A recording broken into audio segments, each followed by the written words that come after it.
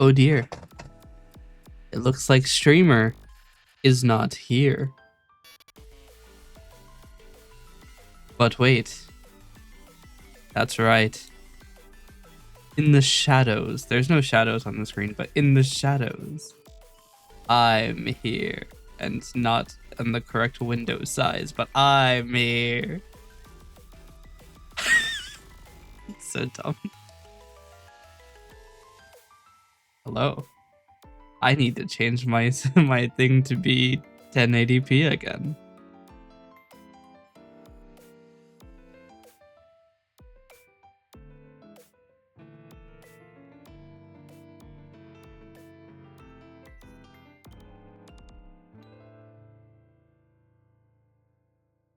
There's no quick way for me to do this, is there? There we go. Now I'm 1080p and facing somehow. The eye tracking is only looking forward whenever I'm looking directly at the camera. That's not ideal. Let me try recalibrating it.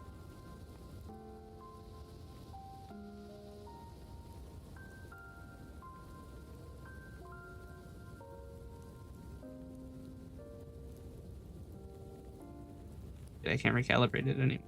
And open the tracking panel.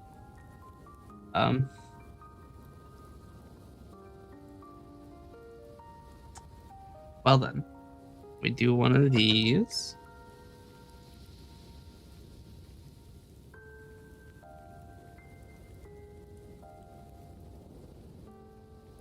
Is it gonna?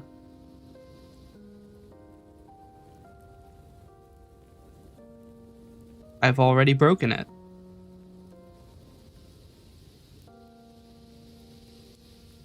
One moment. Okay. There we go. I unbroke it. Let's go.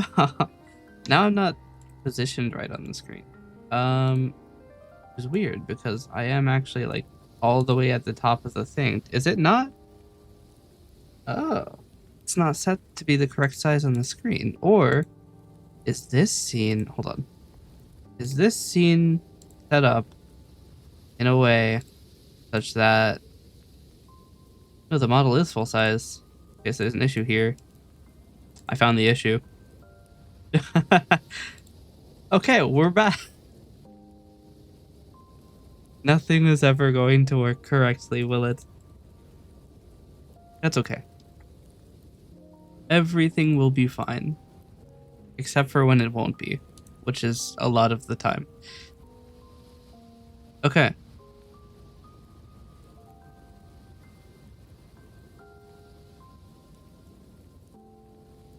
This is a weird feeling for me. I'm so used to using 3D models instead of 2D models. It keeps saying that I'm looking to the right now. I have to look completely forward, completely dead forward.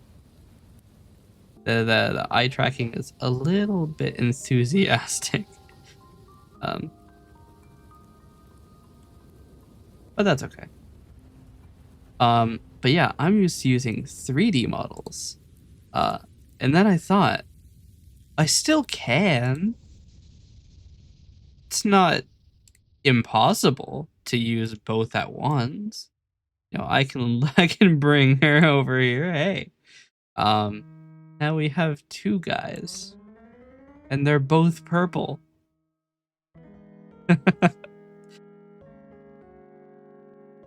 But yes, another thing. If you use any like character change things, it's not gonna happen. I do need to fix that. I don't currently have tooling. I'm gonna Why did she just completely disappear? What the hell? What did I do? Alright. I didn't like move her away. I just alt middle clicked and she just died. Right. Oh, I just closed. So in order to keep everything working well, I'm actually going to quickly go to the request queue and seed all of them. Move you off the screen.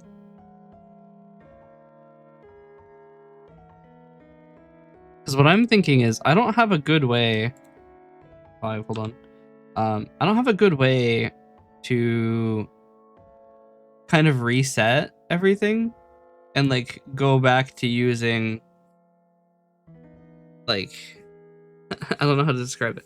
I don't have a way to set VTube Studio to disappear. I mean, I guess I could do it with WebSockets and WebSocket Message and Vignon. And maybe I will. Oh, you can see Aletta is still in the background. She's a little bit enthusiastic here. We'll just go down. She can't get taller. But yeah, I don't have a great way to deal with this. I can use OBS WebSockets to like hide things and stuff and do it all in Vignon. I could do it in Coalescence. I'll probably end up doing it in Vignon so I can edit it without having to restart it and like recompile it. But I am slightly worried about Vignon getting more and more jank as time goes on. It's already pretty jank. And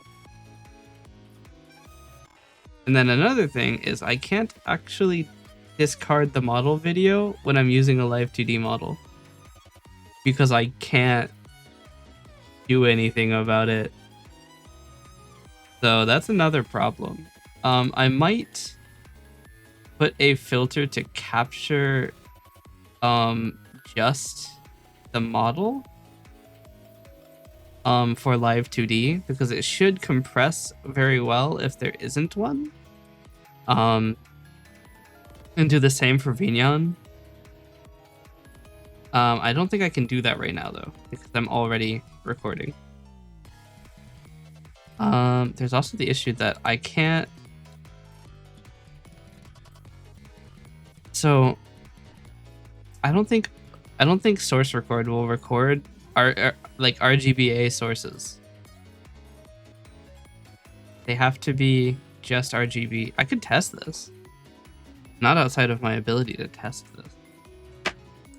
I should test this. I also need to figure out how I want to do like handling this because ideally there is no camera connected to any of my computers when I'm streaming. Just kind of as a privacy thing. But right now there is, which I consider to be a problem. And the other problem is I'm currently using NVIDIA's broadcast RTX tracking version 2. And the problem is I can't put that on another computer.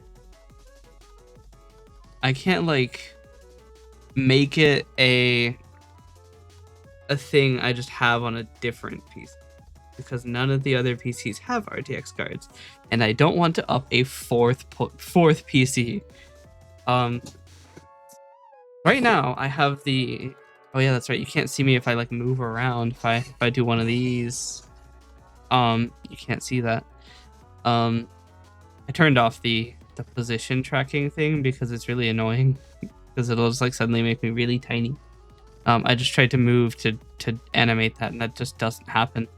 That's illegal. But I need to like start trying to do this this record thing. So let's make a new scene. But yeah, I don't want to have a fourth PC because already I think heat's gonna be a problem because I moved the relay PC into the same room as the one that I stream in. It used to be outside of this room. It used to be in the other room, actually. If you couldn't believe, it's in a different room. But it's now in the same room. I moved it like 13 feet. Because I have to have the camera on my desk. I can't do the model like compositing through a local PC. It has to be a remote PC. Because otherwise I have to worry about how I composite it, and then it doesn't look good, and then I break all of my source recording problems. It's a mess. That's what it is. You know what else is going to be a mess? Wait, did it not? Oh. VTube Studio isn't being recorded. In fact, the wrong source is being used for Vignon. Interesting. So I can actually cut down on some GPU action. See, right now it's at 78%. If I delete this Vignon model capture and I instead replace it with a Spout 2 capture. Oh, what was it at before? You can see a lot less 3D going on. Still at 78 because I think it's the highest of all of them, but it went from like 60% to 50%. So actually cutting out a record like that did a pretty good job. I actually don't want it to be that though. I want it to be the full model lay scene instead of just a spout capture. And it's back up to 60%. Oh well, I can't do anything about it.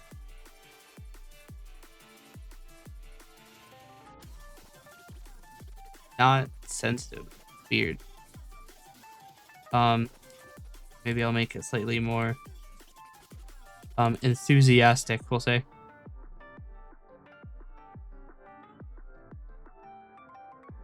Base left and right rotation. So this is, I can go up to 45 degrees. It's just weird, like on the left side, a lot less sensitive, it feels like. I think my set point, right, is 2 degrees. My left maximum that I can do comfortably is -25. My right maximum I could do comfortably is 35. There's about 5 degrees offset to the right. I could just do a tracking reset. It's also weird. I'm only getting 24 FPS on this. So I guess maybe it's not very oh wow. It's funny to put your hand in front of your face and watch it like mess up the model.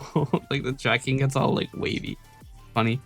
But yeah, my FPS is quite low for the camera.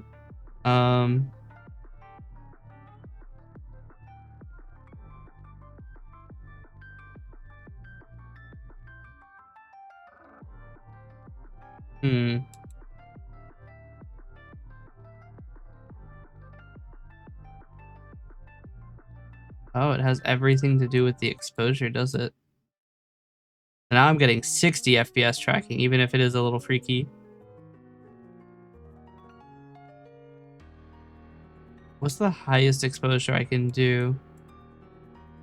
So if I set it to 6, it gets set to 30 FPS because now it's making the... Is this immediate? Oh, it is immediate. I don't have to keep hitting apply. I'm going to set it to -7 exposure, which will cause it... It might be a little bit a little bit freaky, but now it's 60 FPS tracking instead of 24 FPS, which is slightly better.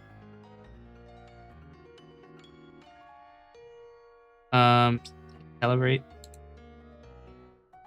Okay, so now I can do things in 60 FPS. Science is there.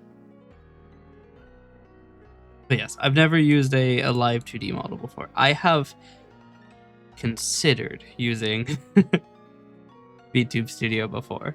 That's about as far as I've gotten. I've downloaded it before. I've used it for 10 minutes, and then I've never actually like spent a lot of time using it. I've never had a model. I didn't even get like a custom. I just used like the I think I don't know what the model's named. I think it's like Denshi. Akari. Nope. Wasn't Denshi. It? Denshi is the software company. Wow. Enthusiastic model movement there. Yes. There's a Denpa. Wait, who's Denshi? Isn't it Denpa Soft? Hold up. Denshi Soft, no. Who is Denpa? The like little guy? I have no idea. I just work here.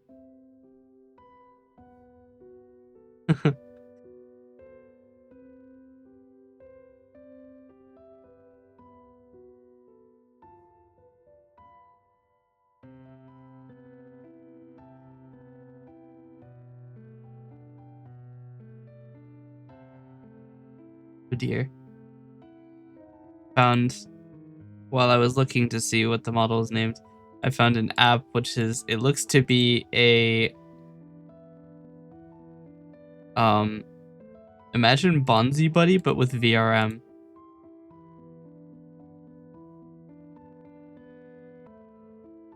58%.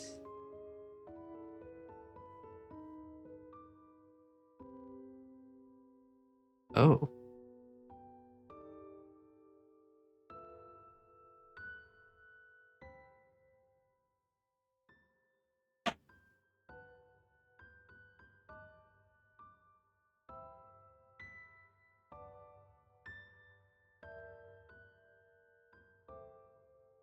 Okay, so people hate this one because they axed modding support so that they could put DLC out.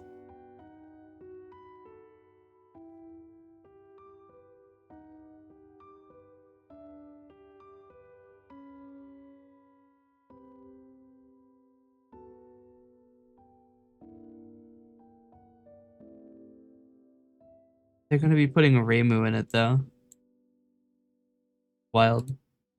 Anyway, I'm supposed to be doing things today. As I do with, look, I'm supposed to be doing things today, but I typically do things every day, actually. If you couldn't believe. I'm just not very good at finishing those.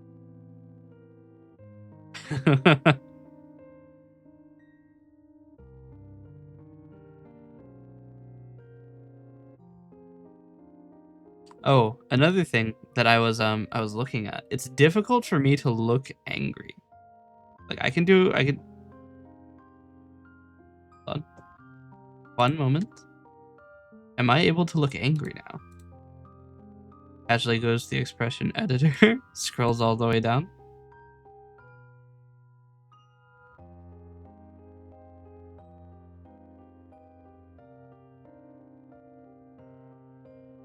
It's weird because like, so I can do the thing with my eyebrows, right?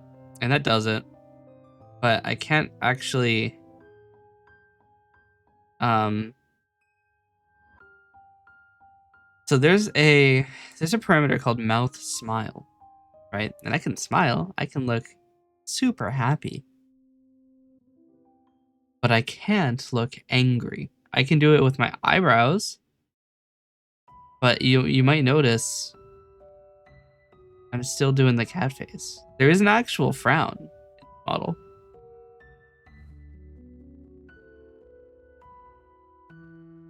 About as bad as wait, I can do this. I'm not frowning, but that's how you do it. The thing is, I have a little bit of a case of resting bitch face. So like my completely like idle face is 0.6.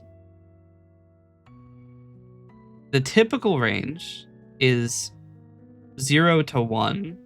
My smiling face is all the way up at 1.3. The problem is I cannot get mouth smile to look more angry. There's nothing I can do to make it more angry.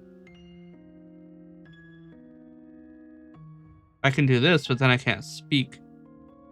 So like it's kind of weird. There's no way to be angry and speak at the same time. I could switch it to use brow Y, but then I can't look surprised without looking extremely happy.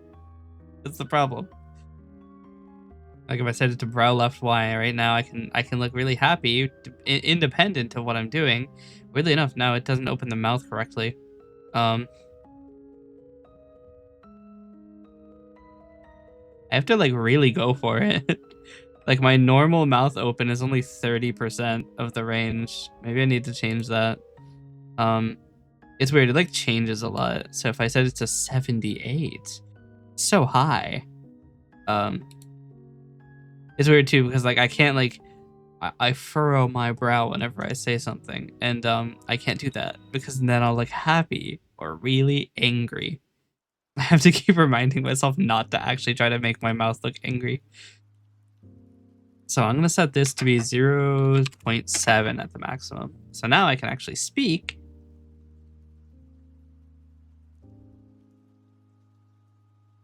Yes. It's a very tough thing because like also when I laugh, I have to move my brows up, and it's really weird. I just look really dumb laughing like this. Very nonplussed laughing. But I can't do much to make it look any different. It's weird.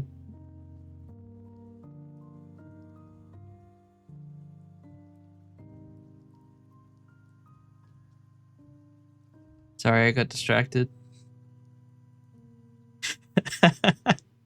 So stupid.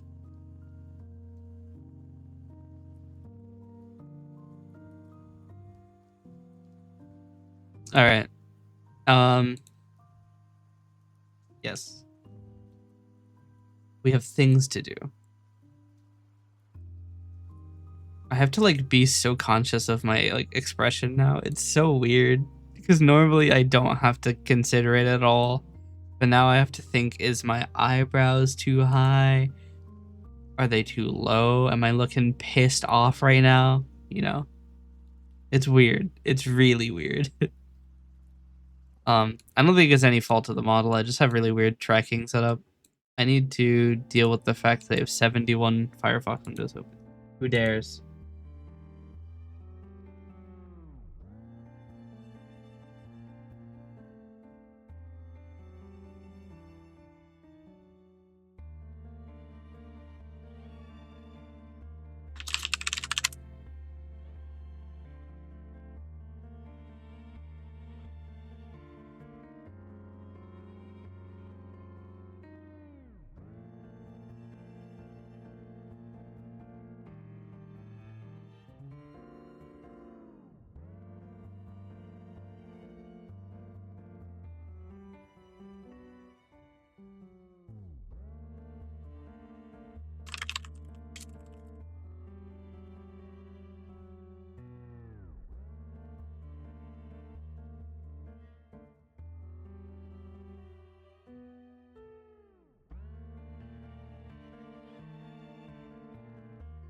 Huh.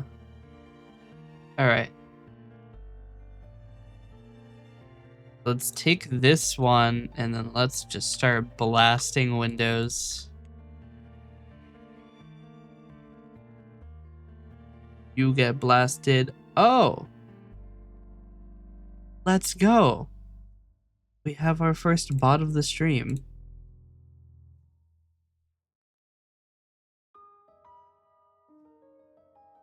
Got him.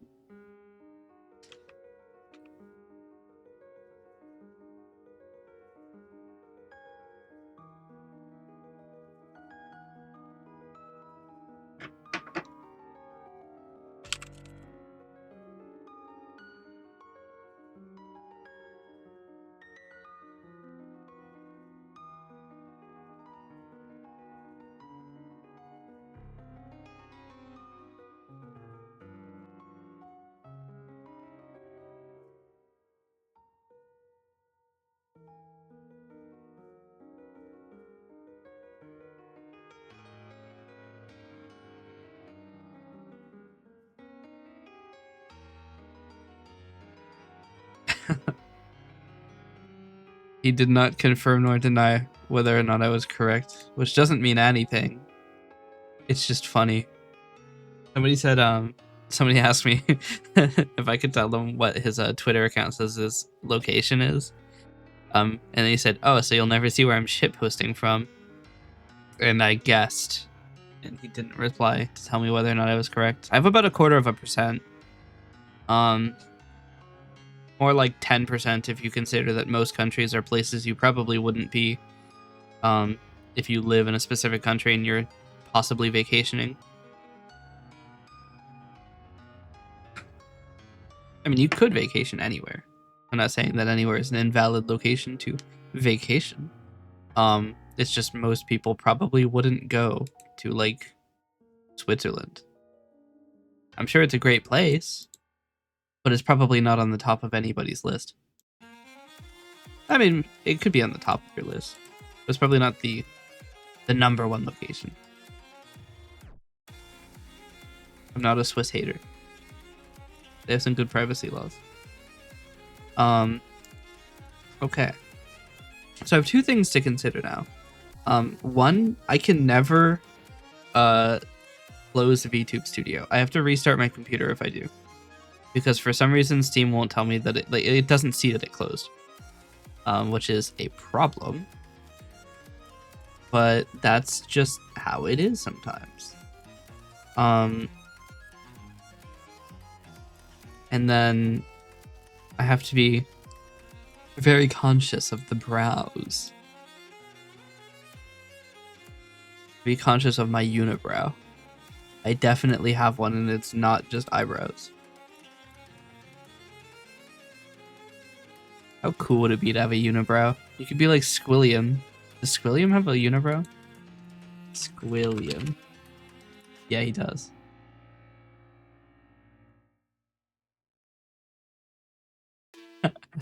Somebody made a video, what happened to Squilliam? He's been last seen 2010.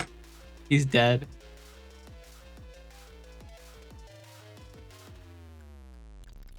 He attended the band class. That's terminal right there.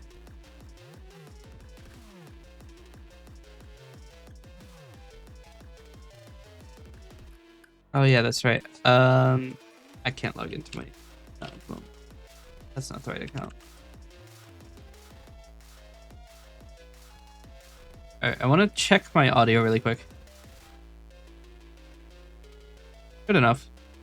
Because I had to move my microphone because my previous microphone position would have obscured the camera.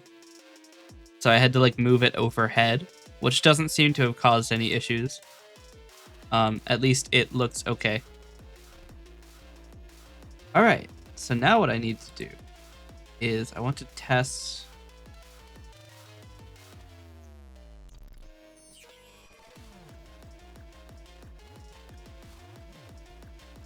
Should I put audio effects on this? I wonder if I should. So I'm currently working on a video.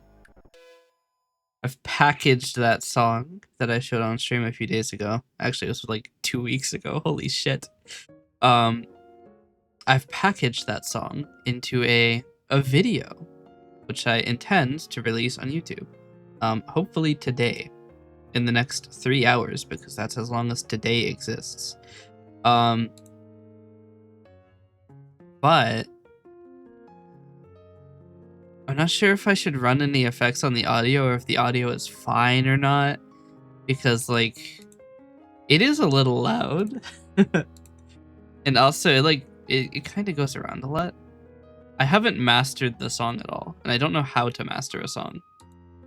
And I'll probably have to learn, because if I want to put this on an album, like an actual CD, it's gonna have to be mastered.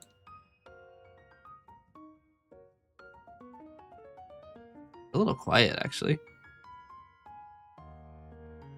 Maybe my system volume, though.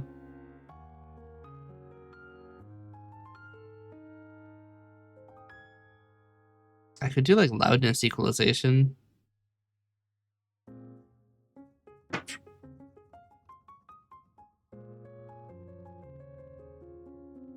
How do I do that, actually? I can do that in FFmpeg.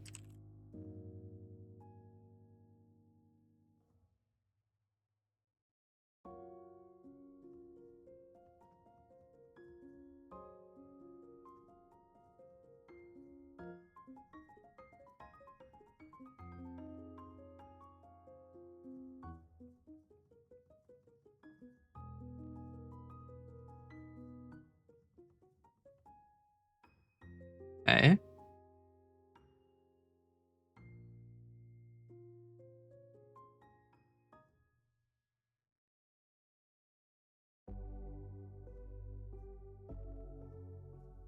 Oh no. It's a Python script. God damn it. Of course it's Python.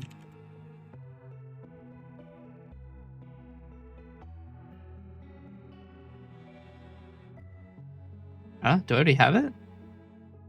Wait, I already have it.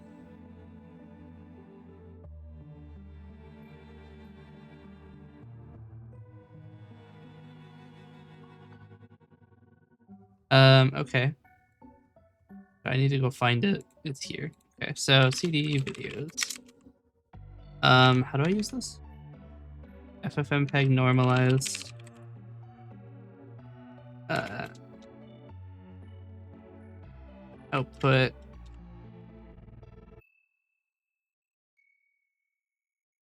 Codec audio is AAC. Bitrate of audio is 320k. That work? Apparently, yes.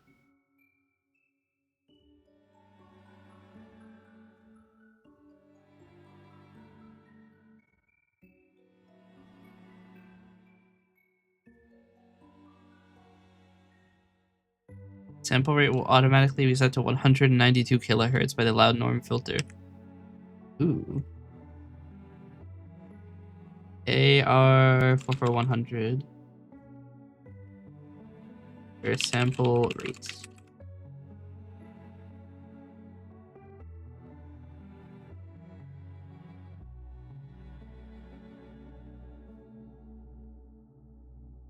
I like these error messages. Look, I may not like Python, but he has explicitly told me how to fix a lot of these things, which is very nice. I like the error messages.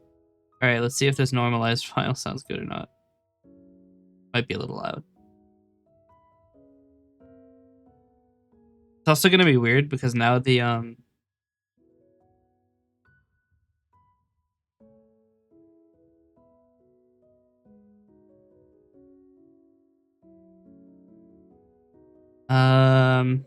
that's a problem.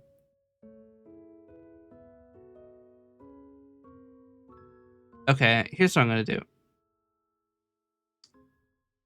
So here's the thing that bothers me the most is that the reason that this video takes forever to render is because the progress bar is 12 video tracks.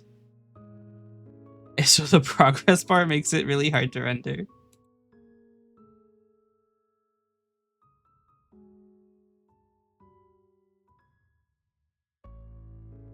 I think that this will do this. The video codec needs to be a specific format. I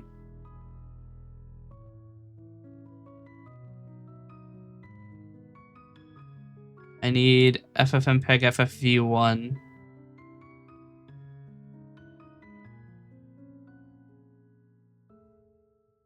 Rendered file length 1. No, this should be This scene? Have no audio.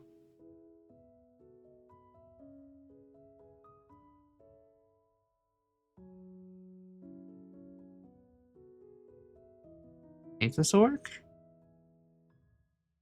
Um. Oh dear, it's gonna take 11 minutes. Okay, that's a lot better. I was about to say.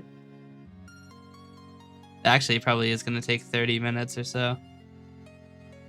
The video, like the encoder is slow because FFV1 is pretty slow. The FFV1 is in archival format.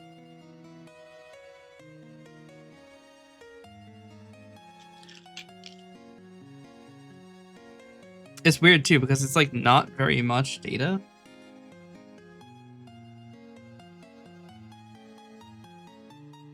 Because it would be fast if I could animate the color of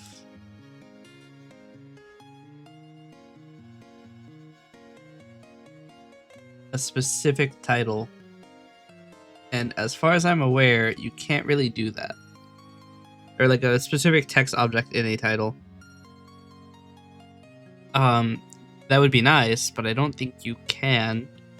And the issue is, since there are 12 layers of video, it's like it takes a long time for FFmpeg for Kdenlive to draw it all, even though it's 8 pieces of text in 2 bars, and then actually it's 10 pieces of text in 2 bars. It's just really slow.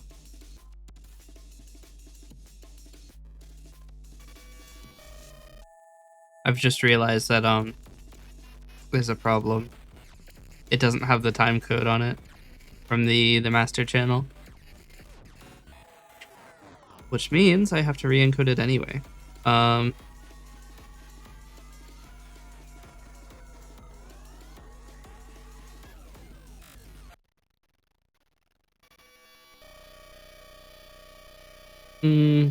It might be cheaper because it's already a lossless format. It might be cheaper just to do the progress bar, like render it this way and then render it again. It's just really weird. I don't know why it's so slow. It's only going at 20 FPS. It should be doing a lot better than that.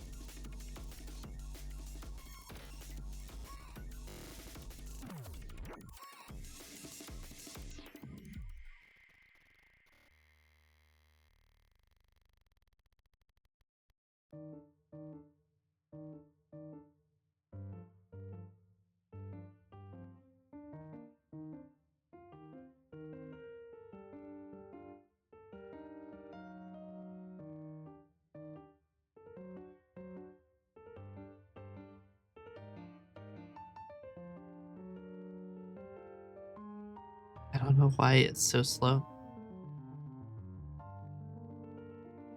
I don't think it has much to do with the encoder, because even AV1 is slow, and I usually encode AV1 at about 170 FPS. It just has that much trouble with this many inputs, which is so weird. I guess it's because it's like doing full compositing for the entire frame instead of just drawing the relatively small area that the frame actually is. I don't know how you would do this quickly. The thing that's got me a little bit worried is that if I ever do want to do something complicated, I'm gonna need like a lot of video tracks because you can't put more than one thing on one track.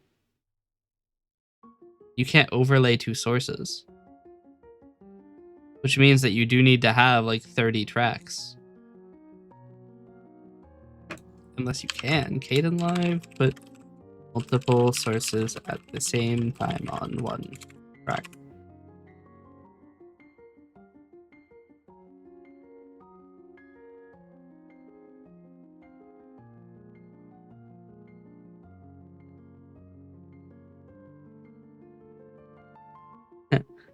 I love you, Google.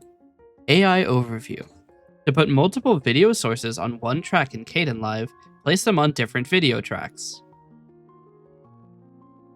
You dumb bastard. That's exactly what I don't want to do.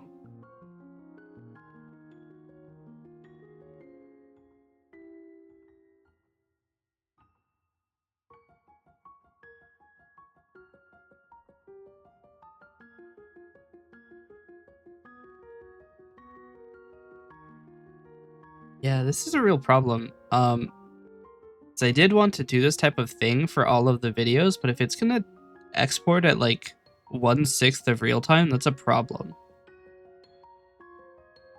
Because I'm getting 12 FPS compositing this, and it's not a complicated scene.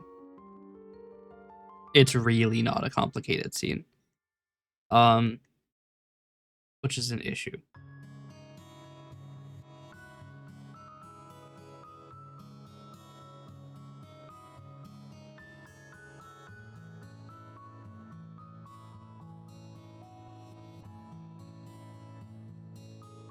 Like, it would probably be faster for me to just write software to like draw it itself, and then like as frames, and then like stitch it with FFmpeg.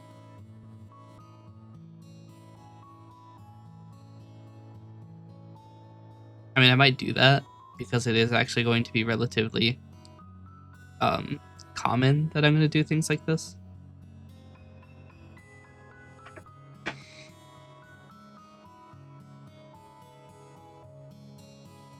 Probably should.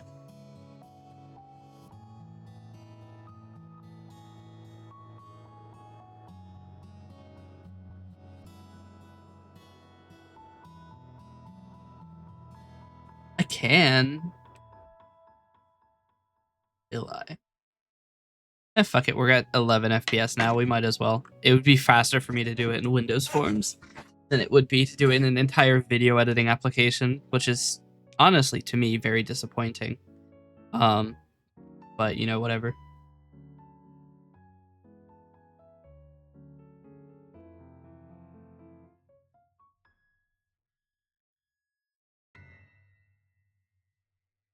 We're gonna do it ourselves. You know what they say? Do it yourself. Period.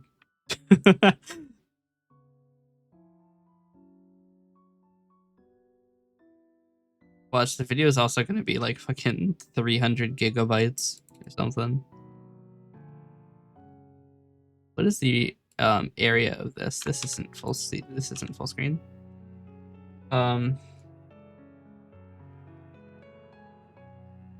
Have to move here.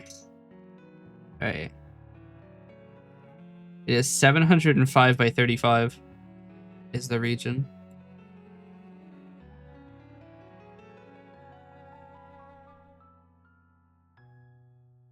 Okay.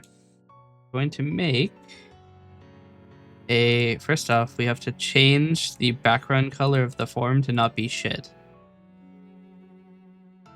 Now that my eyes aren't bleeding, move on. Toolbox. Picture box. Size 705 by 35. Okay.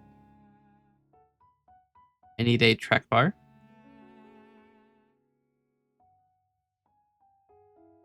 Which will have a minimum of 0 and a maximum of 300 by default.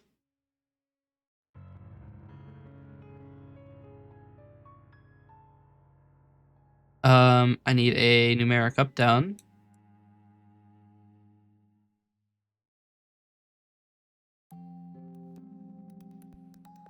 Not sure where I'm going to put it. Its default value will be 300. And its maximum value will be, I don't know, infinite. I don't care. It's your problem, not mine. Minimum will be 1, actually 2.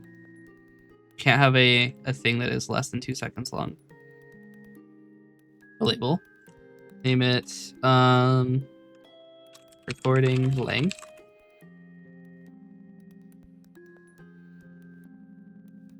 Set the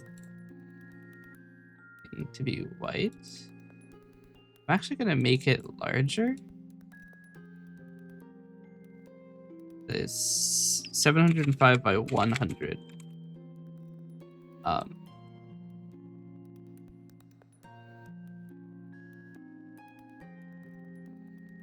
This done yet?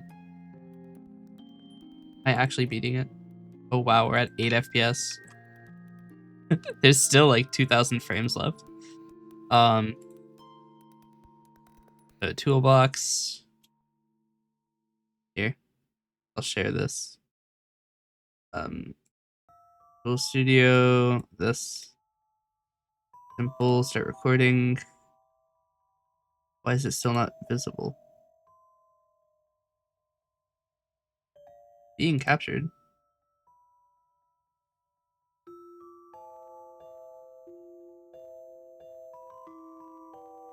Oh, the game group is visible above it. That's an issue. Okay.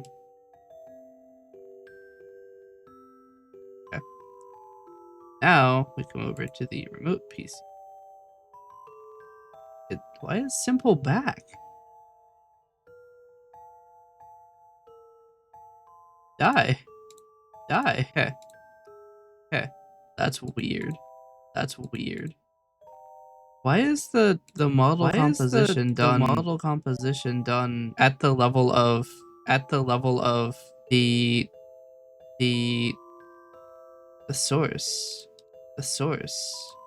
Because there's a relay record here. That's why. I'm going to copy my transform. And you paste it to the one on YouTube. Because the fact that they're two different transforms bothers the hell out of me. Okay, we're fine now. We're fine now. They're at the same spot. I look angry. But I'm not. I'm not angry. I'm not angry. Stop being angry. Okay. Let's close this. How's this going? We're still at 8 FPS. There's still so long left. It's frame 11,271. The video is 4 minutes long. The video is 60 FPS, isn't it?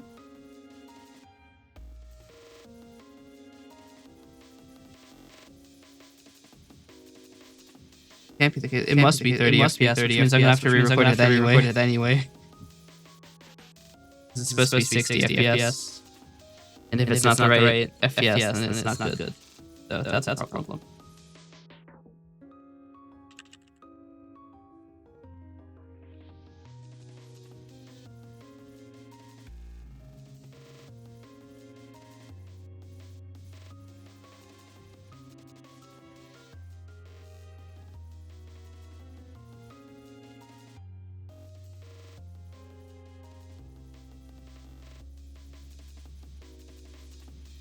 Okay.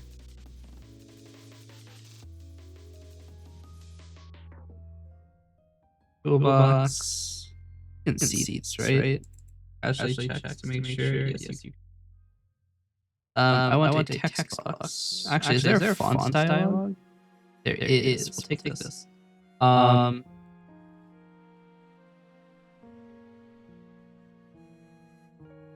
So we'll do apply. We'll set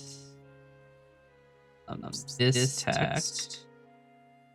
This is what label 6. So we'll do label 6.text equals font f equals e dot font. Wait, what? Font dialog 1. A font? Okay. Equal f dot name, f dot size in points. We'll put that first. So 16 points. Font name. F dot underline. So underlined, not nothing. F dot bold. So bold, nothing. F dot italic. So italic, nothing.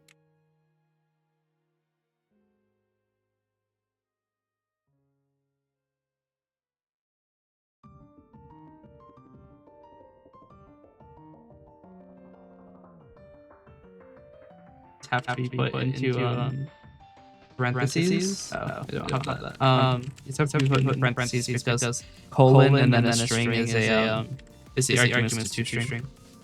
I believe that's everything. Oh, what unit is matters in points. Okay. So now what we can do is take all of this and do dot replace double space with a single space. And we have to do that, I think, 3 times. Dot trim. It doesn't need to be fast because it doesn't really matter that much. So I'm gonna take a quick second to test this. There's not a way to start the font dialog.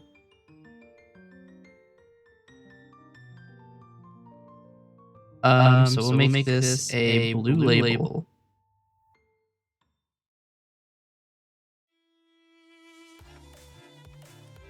And then clicking it, we'll do font dialog 1 show dialog.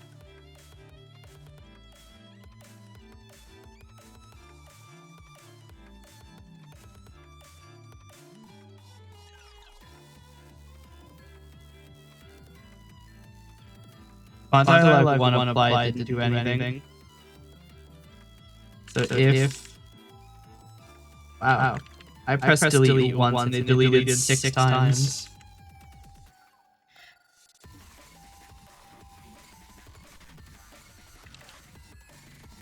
Alright, we'll delete the apply event because it doesn't seem to have done anything. Oh, what happens when the user presses the apply button? Nothing happens. We'll actually redo it. We'll do this. No,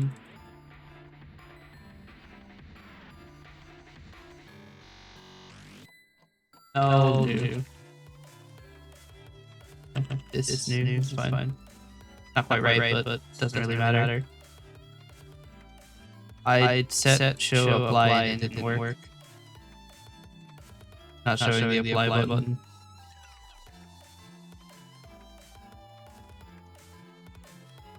What?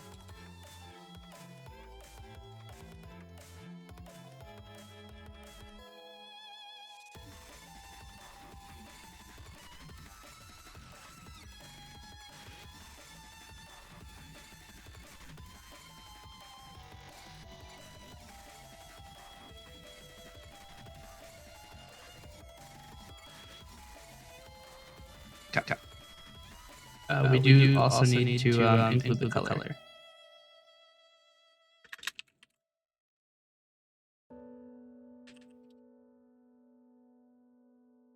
What?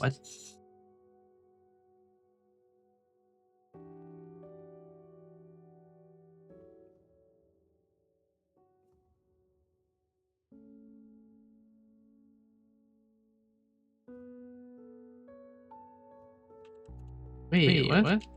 Font dialog 1 color probably. Okay. That 2 ARGB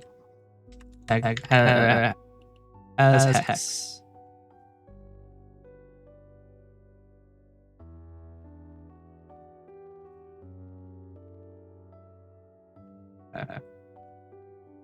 And then we're going to start by setting font dialog 1 dot x font equals new font of Arial 16 point regular.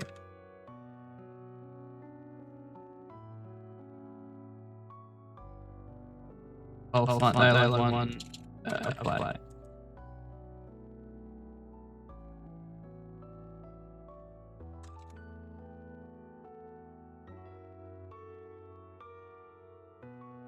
Okay, so I want to store that font.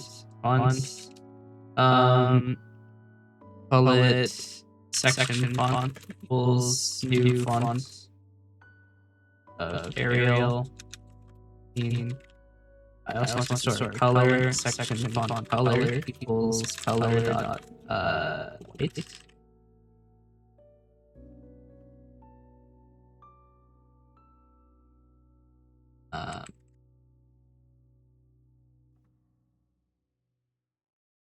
Don't you lecture me with your $30. Actually, is a problem. We don't want to show color then.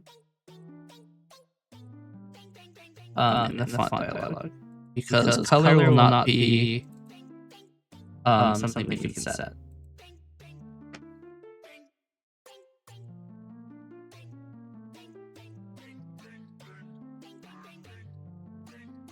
I need to erase these events.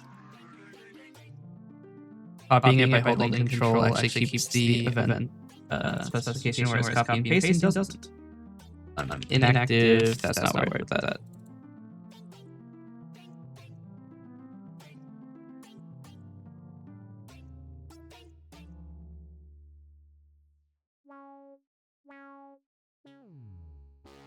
This is going to be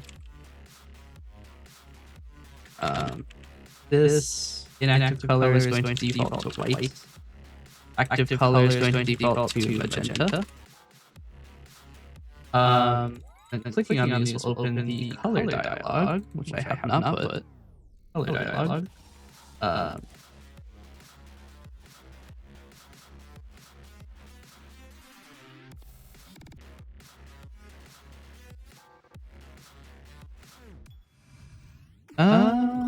I don't see any reason to make it only.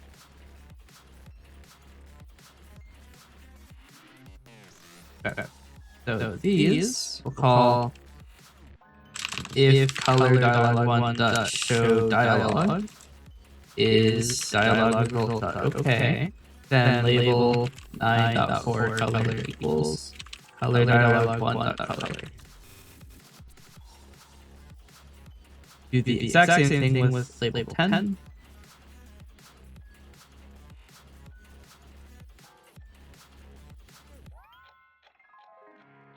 We'll also do color dialog 1 dot color equals label 10 dot foreground color. Same thing here with label 9. Let's label inactive color. Label active color.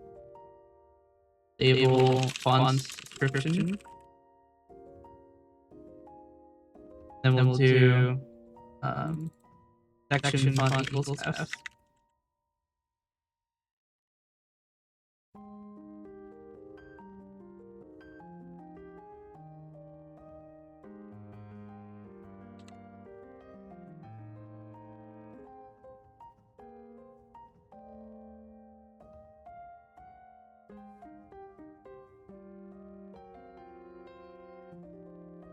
Doesn't feel aligned.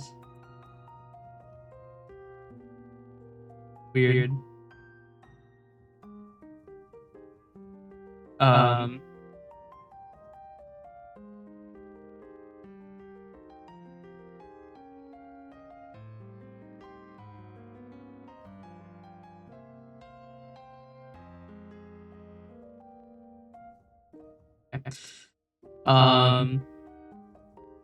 I want to do another label for bar width, which will be a numeric up down.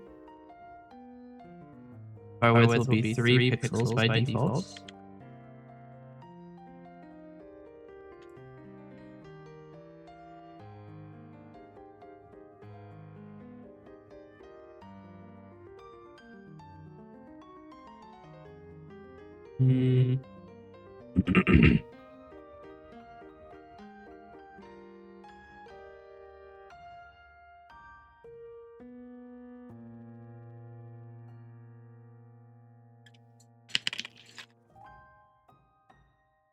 I might not make it a numeric up down. It doesn't look good. Why did that delete the color too? There's something wrong with my delete key. It's like activating multiple times.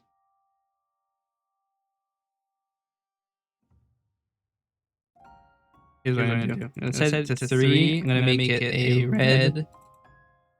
Maybe not that dark. It's kind of hard to read.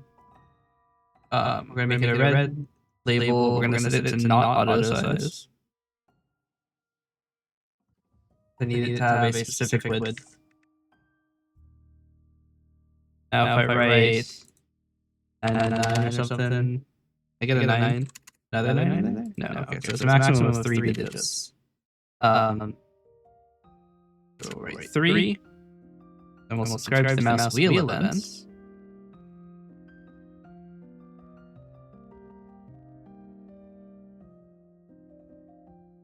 Do I not get the mouse wheel event?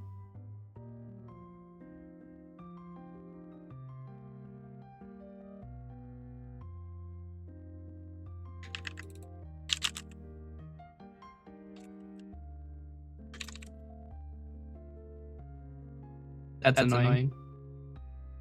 I'm going to have to manually subscribe to it. The mouse wheel event does exist. It's just not shown for labels.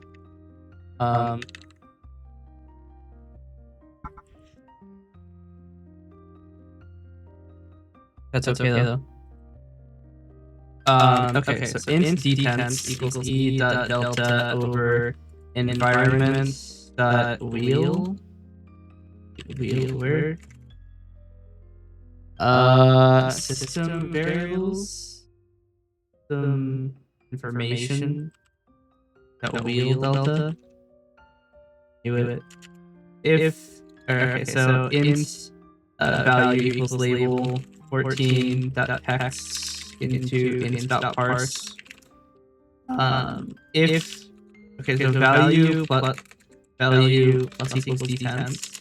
If value is less than 1, value equals 1.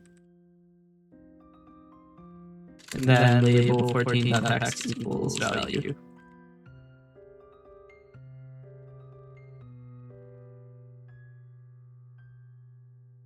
That works surprisingly well, actually. So we'll call this label bar width. We will also store an integer bar width equals 3.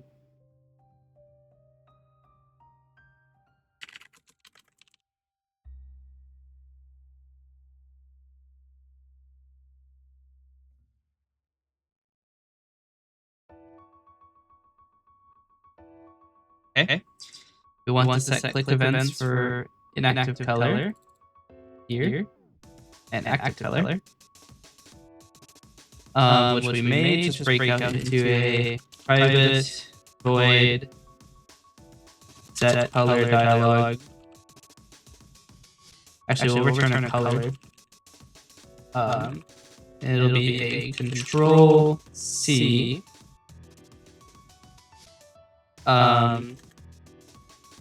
So color dialog 1. Why am I do the thing? We'll C dot for color. C dot for color will be set to it. We will return color dialog 1 dot color.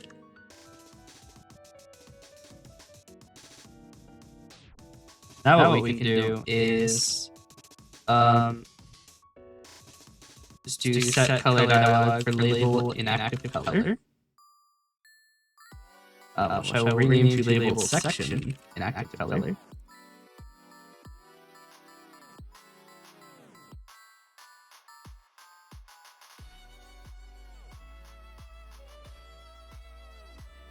We called label 9.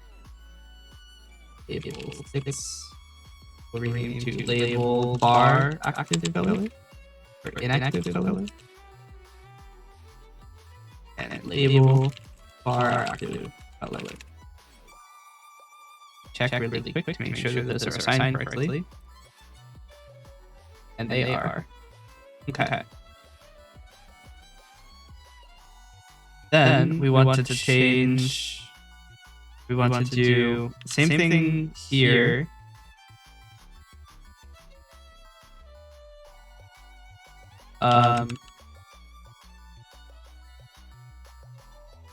We'll do section activation or section or activate length. We'll change to 60 frames.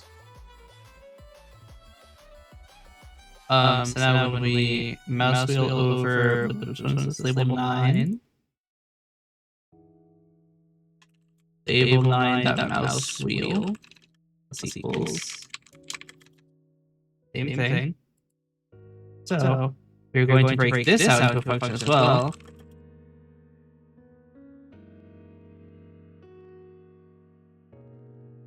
And then mouse event RT.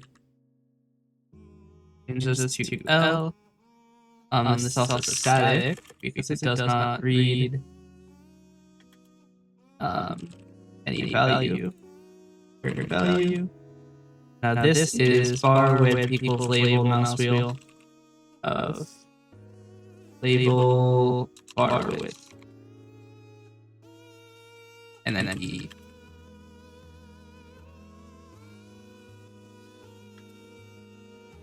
So do the same thing with label 9. We'll rename to label animation length.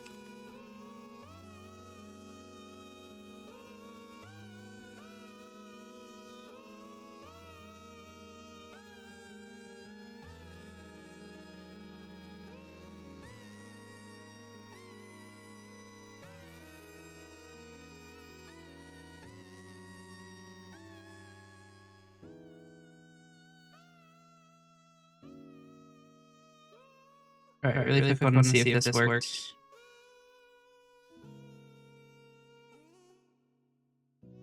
No. At least I don't think so.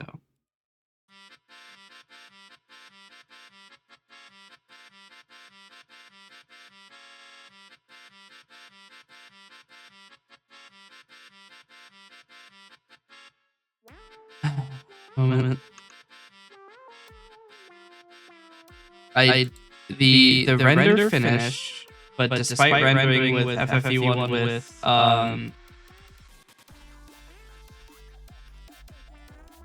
with alpha information, I don't think it actually kept any alpha information.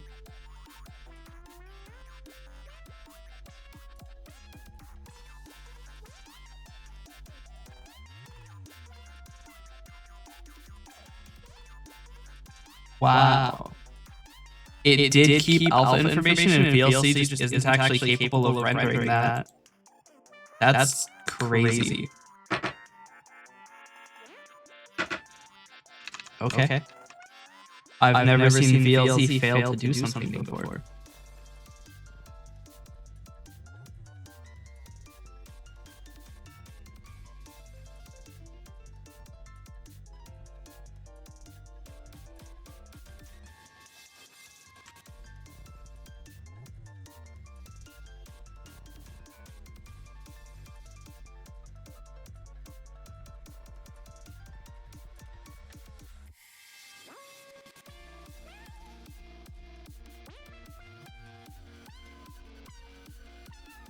Feels weird actually seeing this happen in real time.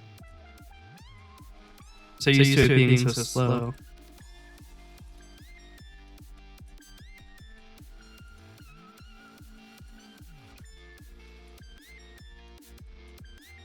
I'll try something. Going to render the projects.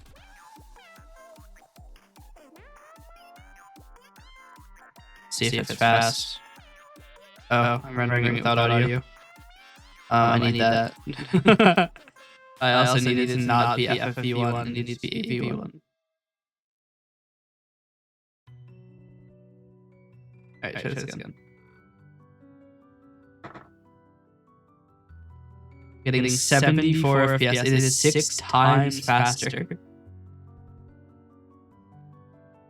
That is so much faster now that I've rendered that section into its own video. Doesn't mean I'm going to stop doing what I'm doing though.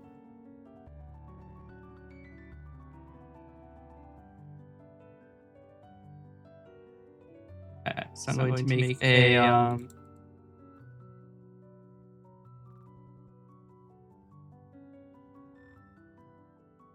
let's do this.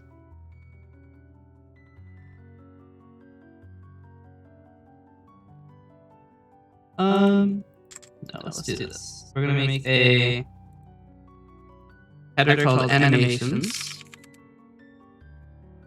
Will be a 16-point font.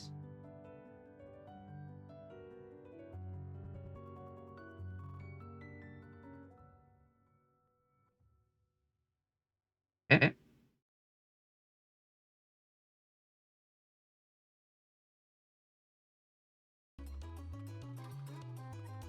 And these are going to be negative values are from end. Okay. And we're going to have global fade in will be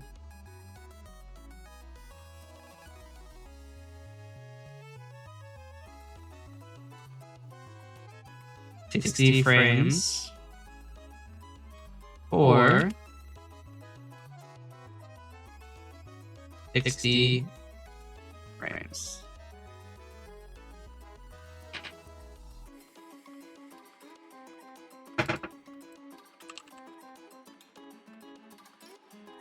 Global fade out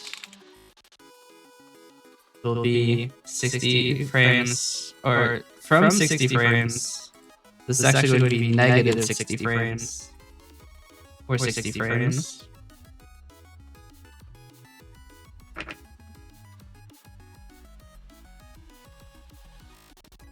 I might actually read these instead of keeping states that are updated with it. I might just read everything from the information here, because there's going to be a lot of variables.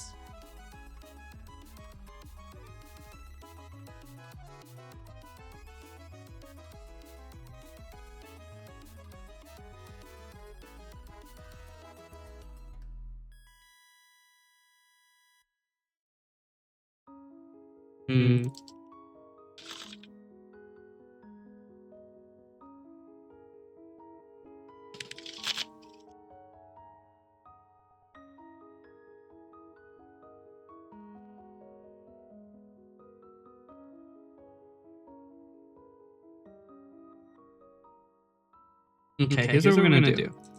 We are going to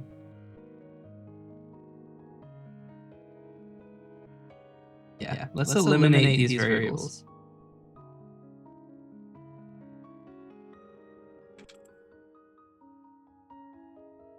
We're going to do a private void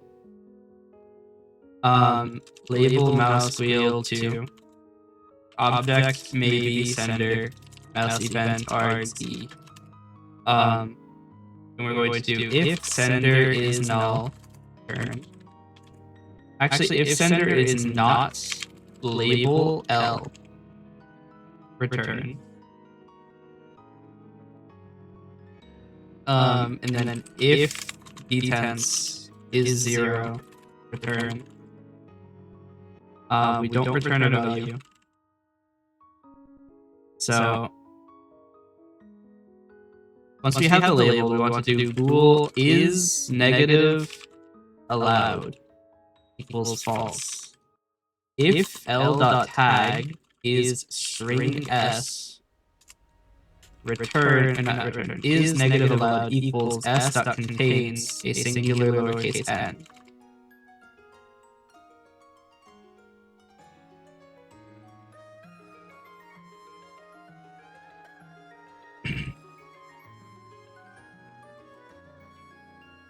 Okay.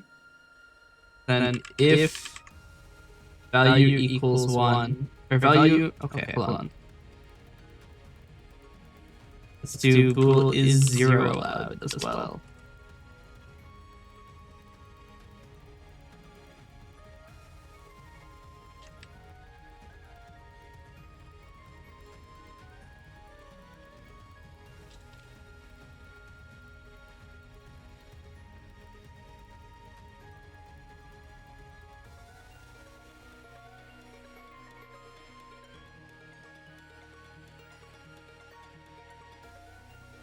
So let's do if value is greater than 0 and d10 equals negative value and not is 0 allowed, d10 minus minus. So skip to negative 1.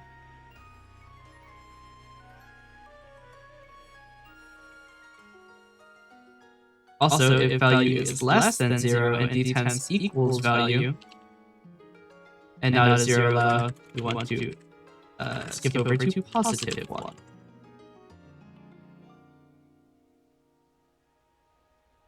If value is 0 and not is 0 allowed, then value equals 1 as a failsafe.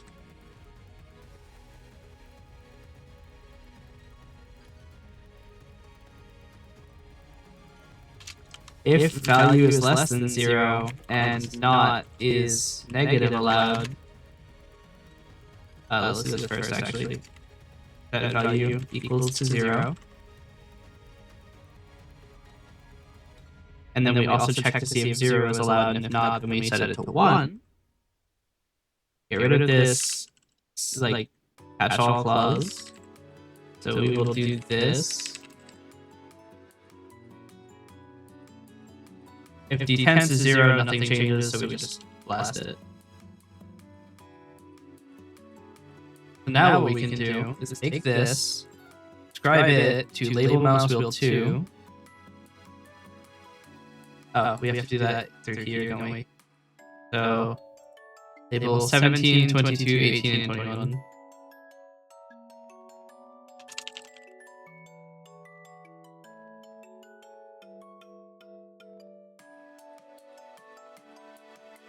(17, 18, 21, 22).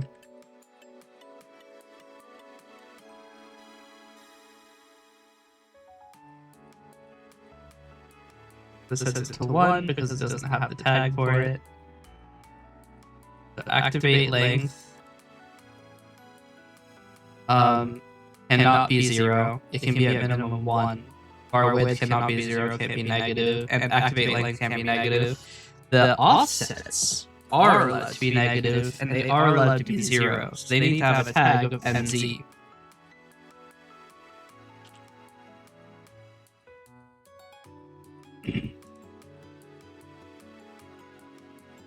Now these can have negative and 0 values. I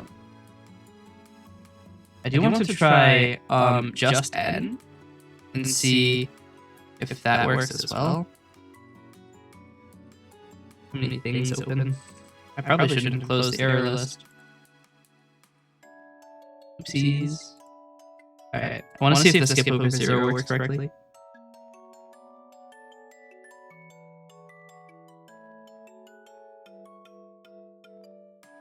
It does. Okay. And then this tag is supposed to be NZ. Okay.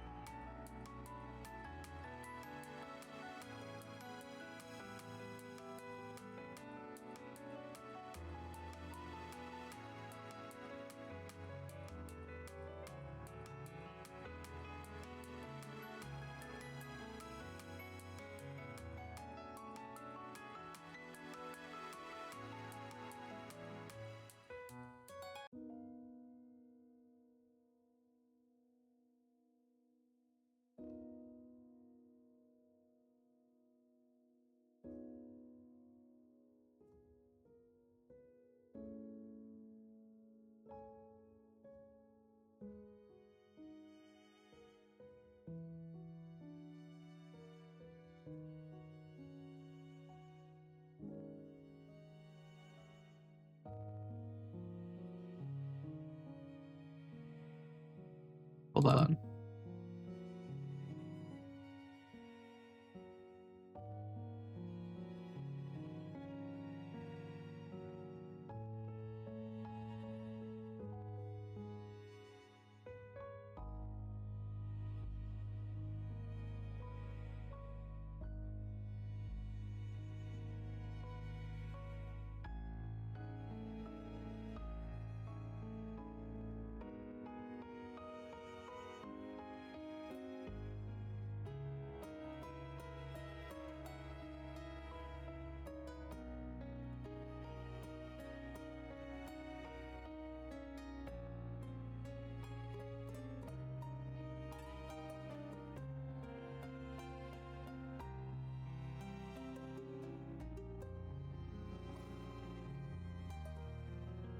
Hold on.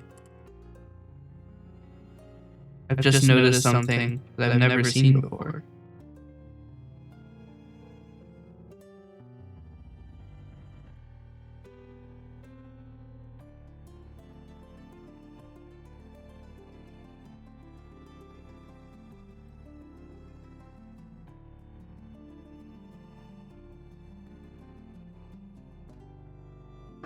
This might be useful, actually. So I can set data bindings, which I've never done before.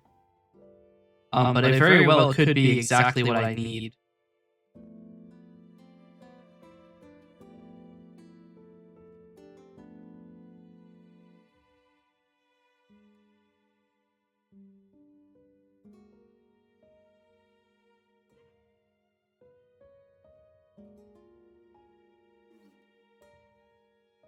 Hold on.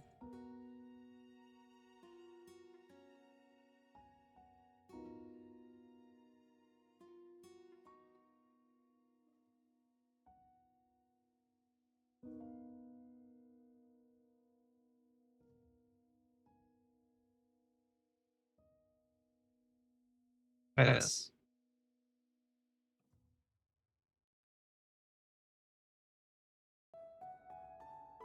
Huh?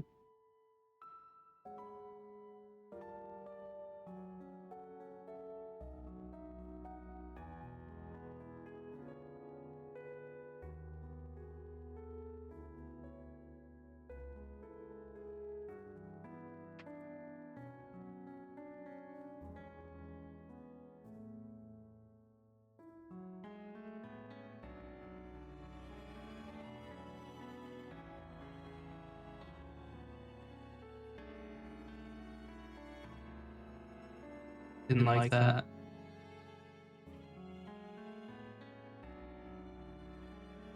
I'm here. Like data bindings.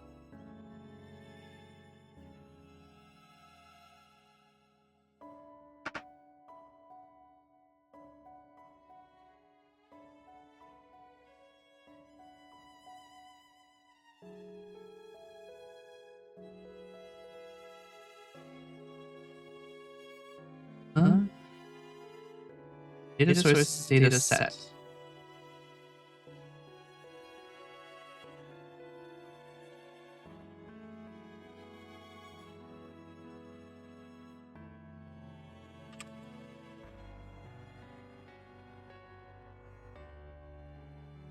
Okay.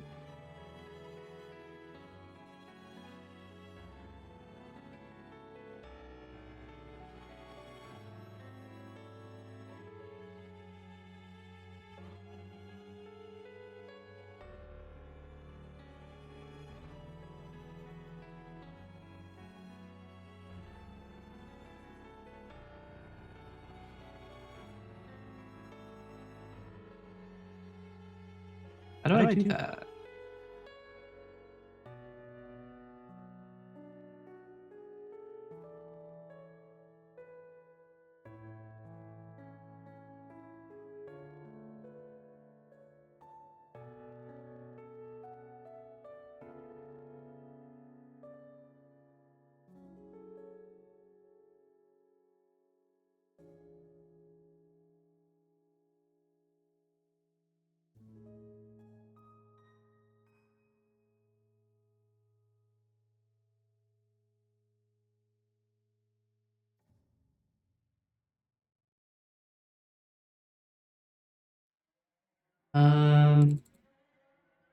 Okay.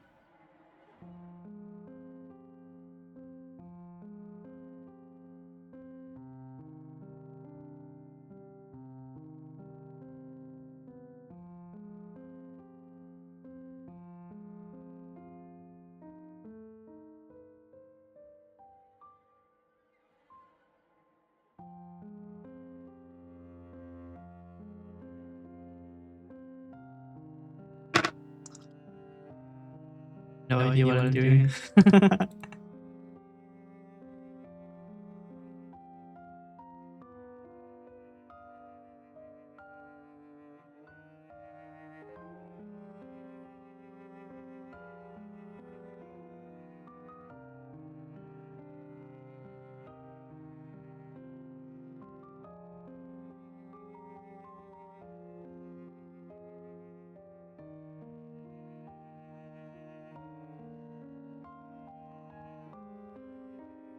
Let's see.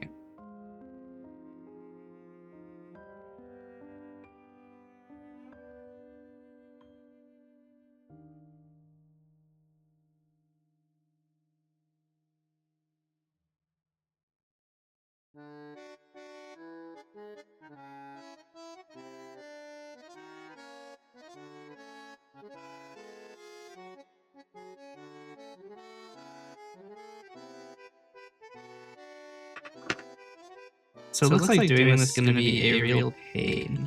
So I may not even bother. Because it looks like to do it, I'm going to have to make a binding source for every single value. And instead it's going to be way faster just to update it straight from screen. And this isn't a performance critical application, far from it even. So I'm not going to bother. This is perfectly fine.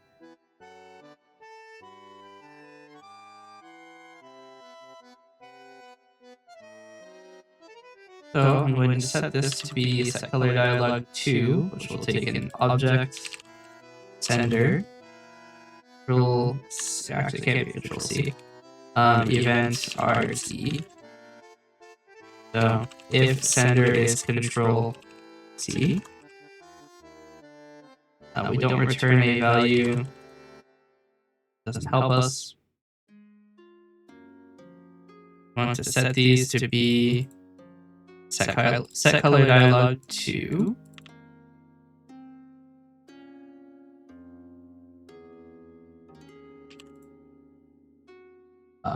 Which now reduces all of the references to these to 0.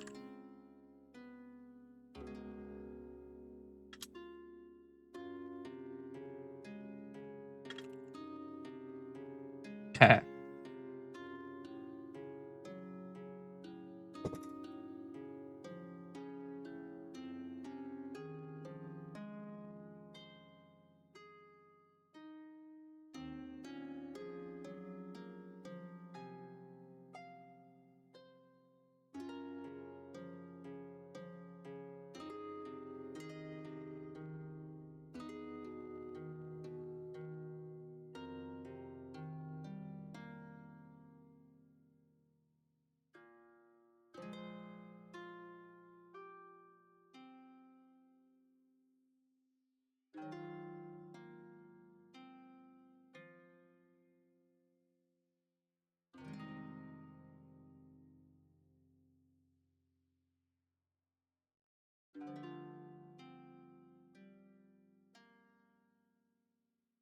To form load.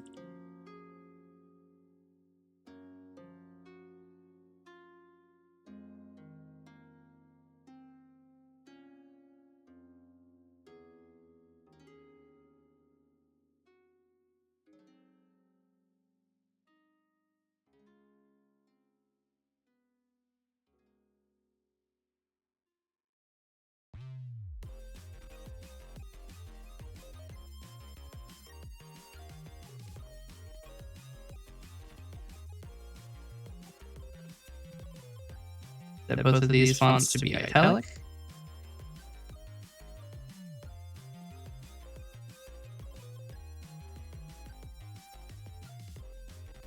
And now just double click.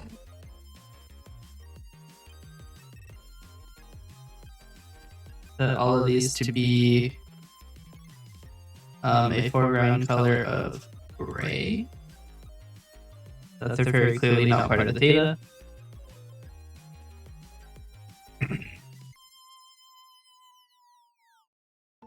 This will start as -90 for 15 frames.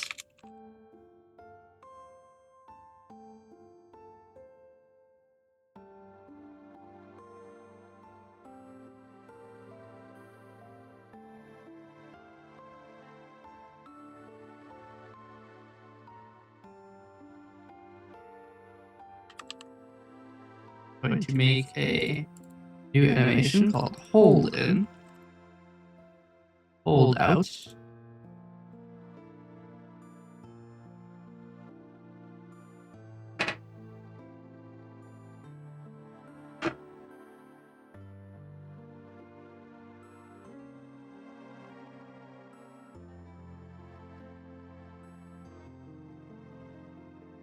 Hold on.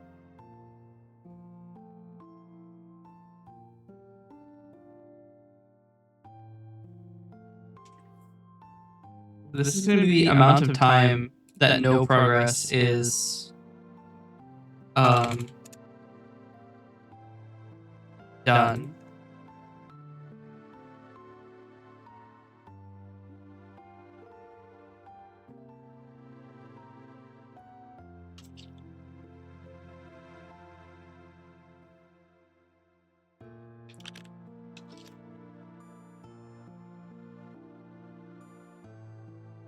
The problem is -0 is a special value, which I can't assign to an int, so it has to be -1 frame.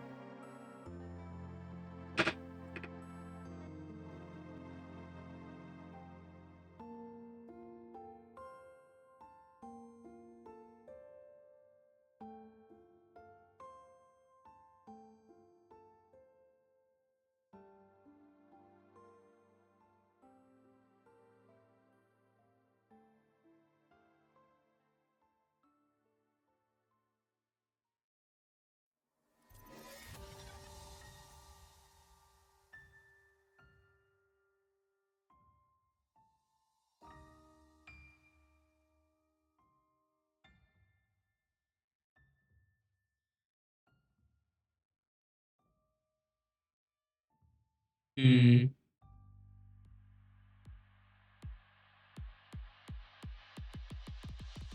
Should probably make a tooltip so I can actually track what all these do. So this is going to be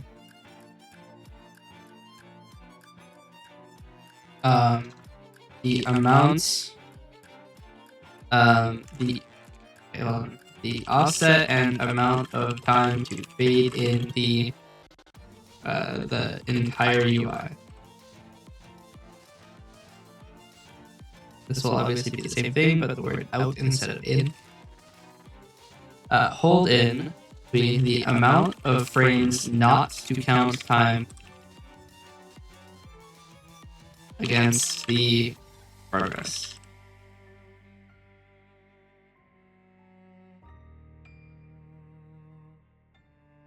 And then this will actually be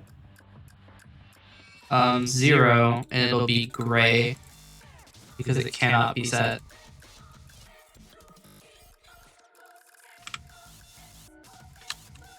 The offset is always 0.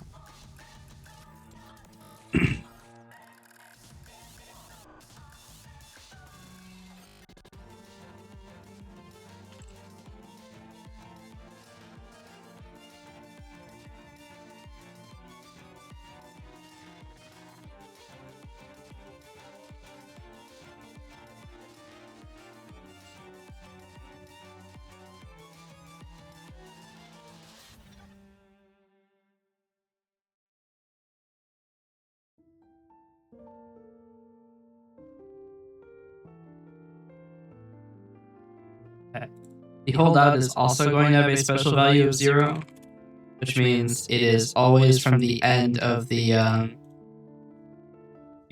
progress.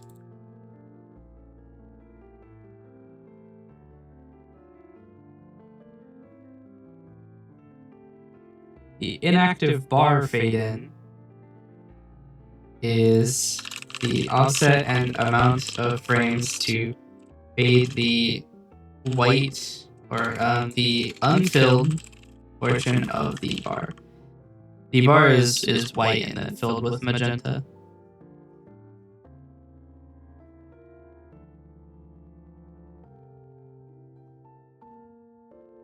Unfilled portion of the bar.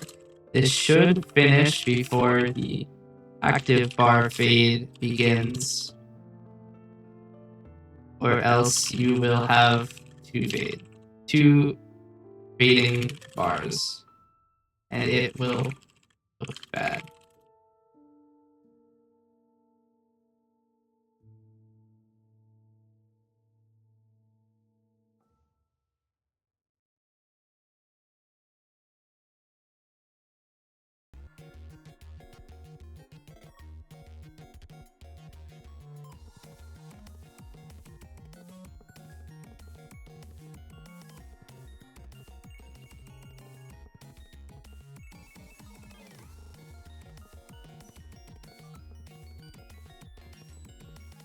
Okay.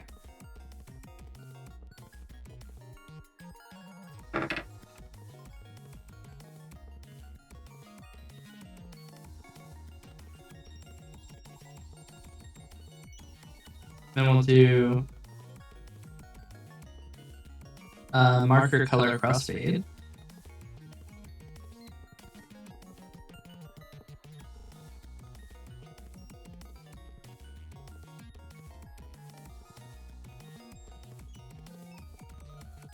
Which has no offset.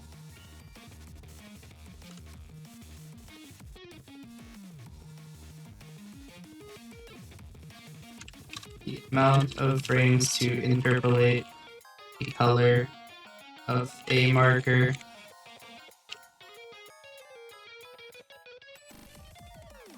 The offset is always the marker's frame.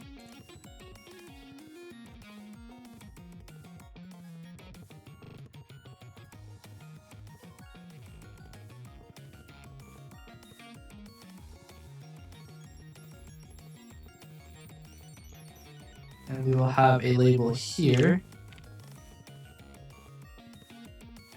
which will be the frame number.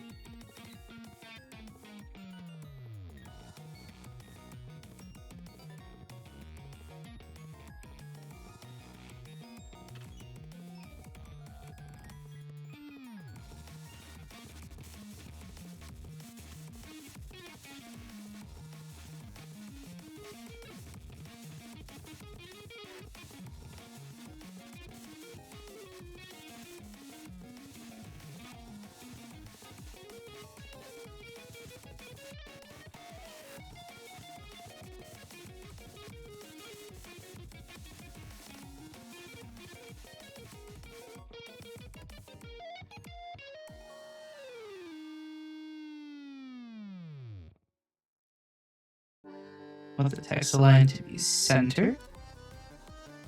Actually, top center.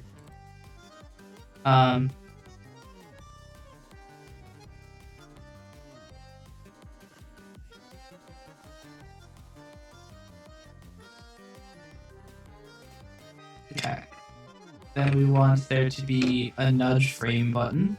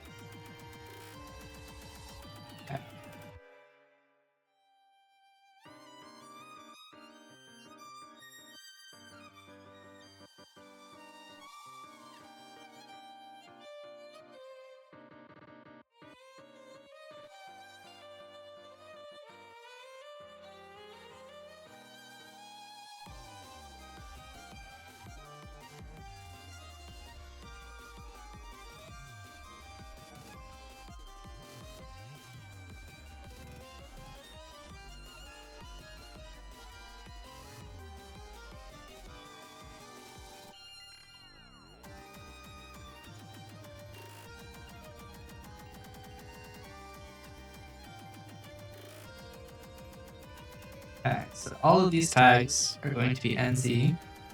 All of these tags are going to be NZ.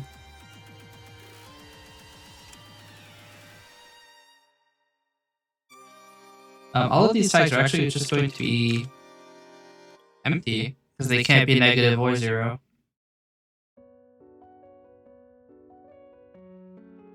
It can be at least one frame.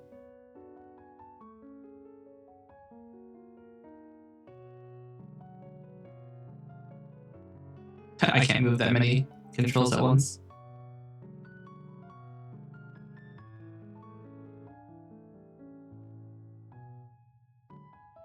I'm gonna set this button to be flat style flat.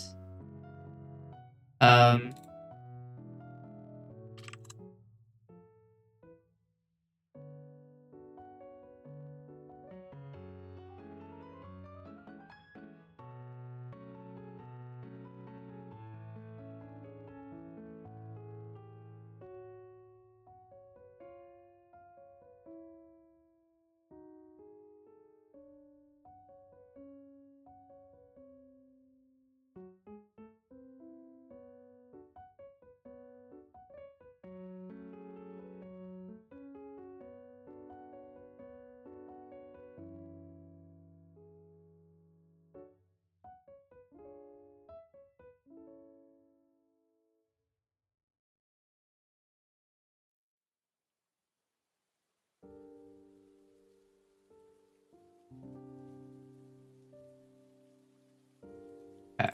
So this button will do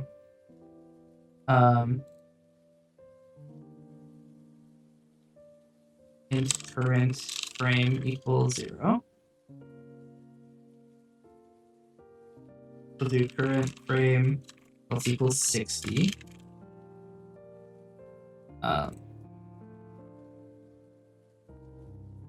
Do current frame minus equals 60. Current frame minus equals 15. Current frame minus equals 1.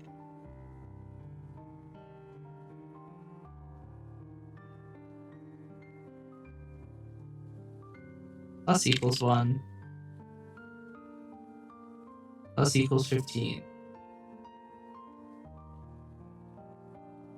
So actually what I want to do, we'll do private void offset frame int amount. We'll do current frame plus equals amount. If current frame is less than 0, current frame equals 0. If current frame is greater than, say, 100 right now, current frame equals 100. Put a constant for all occurrences of 100, call it max frame. Make it not constant, set it to 300. Actually, set it to 18,000. And then we want to change all of these to use offset frame.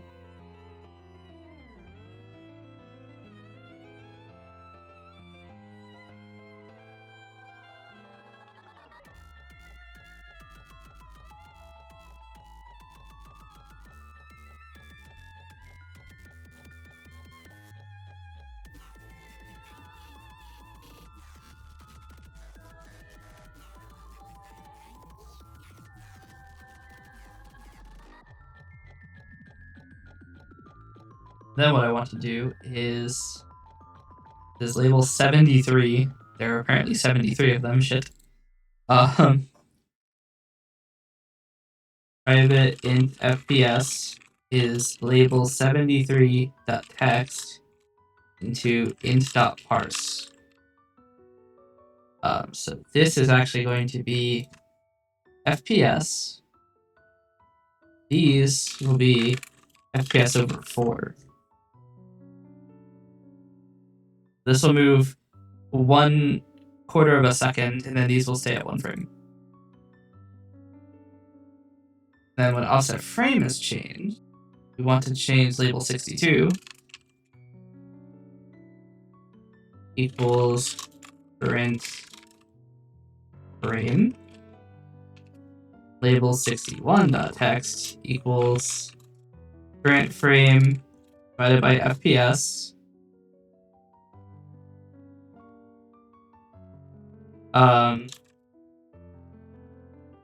Current frame. This is going to be as a 2-digit integer. This will be current frame divided by FPS modulo 60.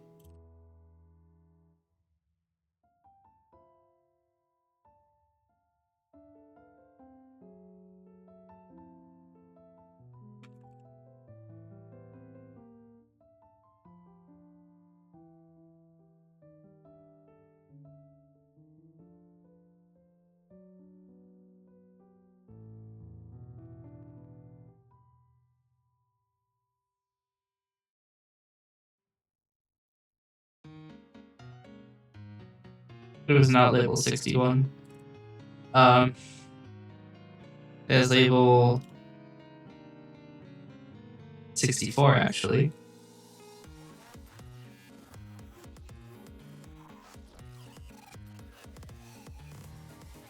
Which has a text size too large for that.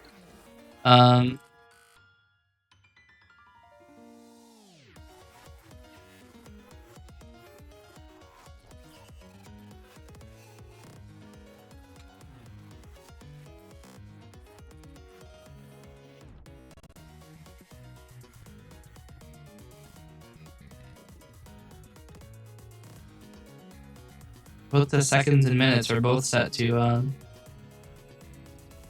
the wrong value. Current frame divided by FPS is the second count divided by 60.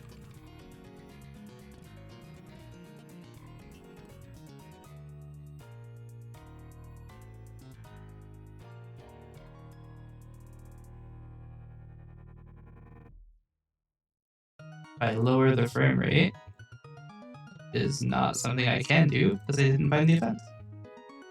This is what? Label 73.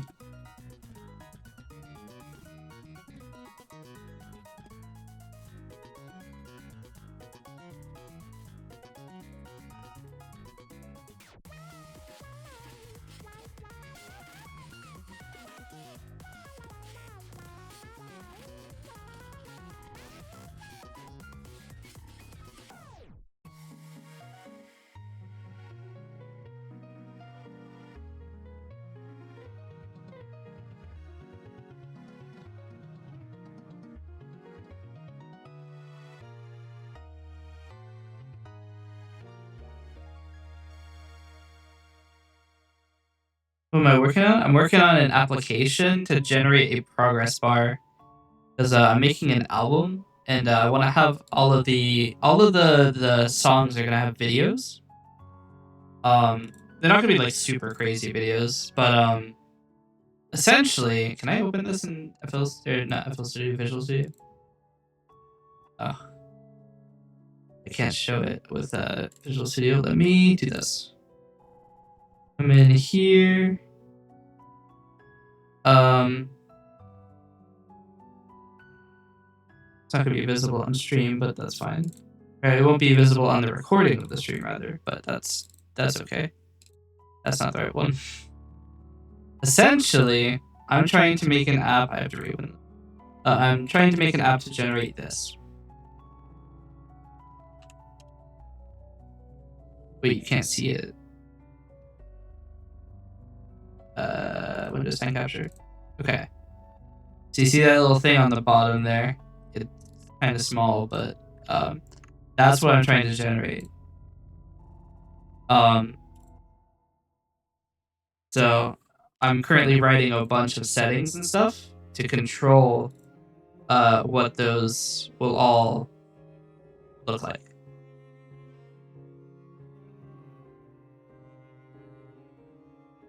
I probably could have hard-coded a lot of it, but I want it to be something I can kind of reuse a little bit. So it ends up being complicated and I have a bunch of settings. It would have been so easy to do if I didn't decide to do all the funny stuff. But that's how we do it around here. Okay. So I have a bunch of animation settings. These are all... Okay, so here's the other problem. I wanted it to be that you change these settings by hovering over them and using the mouse wheel, right? That is one of the only events not shown in the properties panel. I can't move out of the way, but they're not down here either. Which means I have to manually subscribe every single one of these labels. I can't just do like a thing where I just set all of them using multiple selection here. Can you even do that? Hold on. Can, but I can't do it with mouse wheel. So sad. What happens? Hold on. What if I move these subscriptions to the designer document? It's either going to work and actually show them, or it's just not going to work at all. And it's going to break everything. Do it before we add them. Let's see what happens. No, it's not going to show it. Out of curiosity, if I move something, will it delete all of those? Yeah, so now they're no longer subscribed. Damn. How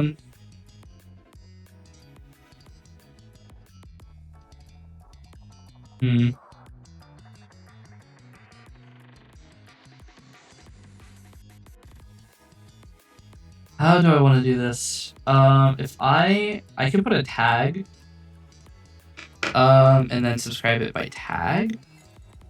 So we'll do, M for mouse wheel. Here, we'll do this. We'll tag everything M, which is going to override all of the tags I already had. This is MNZ.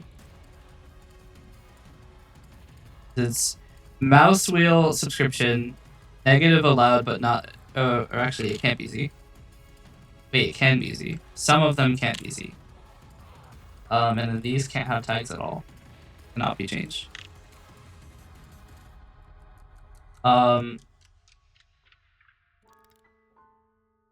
The global fade-in can't be negative or 0, or it can be 0, but it can't be negative. Actually, none of the fade-ins can be negative.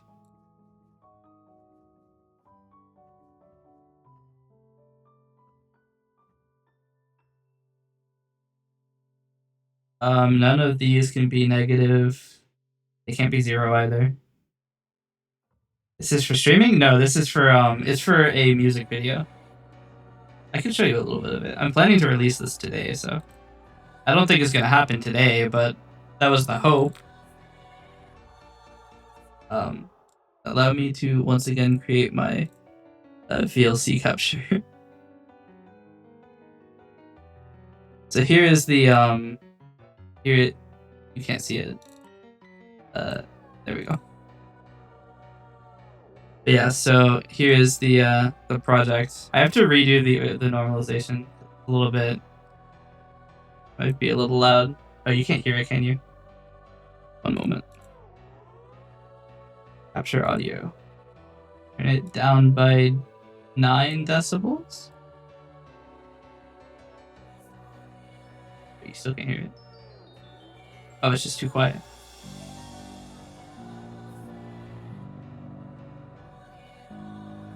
Yeah, you can see this is the markers that mark significant changes in the song. So you can see if I skip,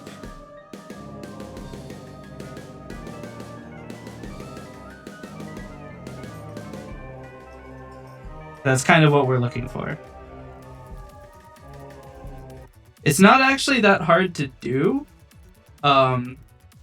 It's just there's a lot of settings that go into it because you have the font for both of the time codes, which I use Philosopher, I think 12 point. You have the bar, which has a width, it has an inactive color, it has an active color. Both the active and inactive portions have fades, which maybe I shouldn't do. Maybe I should just draw them as one thing. Why didn't I think about that? I should just draw them as one thing. What the hell am I doing? Okay, well, we fixed that. And then you have the markers, which have an inactive and active color. Then you have the hold time from the beginning and the end is everything we need to set up. So that's kind of what we're looking to set up here. And the main reason I'm doing this is because the app I use to make that progress bar is Kdenlive, which is a free... Oh, I'm in an ad. Oh, shit. I'm yapping in the middle of an ad. I have to wait. Hold on. Ad time.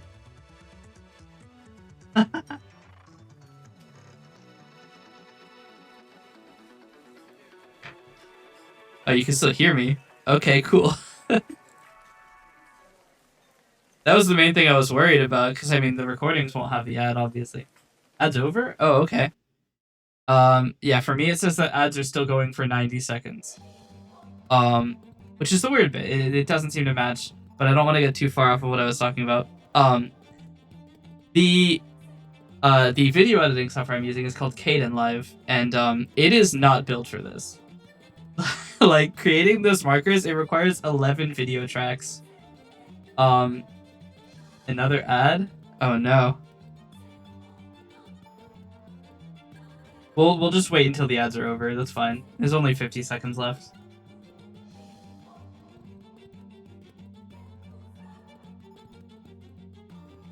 That's okay.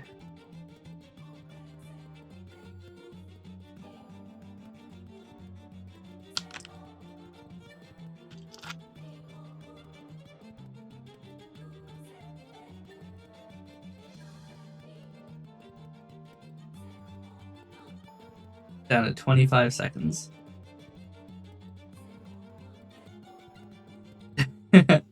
Yeah, the worst part is whenever you watch an ad, but then the player breaks, so you have to refresh the tab, and then you have another ad.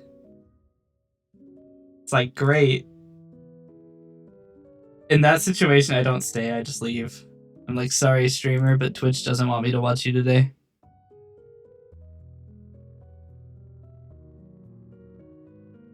It's rough. Can I do a left border? Do controls have borders? Hold on. Like normal borders. Yes, but I can't do it customizably. I'm so spoiled by my own windowing system.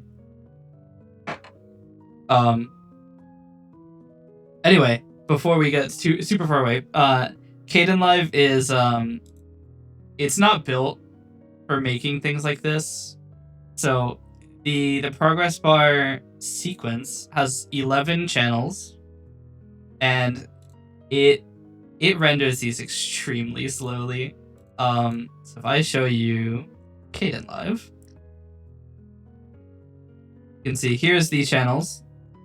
We have a color clip for the unrendered video. Let me summon this back. So you can see down here. Here it is in all of its tiny glory. We have a color clip for the unfilled portion of the bar. We have one for the filled portion of the bar. We have a set of crop things to actually animate the bar. And then we have 8 markers. We have 0 through 7. There's actually supposed to be 8, but I got tired of setting these up. We have a title named 3 minutes 45 until I realized that the duration of the song is 3 minutes 57. So there's that. And then every time that one of these gets hit, you can see it switches color over 1 second from the unfilled color to the filled color. Which normally I was thinking I might keep the color of the bar. I might separate them so they can be different. That's essentially what we're working with. The problem is rendering this specific sequence, this set of things, happens at 8 frames per second, which is really bad. That's like, it's really slow. It's terrible, even. Rendering this took around 12 minutes for a 4-minute clip. No, it wasn't 12 minutes. If it was 8 frames per second, it couldn't have been. How long did it take? Hold on. It's almost like I can look for that. The progress bar took 18 minutes 49 to render, which is really bad. Yeah, I mean, ultimately, it's not that hard. All I'm going to do is draw text at these specific locations, which isn't that bad. And then, like, the bar is literally draw line. I just write draw line, and then I put its start point and its end point, and then its width, and I'm good to go. The text it's fine. Like, the text, it works. But But also it means that I won't have to render these at 8 frames per second for the other 19 songs. So it's gonna, overall, no matter how long I spend on this, it's probably gonna end up saving me time. It would be very difficult to lose time on this. I say, and then it'll end up going horrifyingly wrong and I'll end up losing time. Oh well, that's how it goes. Okay, so the hard part is going to be dealing with all of the the markers and stuff is going to be where it gets rough, because I need to have 10 marker slots from 0 through 9. I can't actually write markers that have higher than that, which I don't think will be a problem for most of the songs. So this will be marker 0. I'm just going to make all of these say marker. Okay, so now I can do marker 1, marker 2, marker 3, marker 4, marker 5, marker 6. You never believe what comes next. Marker 8, and then I need marker 9. Then for each of these, I'm going to need one of these. Uh-oh. I need one of these.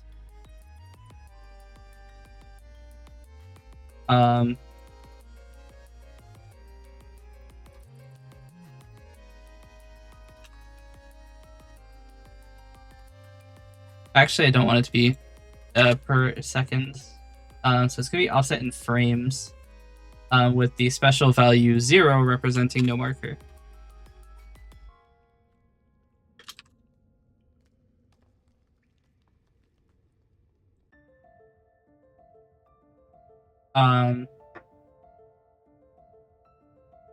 There's that.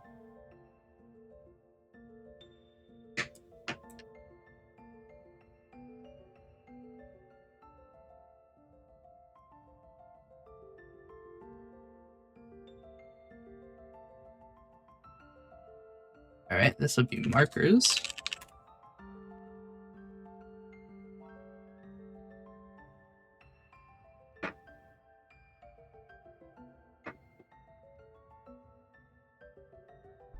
We need a new section of settings, which we'll call timecodes, as a font. Clicking this opens label 99. Click. We have 99 labels. Holy shit. Timecode fonts. 12 point.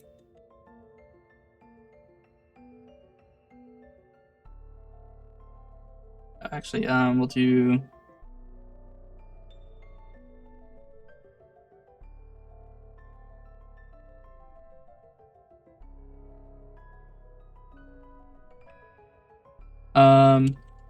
we'll do private void select font to object sender event args e, which will be if sender is not role C, then return. Else C actually has to be a label specifically. C.text equals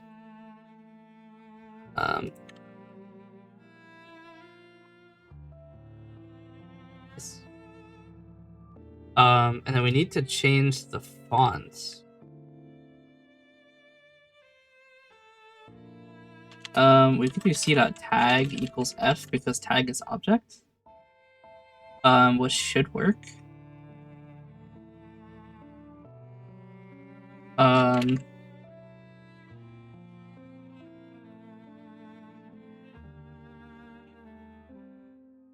We do select font 2.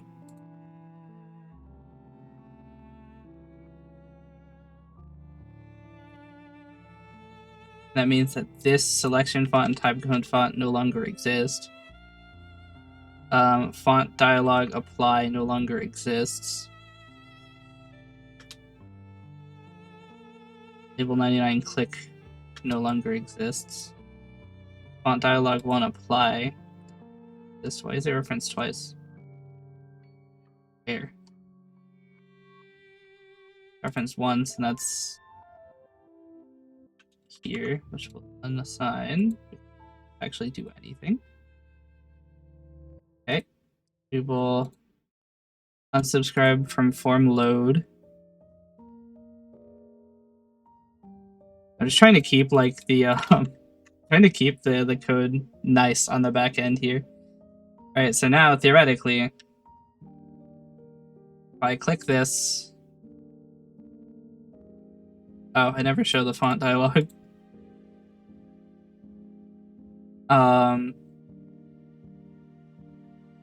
We'll do font dialog 1.show dialog. If that is not okay, then return.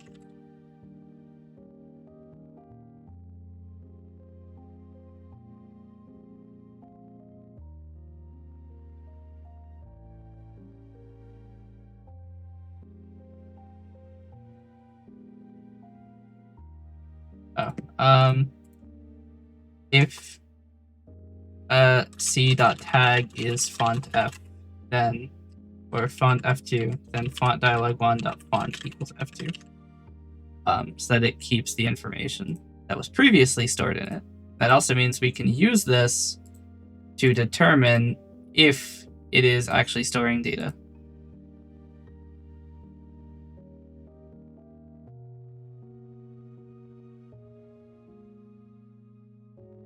And it does seem to be. Okay.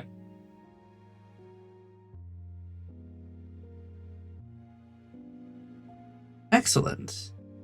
So it is actually storing the data from the font inside of its tag. All right, now we need to subscribe all of the components that have an M in its tag to the mousewheel2 label event.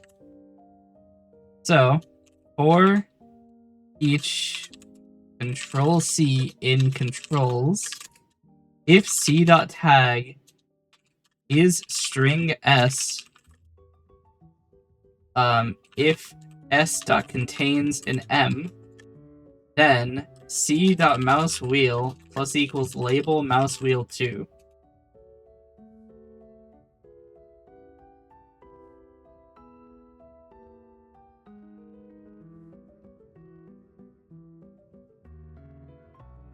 And that actually works. The only problem is I have an issue. A very, very, very problematic issue that only seems to be affecting global fade-in. Which is because...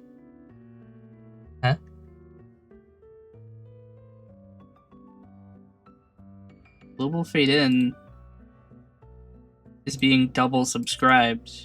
Specifically global fade-in.length being double subscribed to mousewheel2.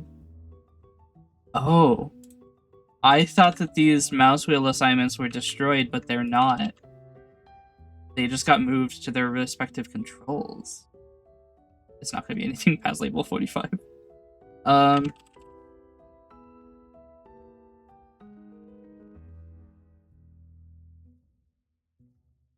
I was wrong. Very wrong about that. Okay, so now these won't... The problem was it was moving by 2, which meant that it was handling the mousewheel event twice. So now, that doesn't happen. I might also set it to be only for labels. If C is label L.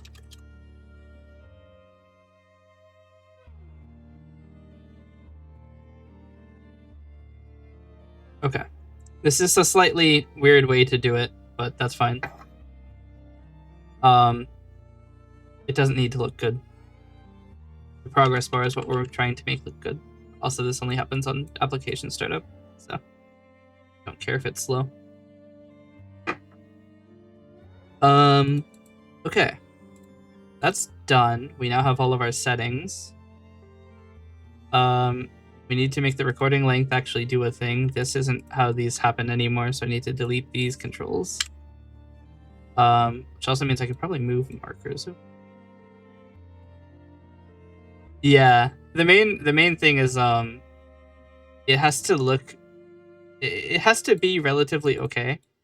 I'm just gonna set this to equal 0 as no marker, and not the offset header.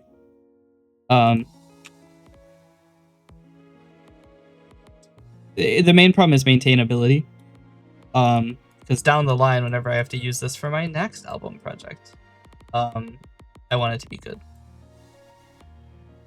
Because by that time, I will have certainly forgotten what any of these buttons do.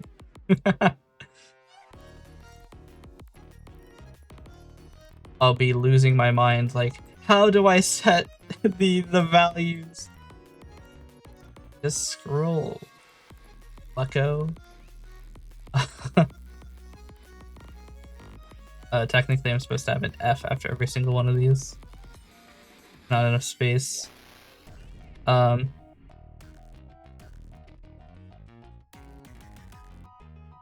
dear. Okay.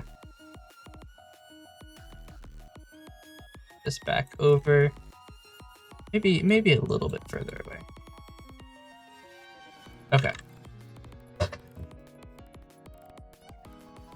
It looks nice enough. I kind of want to move it further away.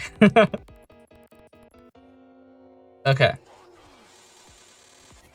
So, now what I want to do is default the values.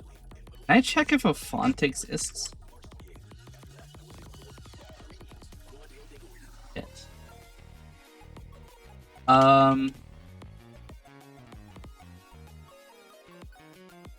If I tried to create a font that does not exist, what happens?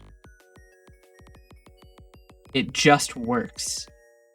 That's actually way worse than I was hoping. Okay, that's a real problem. I was hoping it would throw an exception that I could catch, but it just works. Okay. Hold on. I think that's because controls have a special...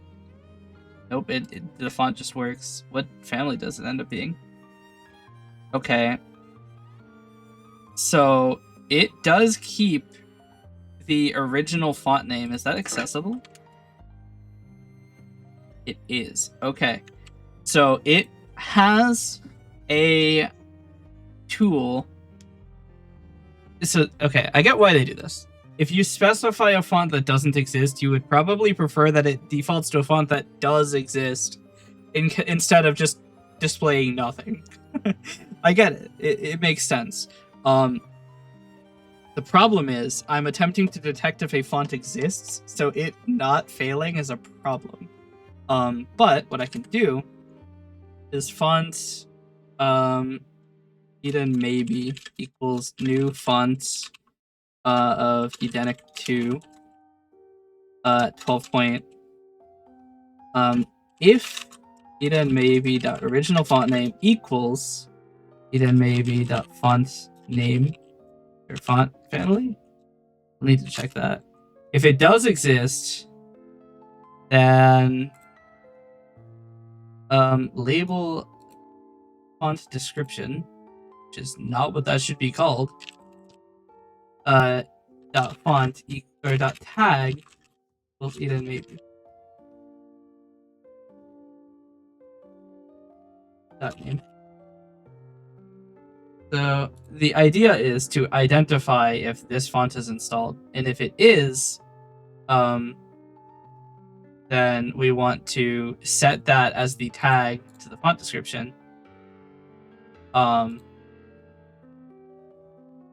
Because that means it's already installed.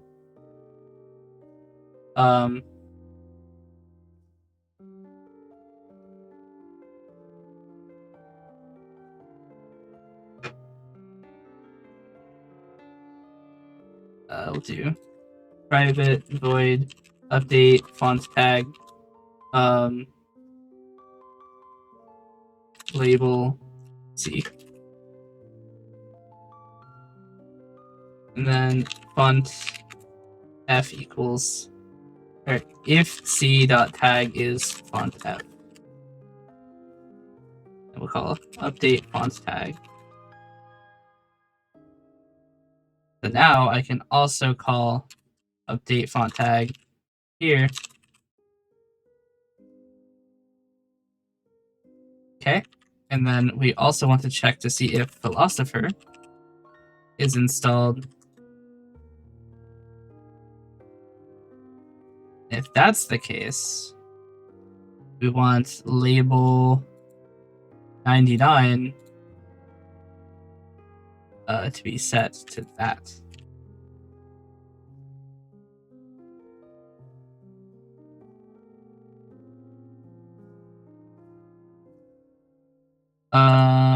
Did not happen.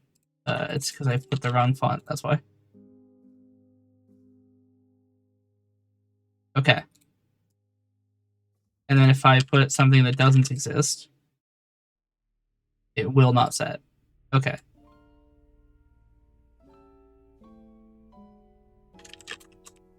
And we'll put all of this in a try catch. Just so that if it does fail, it doesn't cause the application not to start. Since this runs at application startup, we really cannot afford to throw an exception. We'll also set the default font dialog font. We will attempt to subscribe each of these in its own try catch, just in case. Can't see me, but I'm nodding. Yeah, here I can do that. Surprisingly not. It's like I have to go really heavy on it. I don't know why it doesn't like. Nodding used to be like super, like sensitive. Let me see. Let's see.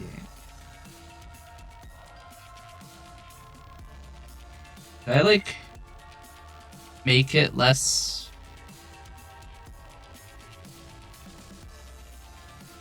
base up and down rotation? This is 24. This is negative 16. There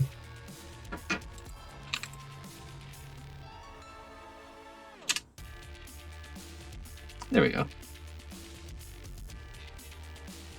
I had to change the parameters because they like this is 24, but this is like all the way up, and then this is negative 20, but that's all the way down. But like regular nodding, I go from like 14-ish down to like 0. So if I set it to 14 to 0,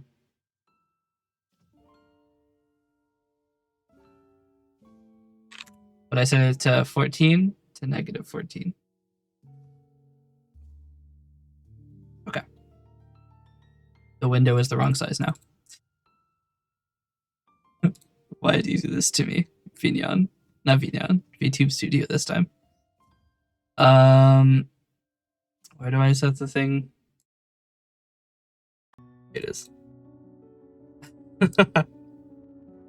It's a little bit of a problem whenever it changes resolution. It's the same thing for Vignon. I have to like, so I'm okay. If I'm being completely honest with you, I'm not normally a live 2D VTuber.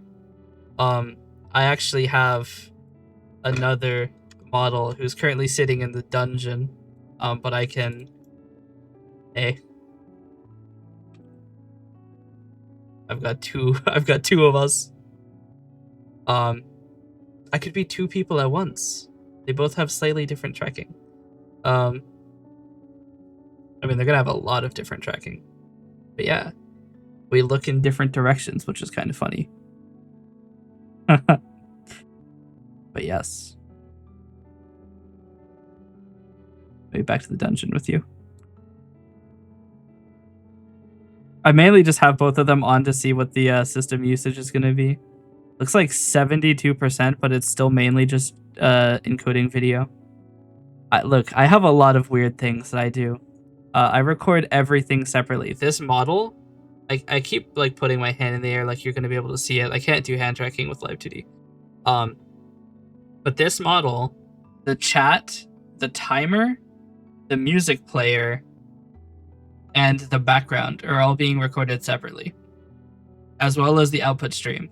So I'm recording 6 videos. I'm sending 2 videos because I'm sending one to Twitch and one to YouTube. So there's a lot going on the GPU. I'm surprised it handles it, really. If I want to get any more freaky with my number of sources, I'm gonna have to start like adding more GPUs, and I don't feel like doing that, so I'm not going to. Another thing I have been looking into. Oh dear. The thumbnail of this stream is my 2 models. That's awesome. Got a decent GPU. Yeah, I've got a 3060 in this computer.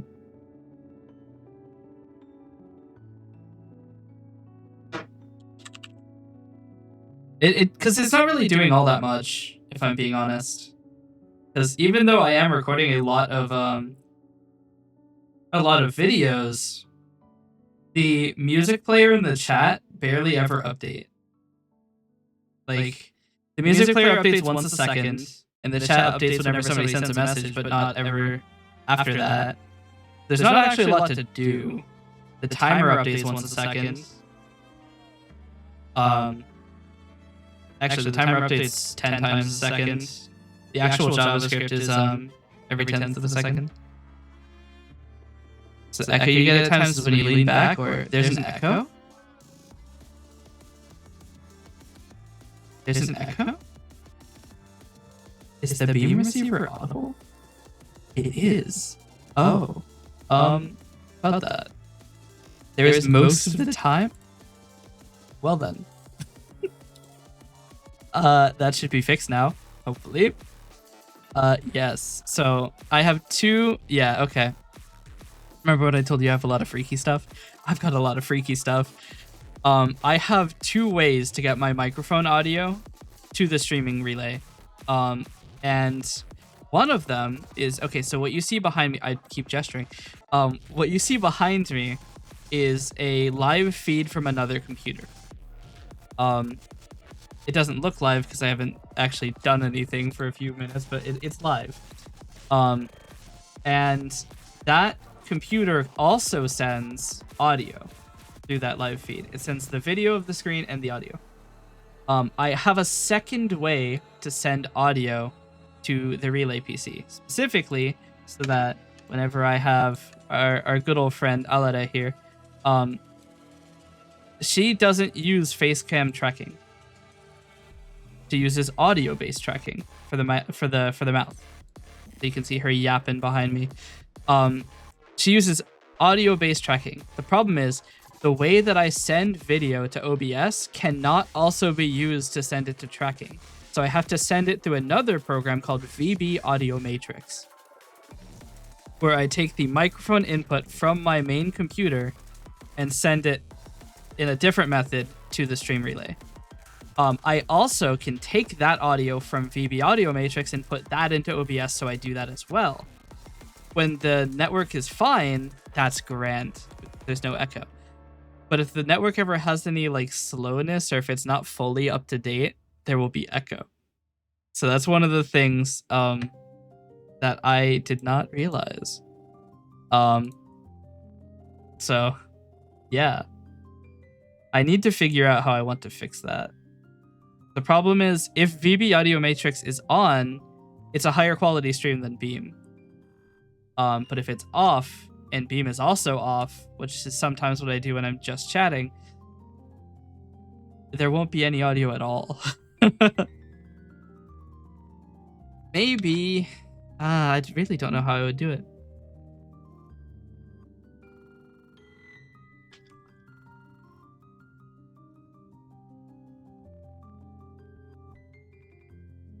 Ideally, I don't want to be dependent on VB Audio Matrix because I'm planning not to buy it. Because I have to buy it twice. So I have to buy one for the sending PC and one for the receiving PC, and I don't want to do that. And I haven't yet found any other software. means I'm probably gonna have to make software for that. But I don't know how to make a device driver so I can register a microphone. So I don't know how I'm going to do it. I'm sure there's a way. Where there's a will, there's a way. And while my name might not be Will, I guess that means there's no way. I'm not Will. Gotta be Bill to be able to do things. But we'll find a way. But thank you for telling me. Did not know there was an echo. Because I checked my audio earlier and it was fine. But I guess it desynced over time.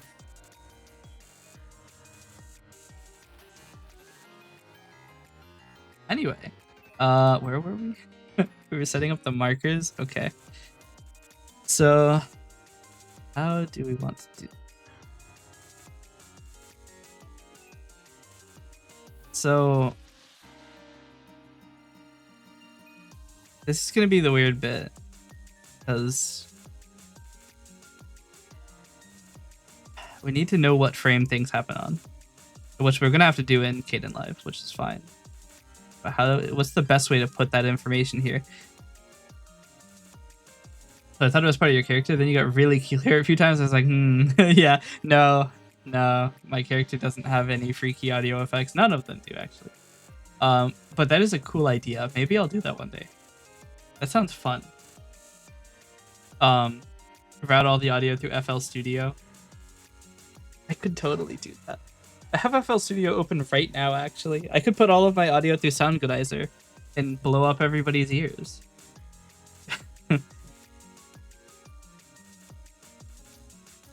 My experience, Soundgoodizer makes it actually sound worse. Probably because I make piano music.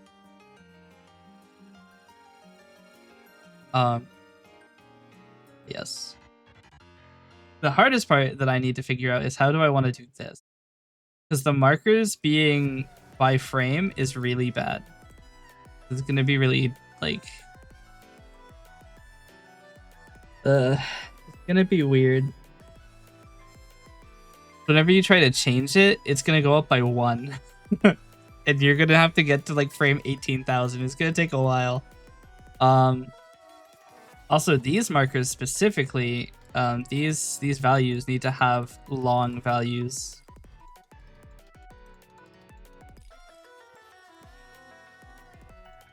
Because it could theoretically be in the thousands of frames. How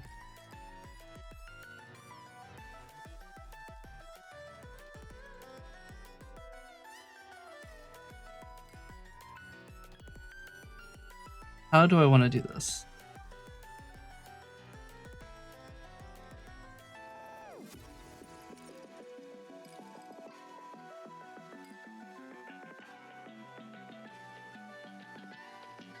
I want to do a system to change the value of these.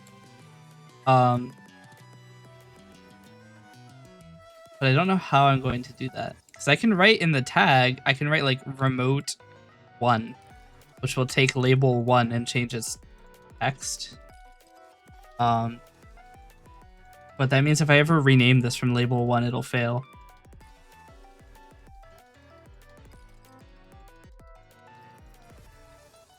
I guess I could give them both the same tag. Like a code. So like T0 and then some Terminator character like X. Not X. Probably T again.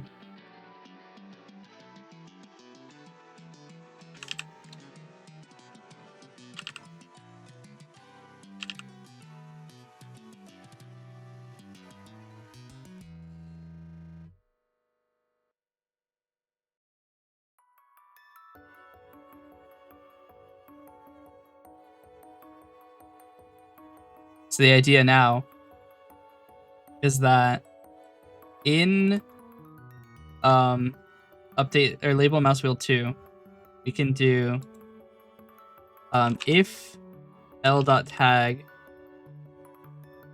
or string remote key equals empty. Or equal, we'll just do equals null. That's fine. If s dot contains t, which means transmit remote key equals s dot substring from s dot index of t,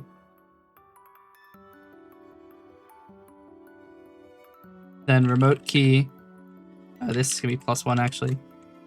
Means this needs to be in parentheses because you can't use you can't use unary operators and range operators. This will be remote key equals remote key dot substring from 0 to remote key dot index of t. This will be in a try catch, and on failure, remote key will be returned to null.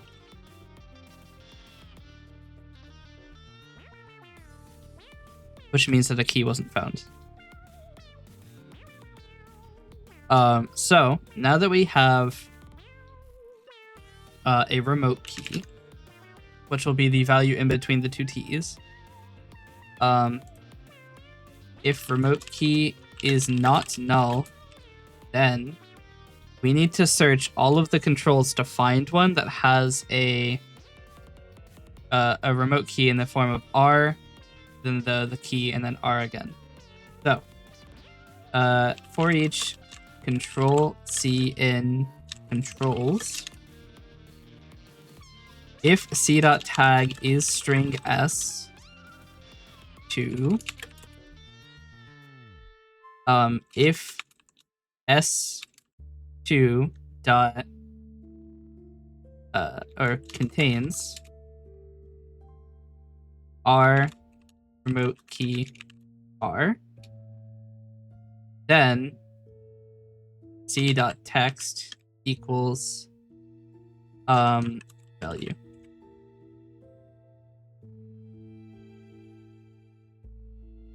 And then we want to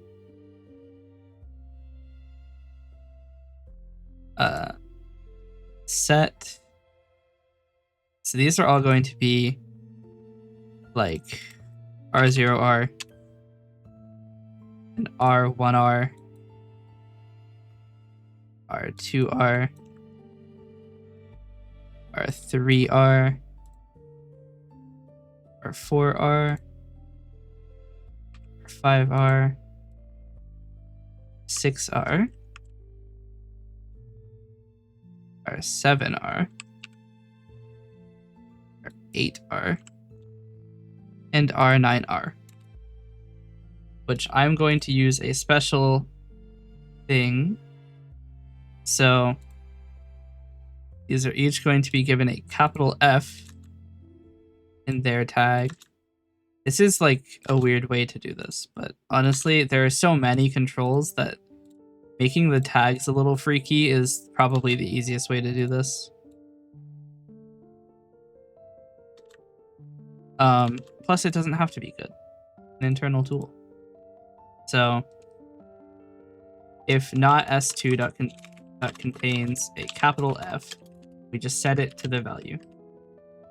Else, if it does contain an F, actually this should be reversed. Check for a presence and not the absence of.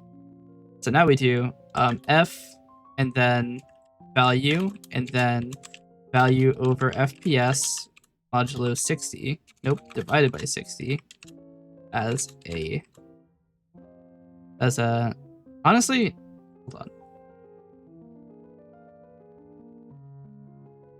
Do this easy way. Private string FPS or frame to timecode int maybe frame equals null. If frame is null, frame equals current frame.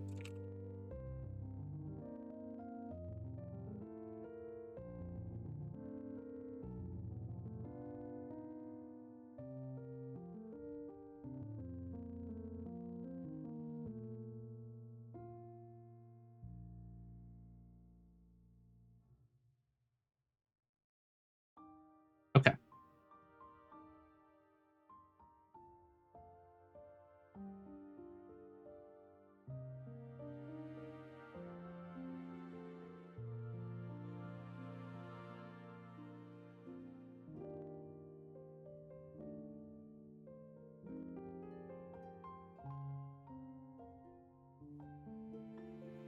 Easy. Now I don't have to worry about it at all. And now if I come in here and I make one of these go higher, it just works. Now the only problem is that you can only make it go higher by 1. So let's do some stuff here. So I want to do I'm going to change this to be called power, then immediately erase it and make it detents. And then we're going to do int power equals detents. But we want to do bool is shift held equals keyboard.get keyboard. Okay. Keyboard the board equals new. Equals the board dot motto or dot shift key down. Bool is control held equals the board dot control key down. So detents times is shift held, if so then 60.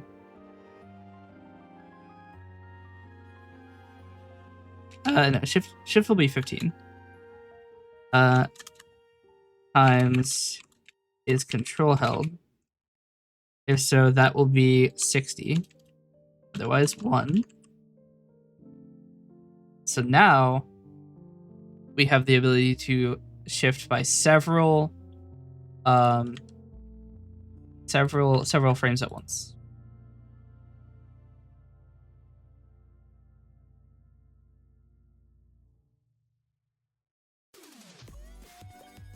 You can shift by 15 seconds by holding both. In case you need to mark a very, very long project. The only thing that kind of sucks is that the frame is... There's something wrong. Okay, only 5 digits of the frame are showing when it should be 6 digits. Additionally, at 6 digits, the timecode is long enough that it interferes with the other controls.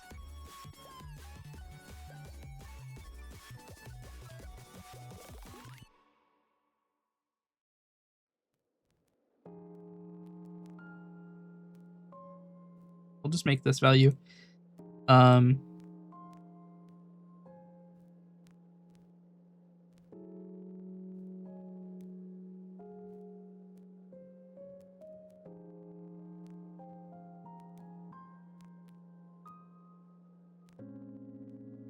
Okay, then we set this back to 0.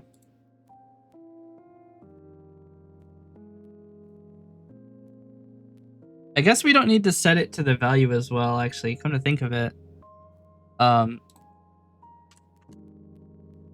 I set it to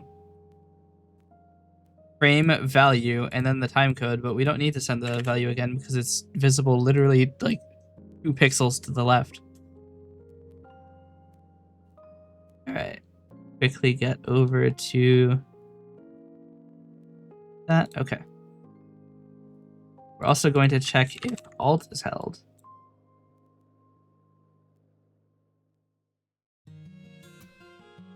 And if Alt is held, we are going to also multiply it. We're just going to multiply it by 6,000. So it will move 100 seconds at once.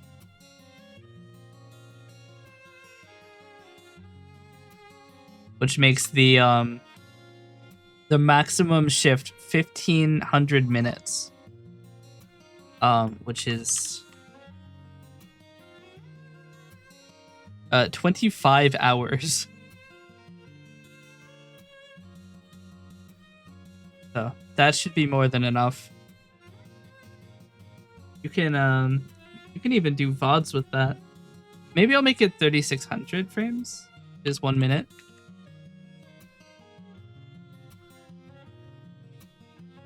So then by holding Control and Alt, you can do 1 hour. And then holding Alt and Shift. Wait. That's not 1 minute, that's 1 hour. Okay, so... No, it's not. That's 1 minute, because that's in frames. So Control moves 1 second, Alt moves 1 minute, Control and Alt move 1 hour, and then Shift and Alt move 15 minutes. Okay. That should be fine.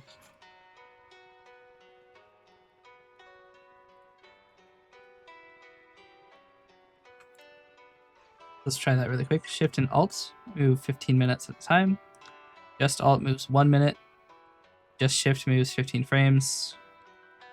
Control moves 1 second. Control Shift moves 15 seconds. Then Control Alt moves 15 or moves an hour. And then Control Shift Alt moves 15 hours. Excellent. I don't think the 15-hour power is ever going to be useful to me, but that does allow you to place markers a lot faster, even in very large videos. Although if you're using this to generate a very long video, that's a problem, because it's probably not going to do that very well.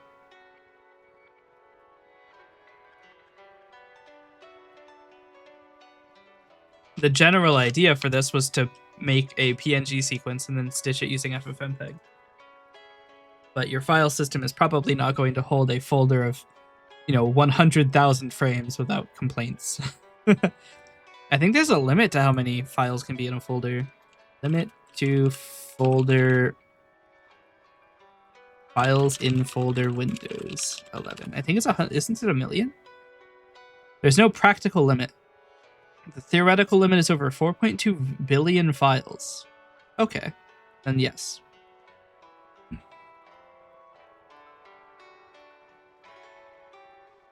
Previously, it was 65,000 files, because the file ID was a short. So, how do we want to do it? Can I use ffmpeg.net? Nice time with you, taking off. Oh, thanks for watching. Thanks for stopping by. Let's see.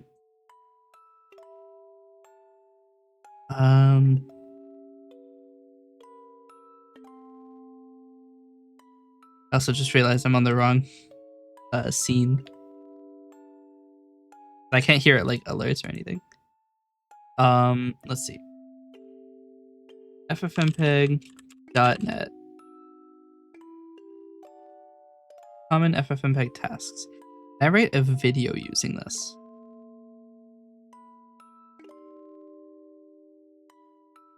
No. Okay. A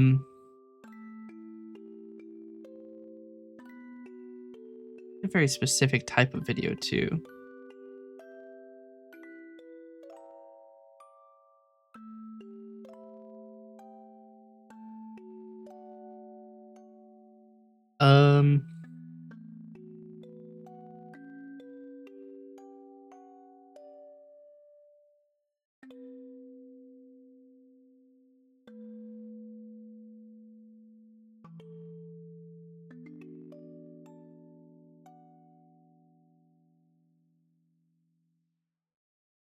This project is abandoned.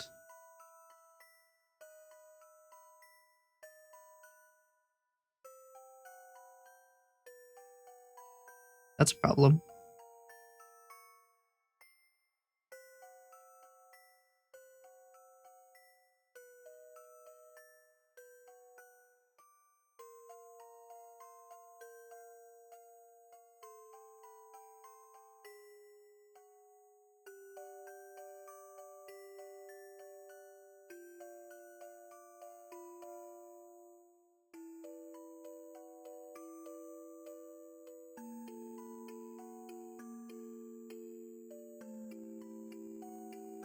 That's a problem. Okay, so ffmpeg.net is actually not updated.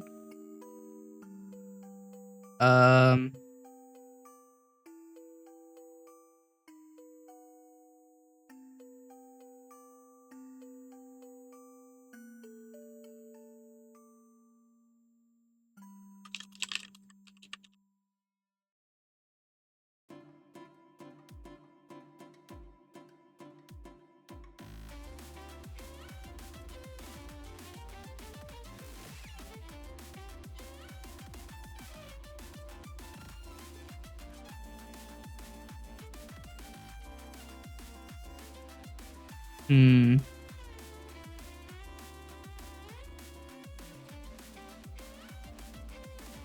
This is going to be a problem. PNG sequence would work. I'm probably going to have to open FFmpeg with some sort of like streaming set where I can like send data to it. FFmpeg input from standard in.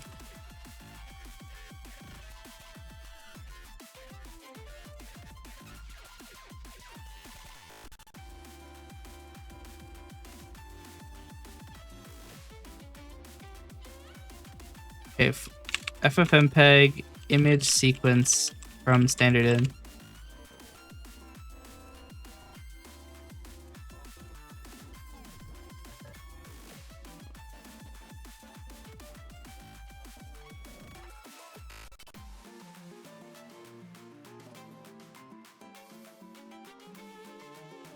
Oh, there's a thing for that. Image to pipe. Sick. They actually thought about that. I mean, of course they did. It's a Linux app, but cool that that it exists.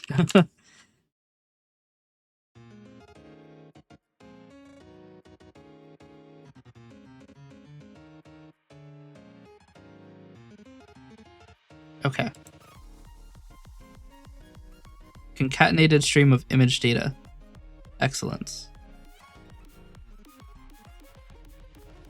Yes.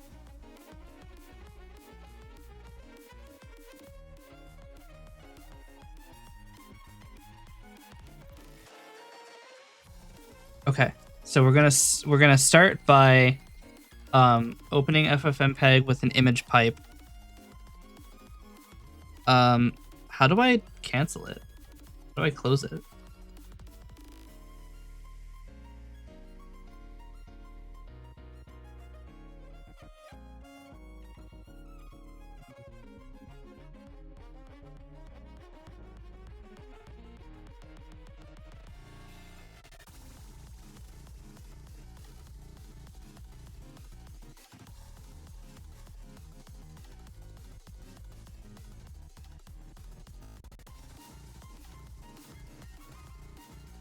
Hmm.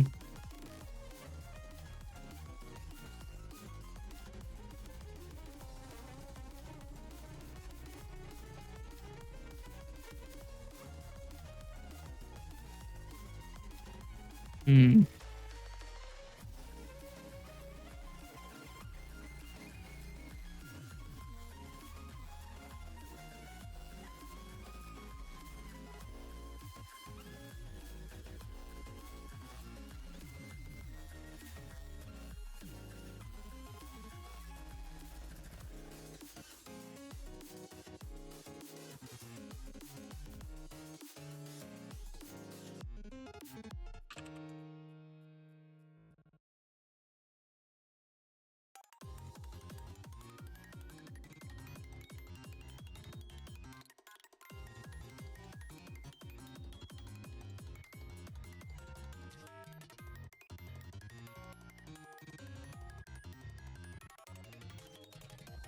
Oh, okay. So I can use V-frames to do that. I haven't even written the code to draw the things yet, but it's important to figure out how I'm going to do this. So I'm going to start by making a new class. Let's do that. Add class FFmpeg whisper. All right. So we're going to have a public void add frame bitmap v.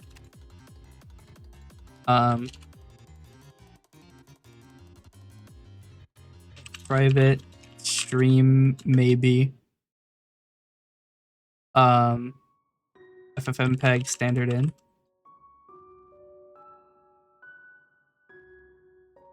If FFmpeg standard in is not null, then, or if it is null, we want to return. Else, we want to do b.save to FFmpeg standard in. image format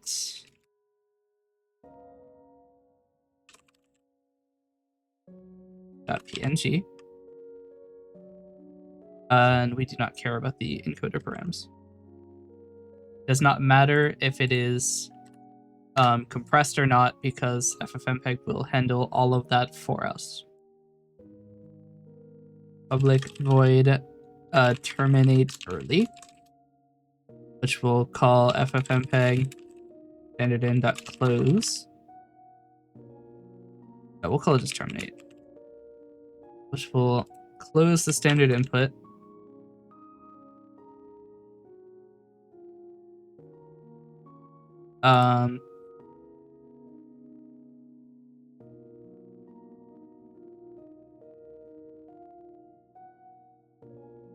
We'll call FFmpeg or public void start, which we'll call process p equals process.start. We need a process start info psi equals new with a command file name equals ffmpeg.exe. Arguments equals f image to pipe. Input I is a dash. Codec video is FFV1. X format is UVA 420p.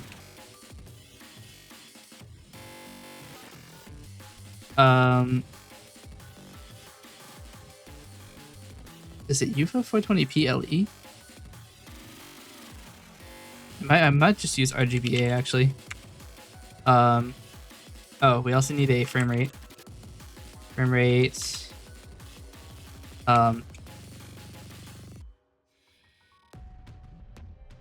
This will actually need an FPS. FPS 60. Actually, no, it needs to be specified.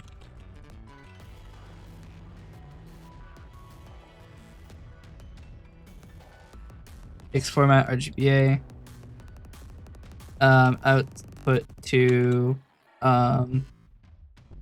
progress bar.ffv1.mkb.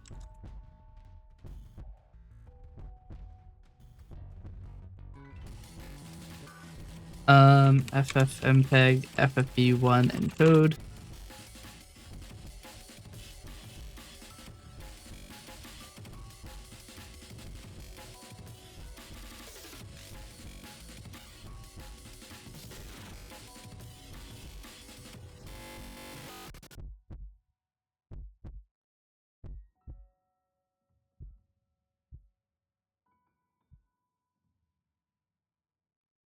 FFV1 version 1 is in every way inferior to version 3.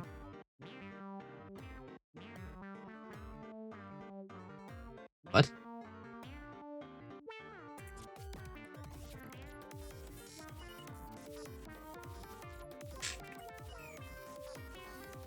Okay.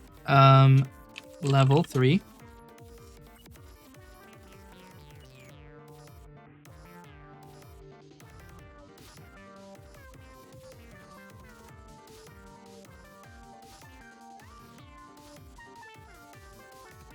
We'll set the GOP size to 30. Actually, we'll just set it to 600.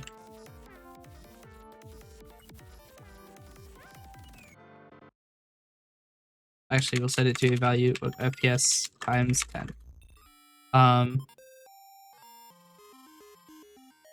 Because we're not doing this for archival, we're just doing it to have a lossless video format that supports alpha, which almost nothing does.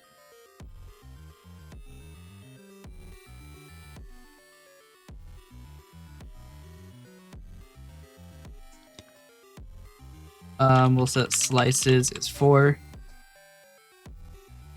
Honestly, we probably don't need to worry about encode performance that much.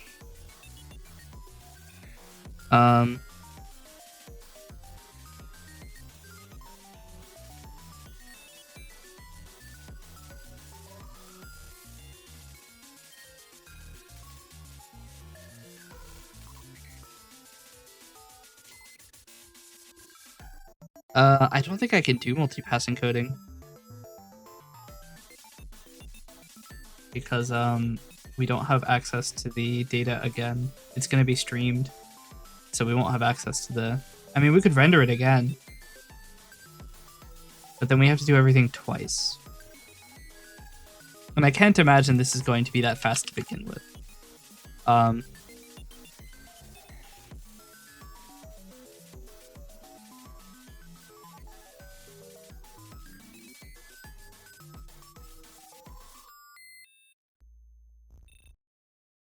Or will it? Honestly, if the bar width is an integer amount, then we can draw the bar every frame and then draw the markers every like 100 frames or something, like only when it changes, and just concatenate those two together. It should be faster because we're not redrawing everything.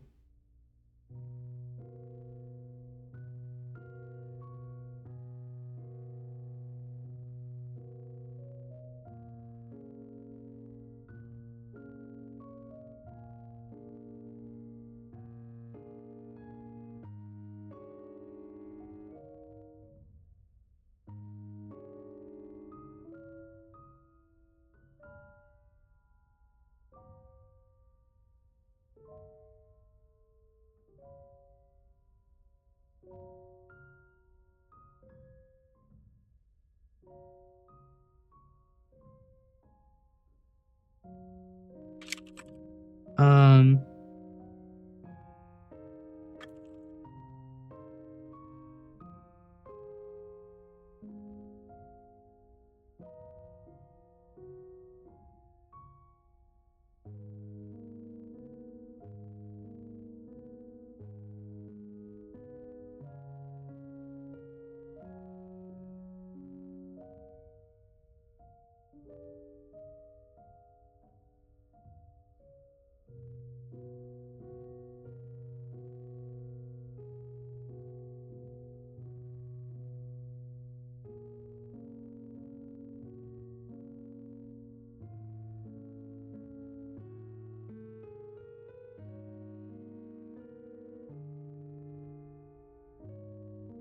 um,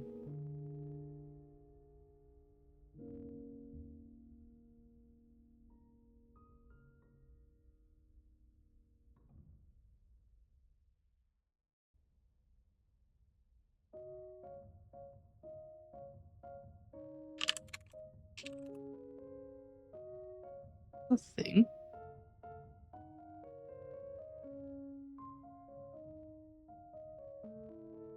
Um,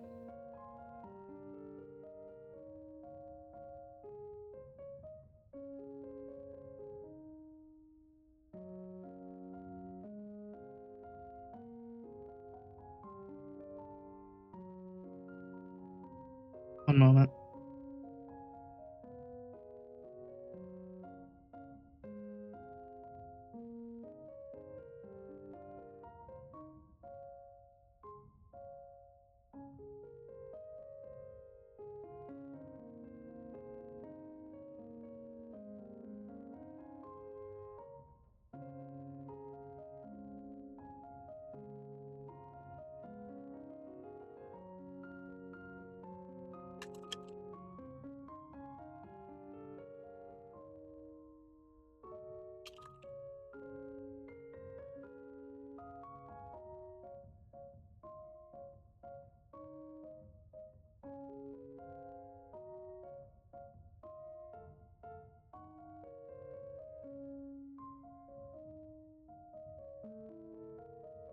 Hold on. I got an inquiry on VGen, and I'm trying to look around and see if I can even do it. Um,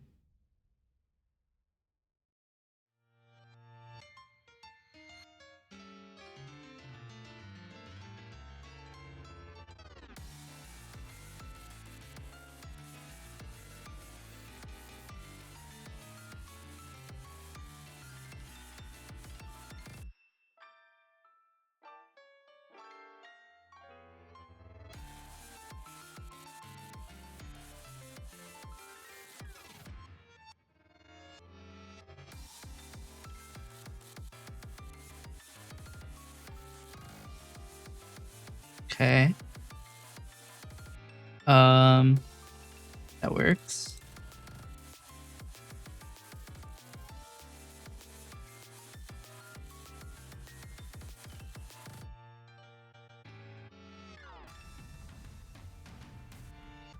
I'm pretty sure they also don't have an API.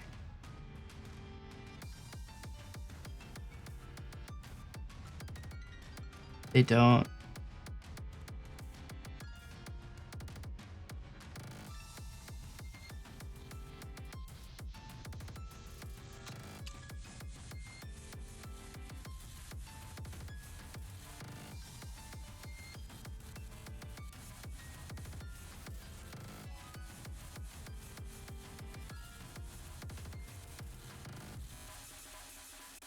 Um,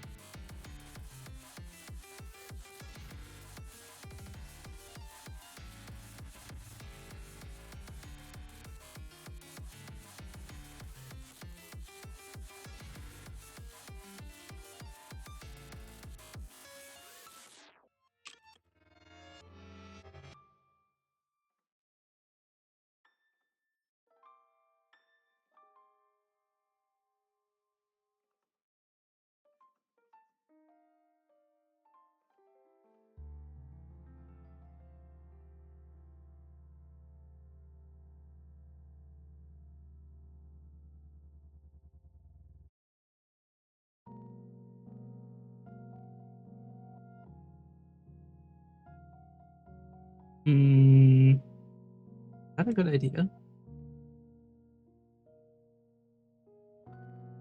Uh, hmm,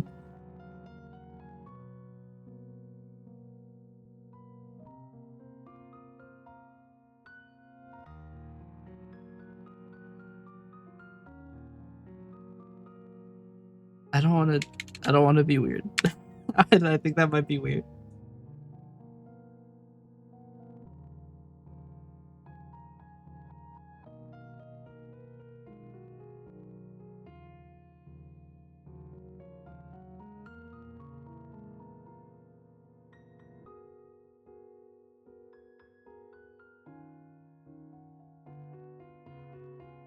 They output RSS feeds? Pretty sure they don't.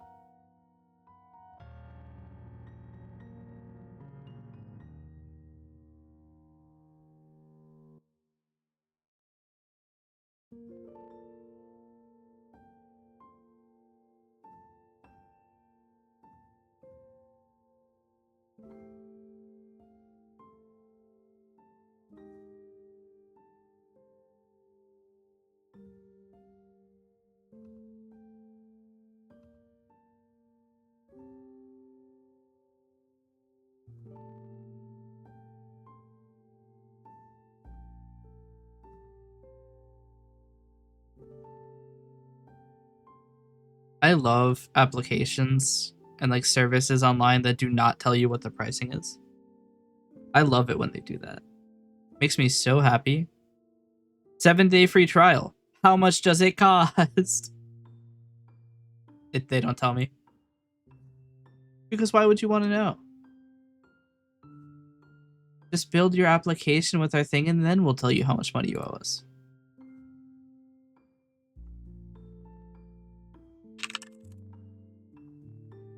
It is $8 a month. And your feeds can only update every 60 minutes. Oh, and you can only have up to 25. This app is trash. Trash. So we're just gonna go with that.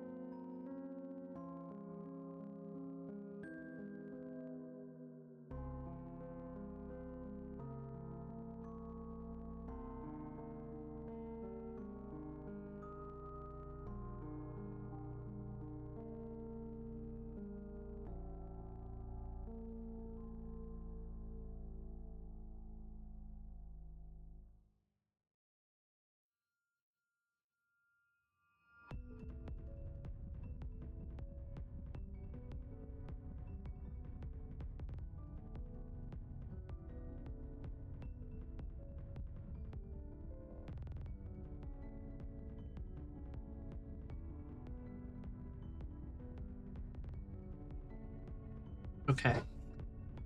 At some point, you have to just press enter. How long did I spend writing that message, I wonder? That would be a fascinating thing to read the pod for. I think I got the message during the ad, so I spent 15 minutes writing that message. I am hopeless. I am hopeless.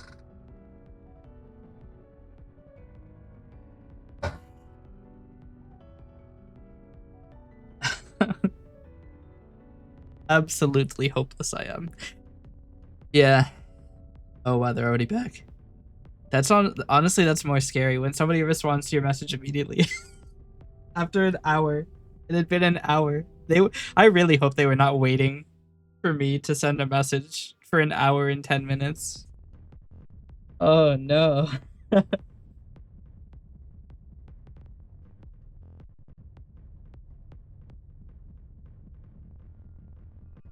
The message just like finally. No. They were super cool about it. Uh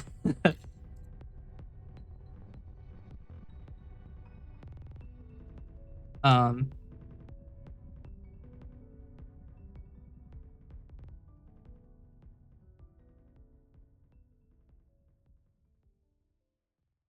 okay. We do have to be relatively quick now, because somebody is waiting on us. Um Although they didn't say, okay, what they said doesn't imply that they're actually just sitting there like at the computer waiting. Just like one day this guy is gonna appear. But I don't want them to be. They said that they would stay up, and I don't want them to stay up for one time. Waiting for my dumbass to finish writing this app. We're probably not going to finish writing the app today. That's just not going to happen. But I can at least finish the bit that will do the thing. You shall execute is false. Create no window is true. Redirect standard input equals true. Redirect standard output is also true. We want to create this if p is null. Fucking panic. Else ffmpeg standard in equals p dot standard input, which is not a stream, it's a stream writer. That's fine. Oh, thanks for following. I'm working on an app right now, but I'm gonna try to get a little bit done. And then I will go ahead and end the stream. How long have I been live? Almost 4 hours. Wait. My FFmpeg says My OBS says 3 hours 20. Why does my stream say 3 hours 49? I have it open for 29 minutes beforehand. But also, yes, welcome. Let's see.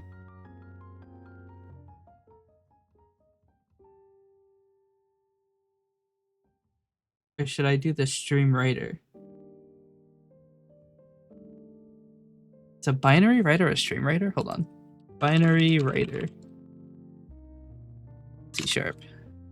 Binary writer class. Inherits from iasync disposable and idisposable, so it's not a stream writer.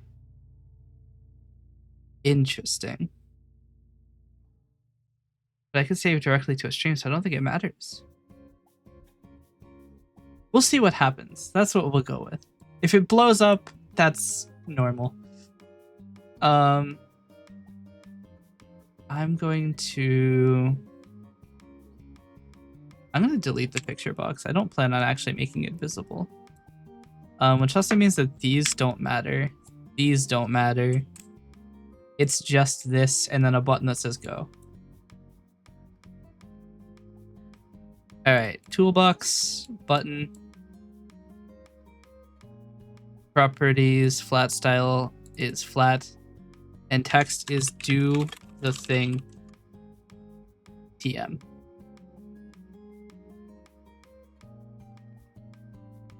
Excellent.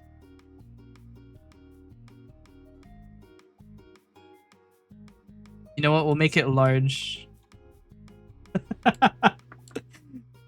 No, no, we're not doing that. Do the thing. Okay. So now, do the thing is going to create a new class. It's going to be animation renderer, which is going to have a first we need a class animation, which is going to have a public int start frame and set and an end frame. We're gonna have a public float get progress, int frame, which is going to equal if frame is less than or equal to start frame, return 0. If frame is greater than or equal to end frame, return 1.0. If I could press the right buttons, jeez.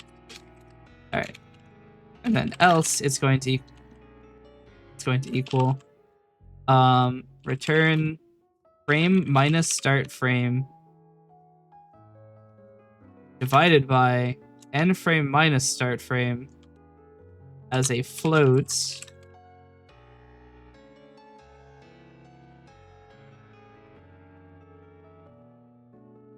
which should give a progress from 0 to 1 exclusive, I think.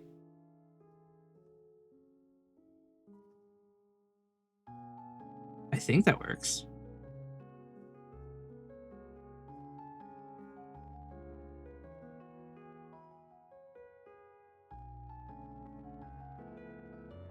Okay, so then we have a constructor. Make this class public. For this to file scope. Public animation fade in, global fade in.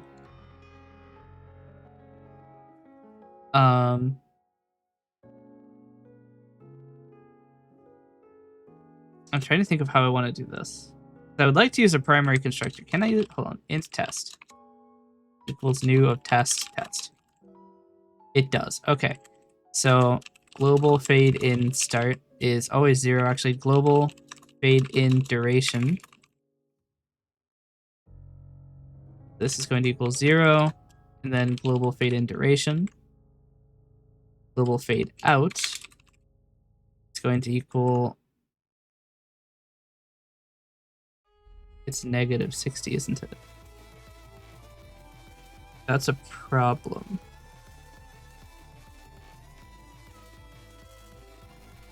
Int frame, int length of entire recording. If start frame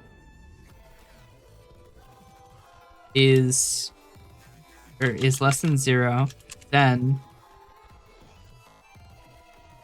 start frame equals length of entire recording plus start frame, and end frame equals length of entire recording.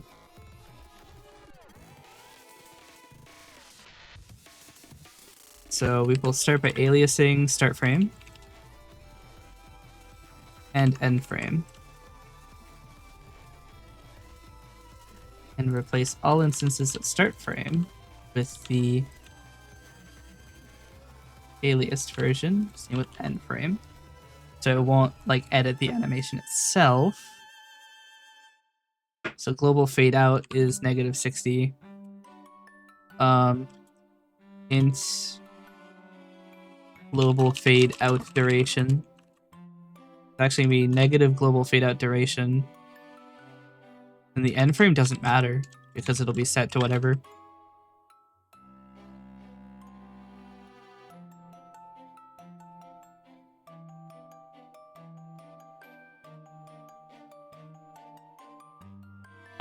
Then we have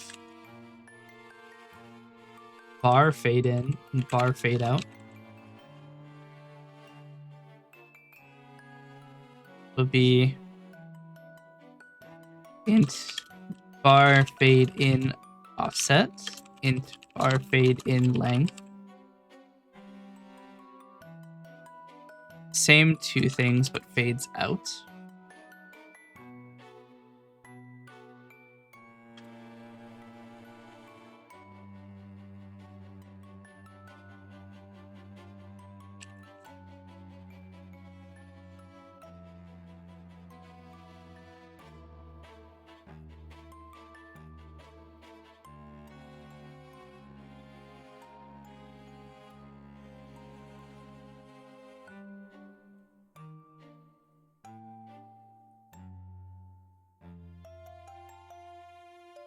I don't think it'll matter too much what the length is set, because I think bar fade out offset will most likely be a negative number.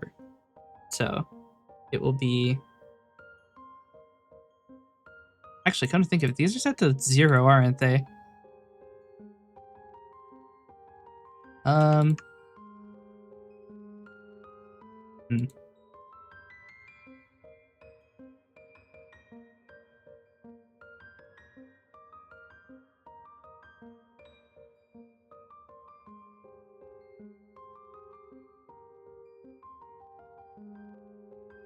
Int marker 0, int marker 1, int marker 2. This isn't ideal, but this is a specific case where you do actually have only 10. It's not possible to make more.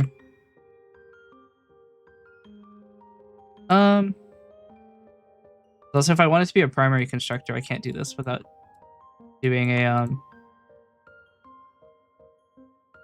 I can't use an array is the problem. Primary constructors can't have constructor bodies. I mean, I could just use non-primary constructor. We'll deal with it later. It's fine.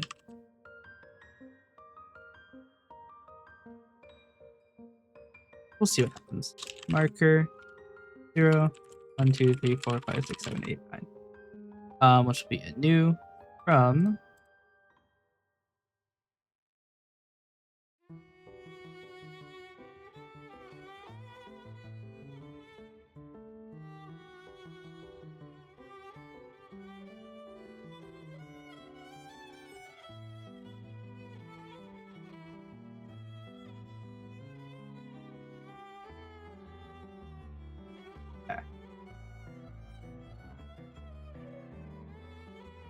all of the animations. that all of the animation?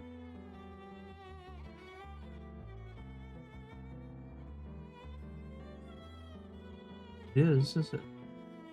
So this is gonna be we're not gonna have two active bar fades now. It's gonna be one. We're gonna draw it as one opponent.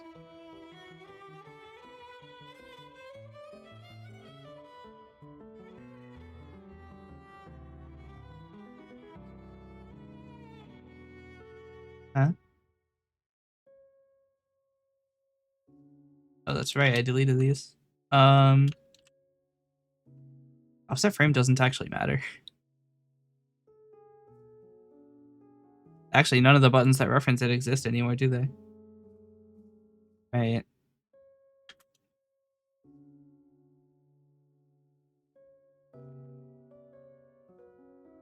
Public, ffmpeg whisperer, ffmpeg equals new. Um,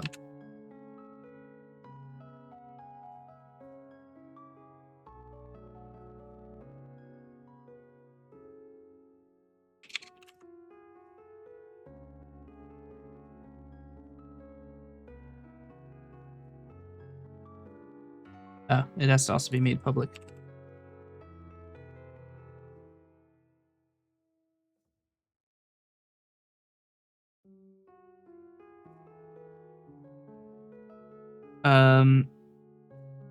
I need to make a second constructor for ffmpeg whisperer if you do specify the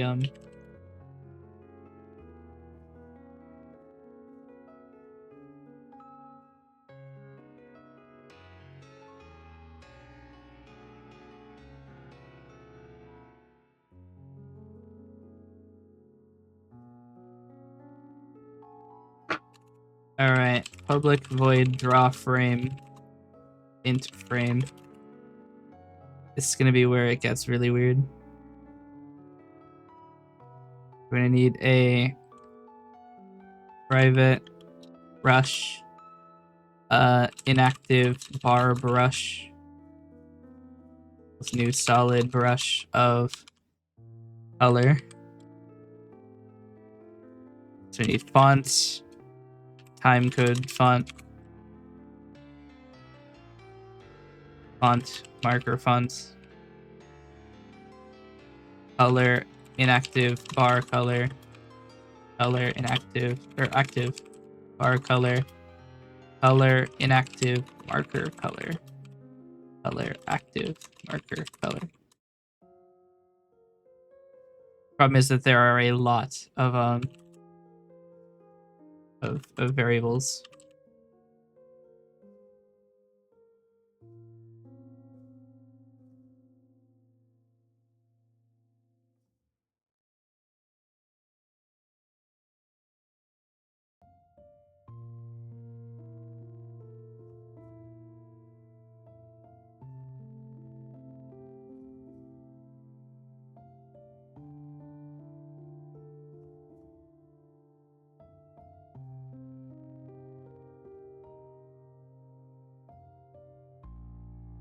Okay.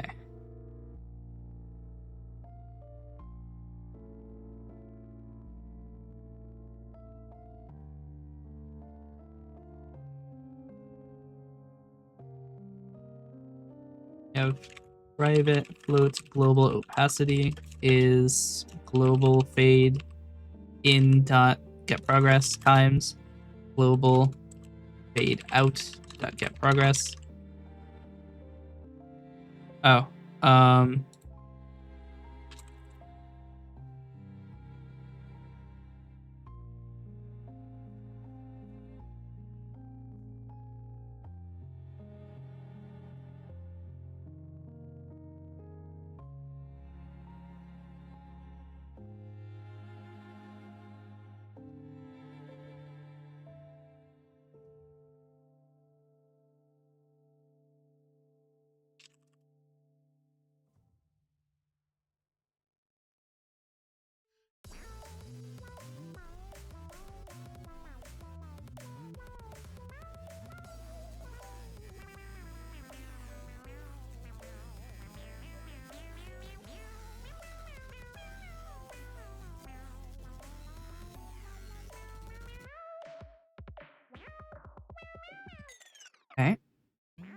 Now we have tools for global and bar opacity. Actually, markers are supposed to have their own opacity fade as well.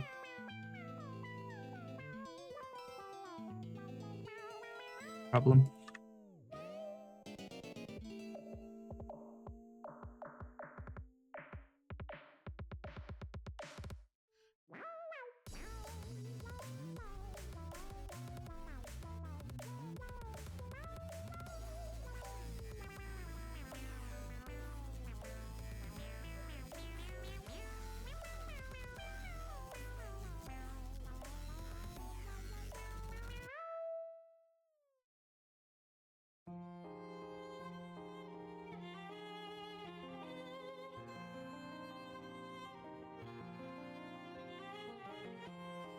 Okay.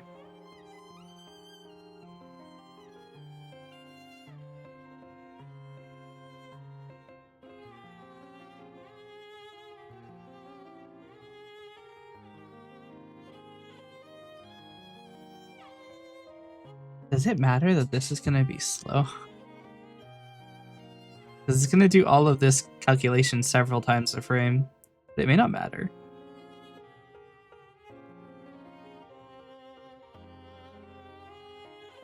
Oh, we also need information for what the bar's geometry is, don't we?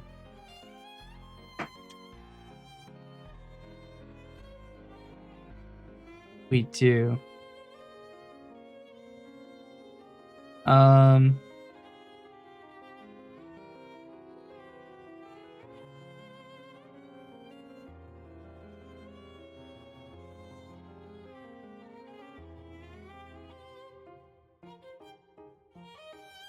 All of the geometry of the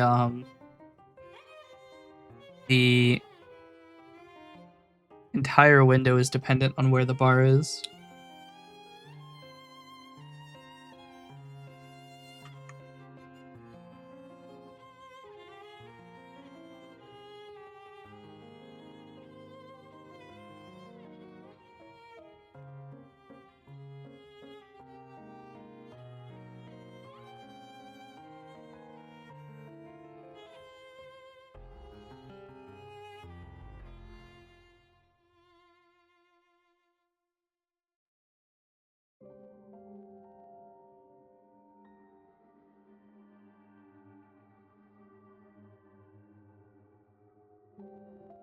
Okay.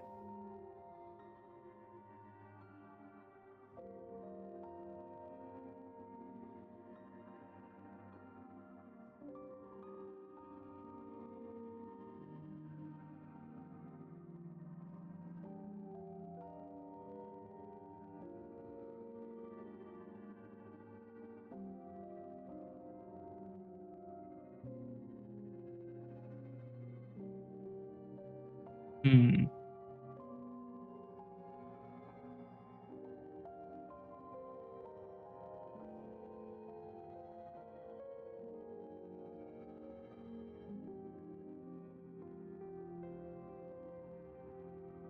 Be 700, what was it, 720 by 50? I can't remember. I calculated that forever ago. Still on my clipboard? Oh. Well, the X is going to be like 60 or something, 50. The bar Y will be 45.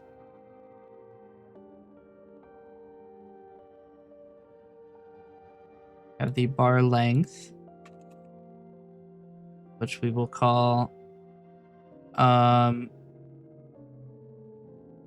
620.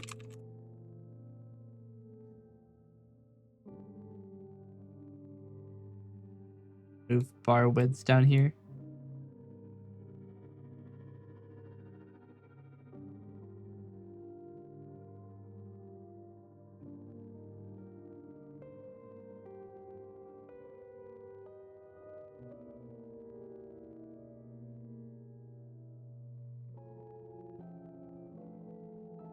I think that's aligned right.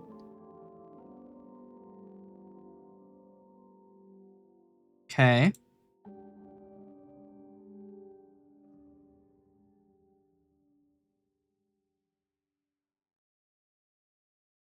So these X and Y positions do support 0. But the rest of them do not. Okay.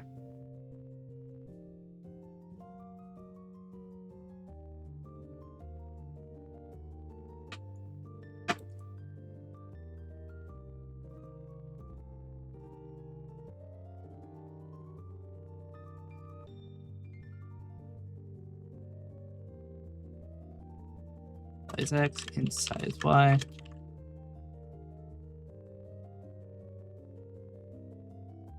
Image eyes.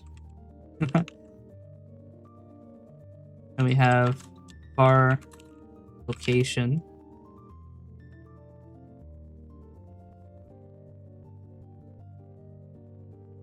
We can kind of make this look a little bit nicer.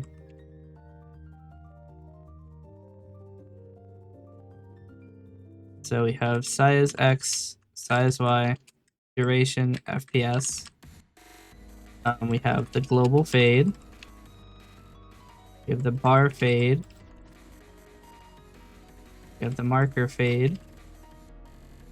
We have the actual values of the 10 markers.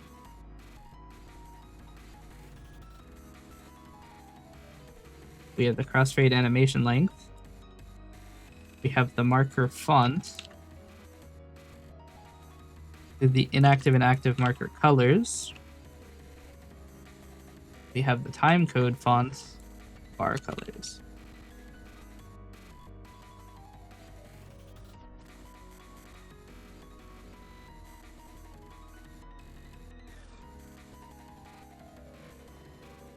Okay. We have the bar X and Y position. Have the bar's length.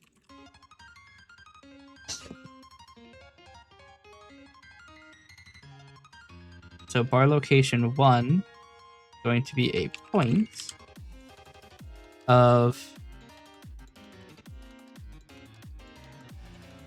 bar X, bar Y. Then bar location 2 is going to be bar X plus bar length, bar Y. Public bar width equals bar width. Is that not a thing? Not. Now. Okay, so I'm going to put all of the properties next to each other.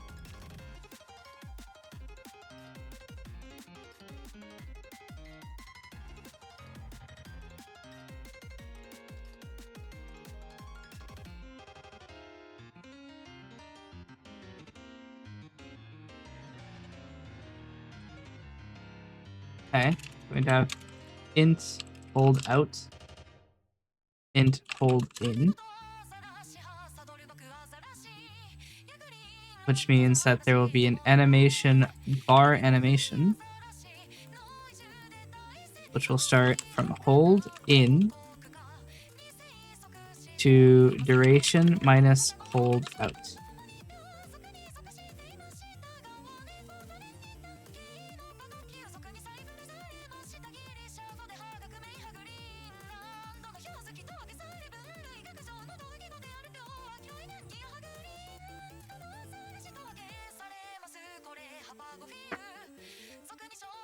And public point bar location current equals a new point of bar X plus bar length times bar animation dot get progress of current frame and duration frames.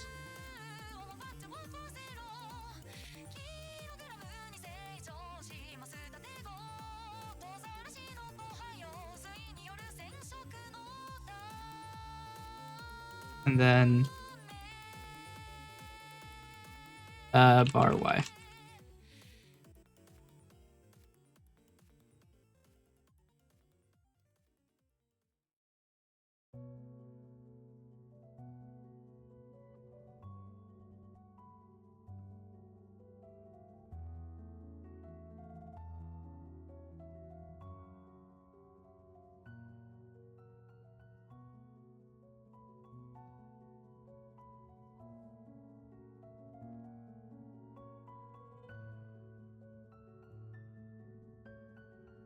something wrong with my keyboard. Doing weird things. Getting a little bit enthusiastic about pressing buttons. Okay, so I'm going to have private bitmap, final bitmap, private bitmap, markers, marker bitmap, and then private bitmap, bar bitmap. These are all going to equal new bitmap of image x, size y.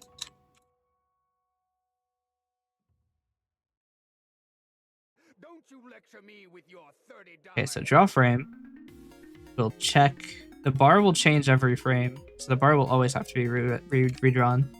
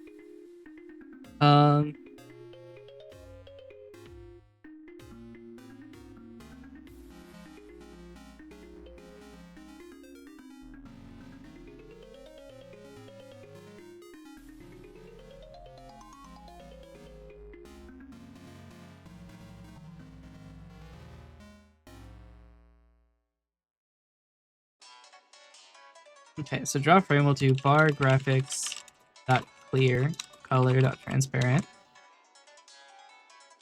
and final graphics dot clear color transparent.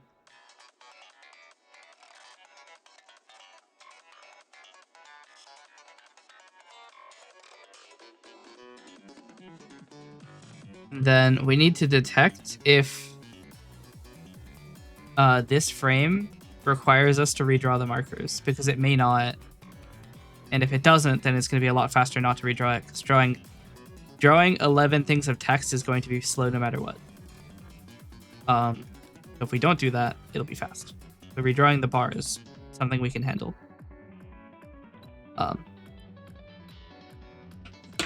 So actually, we don't even need to have a bar graphics then. If we're going to have to redraw the bitmap every frame anyway, we might as well just draw it directly on final. So to draw the bar, we're going to do final graphics.draw line using a pen. I didn't think about that. Private pen p equals new pen of inactive bar color bar width. So be active. It's active bar color. Well, then we don't need brushes.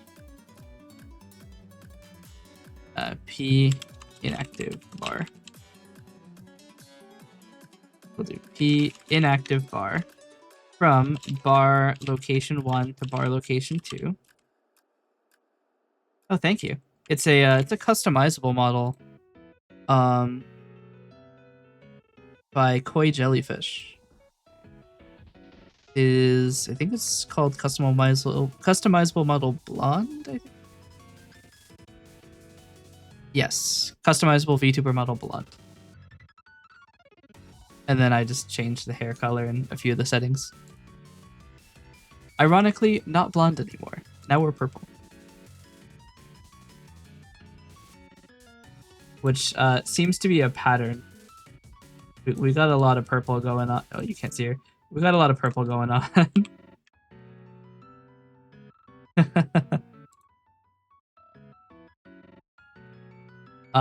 Okay.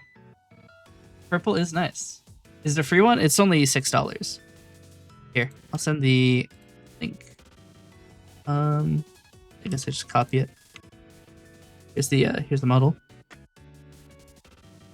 Yeah, $6 is very affordable. I'll be honest. I got this model because I have been made aware that some people are coming into my community to advertise to my community and attempt to sell them shit, and that's against my rules. So I created a Stinger account on Discord, and probably by streaming with this model, I'm making that Stinger account not very useful. I didn't think about that. Essentially, the idea was that somebody would send me a message, and I'd be like, "I gotcha," and I'd ban the shit out of them. Huh? Password is invalid? Did my account get banned? I'm still here, so it must not have been banned. What do you mean? Oh, email or phone number. Thank God I wrote that down. Okay, cool. I need to make sure I have DMs enabled from everybody. Let me do that really quick. Where do you do that? The data privacy, probably? Nope.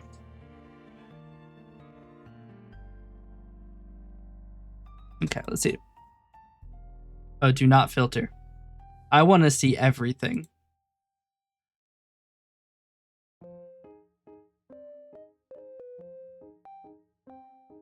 I'm gonna do that, actually. I have fear. Do not filter. I want direct messages from everybody. Excellent. Okay. Very rare that genuine artist DMs random people like that to sell and advertise. Exactly. I had I had one guy. All right. So I had one guy who I sniffed it, right? Hell. You can tell that they're an artist, right? If they message you, it's an artist, and they're trying to sell things. And generally, they work in companies, and that's why they have so many of them. Is that they employ people for very, very little money to just get leads, and then they charge a shit ton of money. It's insanely high prices.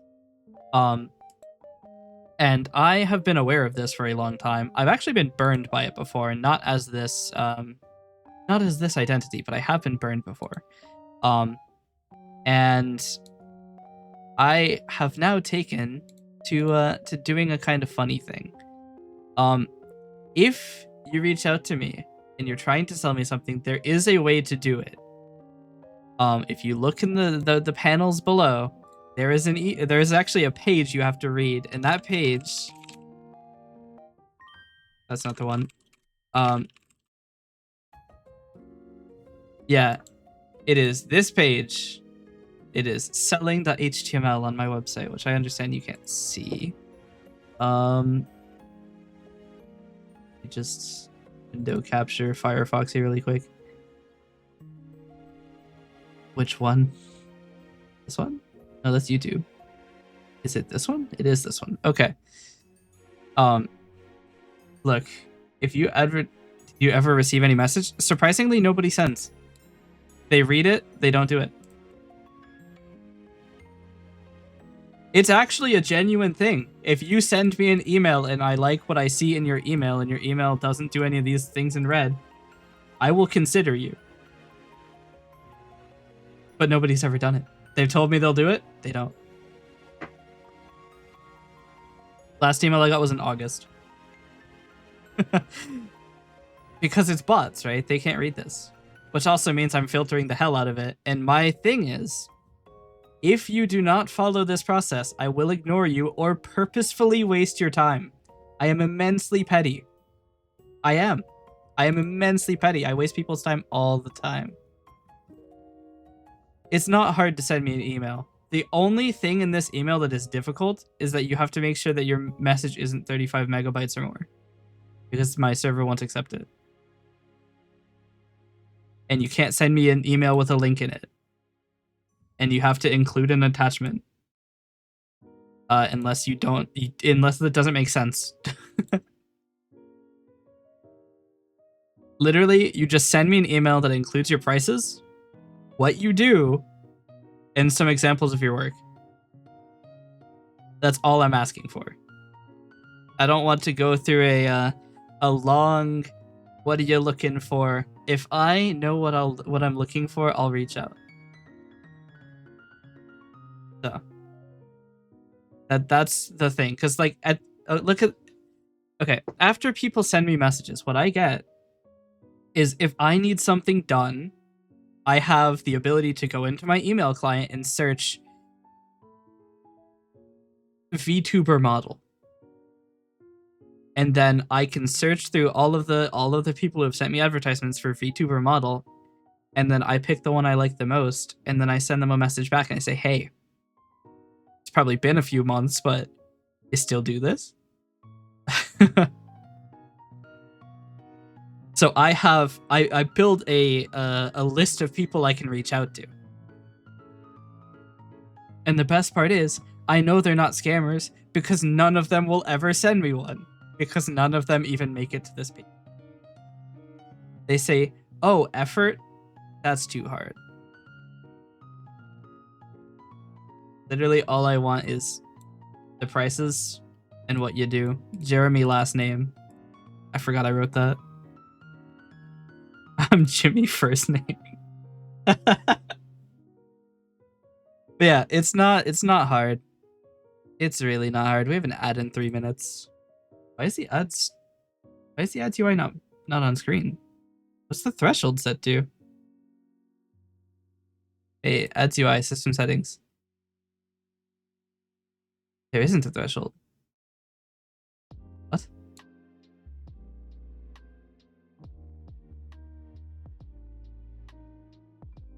Where's the threshold? What? It's supposed to have a thing. Is it 3 minutes?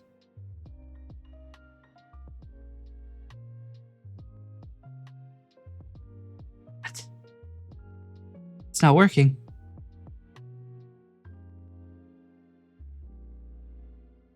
I know someone who just got into VGen. She does character illustration and chibi art. Are you not interested at all in those things anyway, or should I tell them that she could try sending you a mail? I'll be honest. Right now, I've not got very much money. I'm actually bordering on bankruptcy, so I can't really buy anything. I've got like maybe 3 months before I have to go and then file bankruptcy. So yeah. The problem is I'm a software developer, and then America got this beautiful thing called AI and decided immediately, let's get rid of everybody. So yeah, it's been pretty rough. But I still refuse to use AI.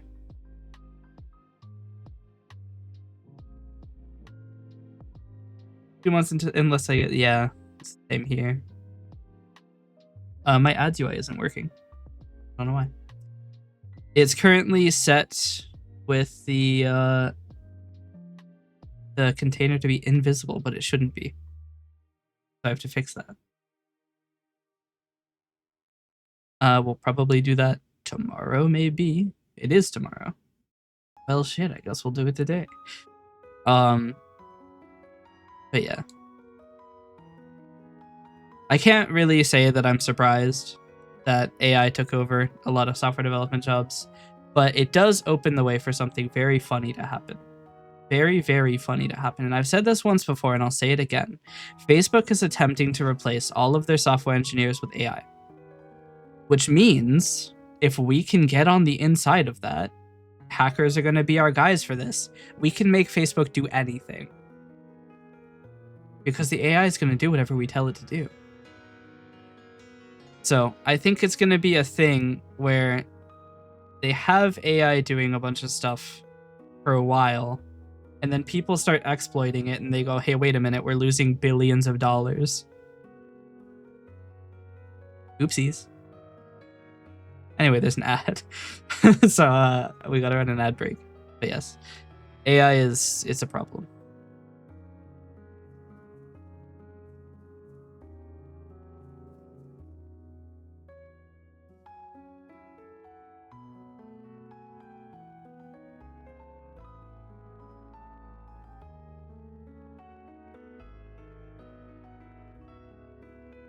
All right, we are in add time. I'm going to continue doing this. I think we'll end in an hour. I don't want to make them wait too long. So this will be our last ad of the night. We'll end probably 5 minutes before the ad so I can find someone to raid.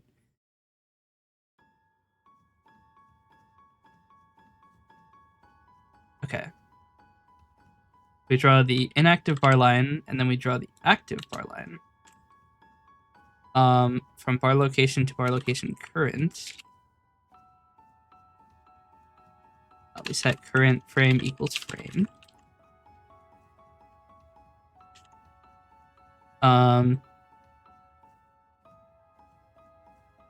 For now, let's call this it, and then just send this to the FFmpeg.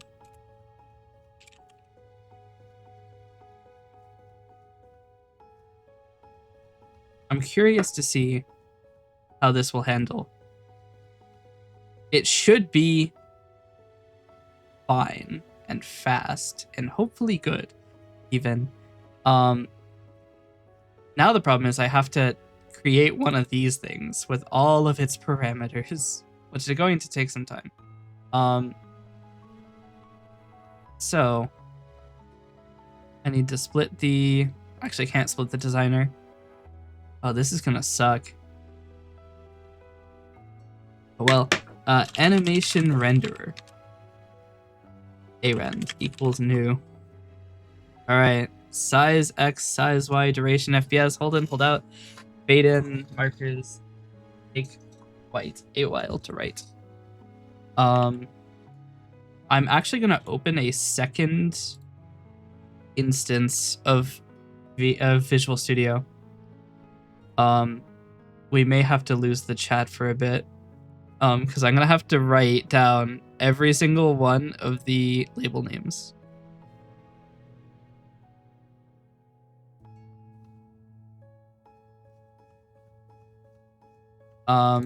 So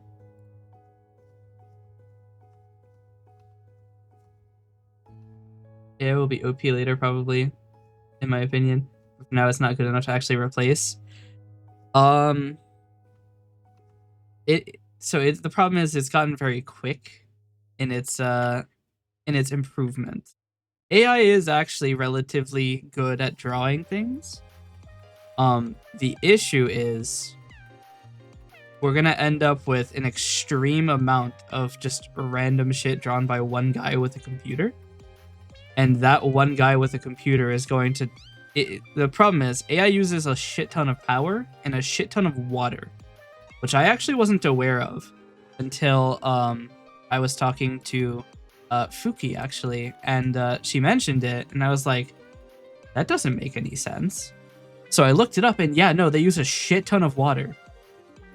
I thought, oh, it's just going to be a closed loop. No, it's coming from the drinking supply. That's not good. Yeah. It uses, I think it's 300 million gallons of water a day or something crazy.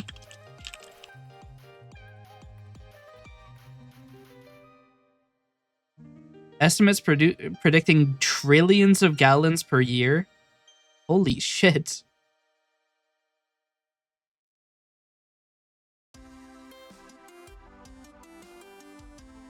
Yeah, no, it's really high.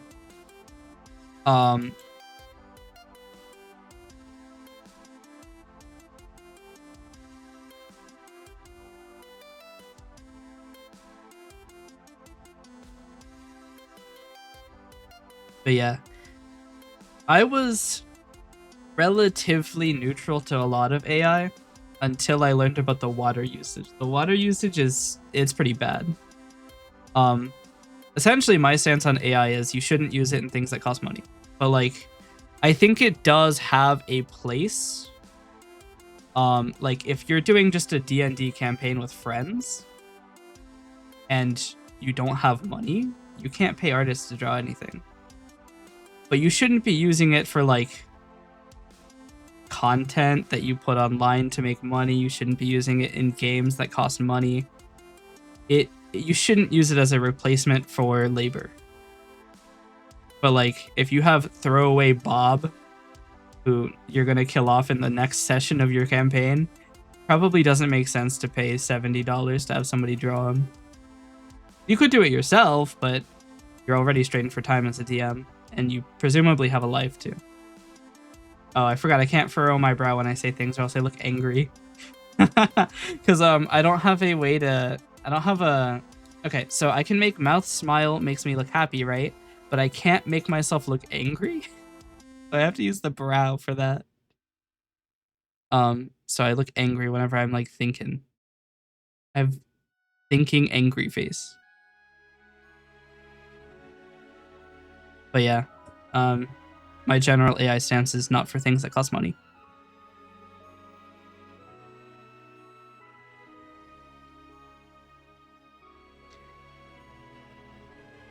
Had a little red angry sound in your forehead. I don't think I can. Am I allowed to modify this model? It doesn't say. It says face can be customized. I also don't have a way to modify this model. I don't know how. I'm an idiot. I don't have the CMO3 and I don't have cubism. I can edit the 3D models. I know how to do that. I have Blender. And I actually have license to do so. But I don't think I'm allowed to modify. Because I know VGen's license, I think, is default to all restrictive. VTube Studio, you can add a thing to your face and not change the model. It's actually just putting another item on top of it. Really? I've never used VTube Studio before. Like, this is the first time I've ever actually spent time using it. Items. There's an items menu, isn't there? Hold on. Item settings. I can get an Akari blanket.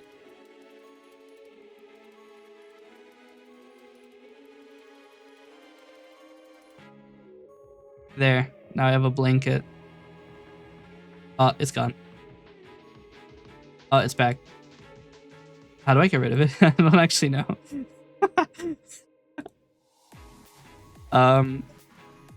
I should have read the pop-up. I didn't read the pop-up, so now she's just part of the stream now. How do I get... Oh, there's another now. Alright. How do I get rid of them? Why is it doing that? Oh, it's pinned to my hair. Alright, legitimately, how do I get rid of these? You click and drag it and a trash can icon will appear? I don't see one. Oh, it's in the bottom right. You have to be in... It doesn't show unless you're dropping it there. Okay. We have gotten free of the blanket. Wait.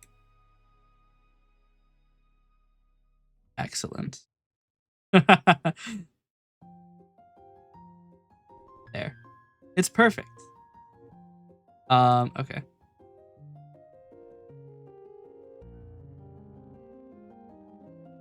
Get Beppis. Let's go. Hold on, I gotta take my can of Beppis. How do I rotate?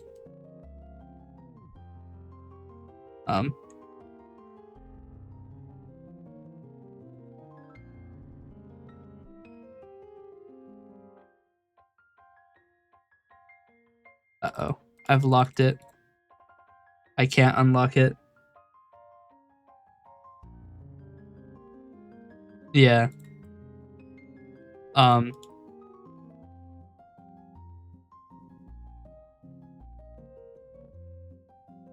dear.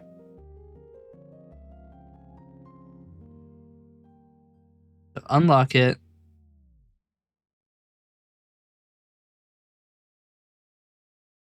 And then there's probably a button. Oh, it's control. Yep.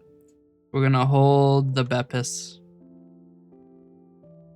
I think I can put it in the model, depending. I locked it again, I forgot. Hold on.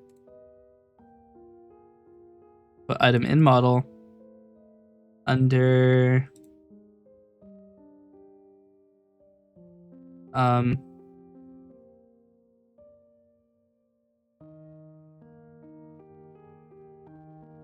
it's all one model.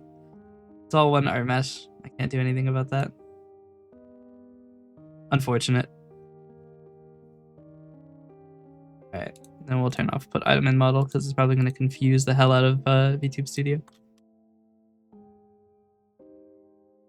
How do I close this? Help. Being held captive. Done. Alright. It won't even be on screen, but you'll know it's there, and that's all that matters.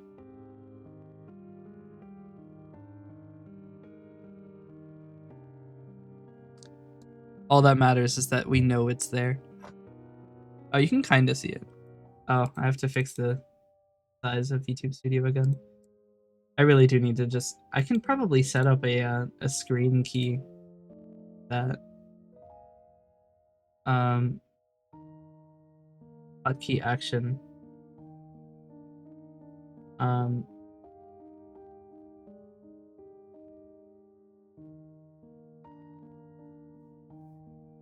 I not do that?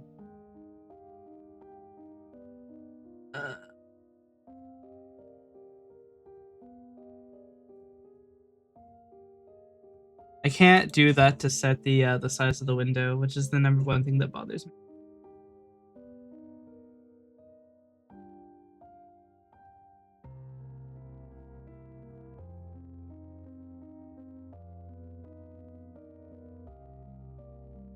Yeah.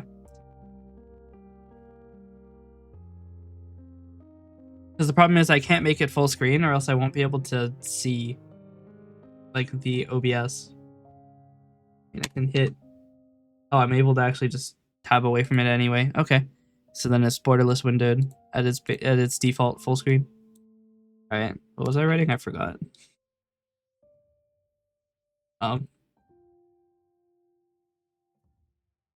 was gonna write a thing to read back the text or something. Private int maybe read control.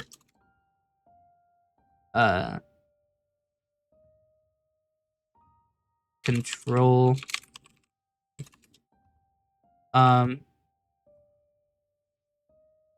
If int.try parse c.text out int I, return I, else return null. This can probably be made a ternary. Alright. Now we have to get to the point where we read all of the data. So global fade in. Well, let's do this one at a time. So size X is going to be image size X, which is label 63.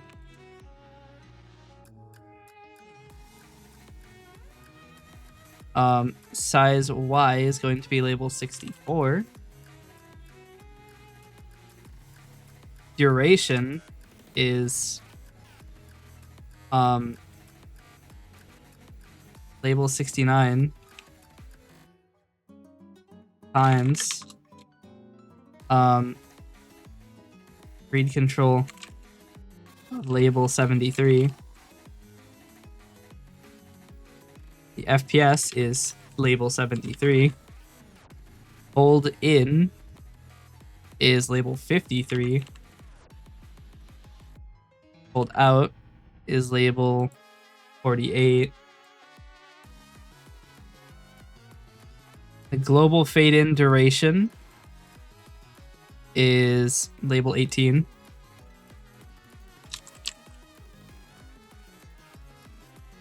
The global fade out duration is label 21.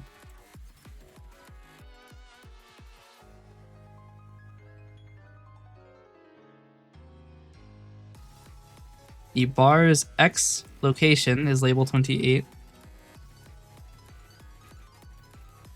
The Y location, label 31.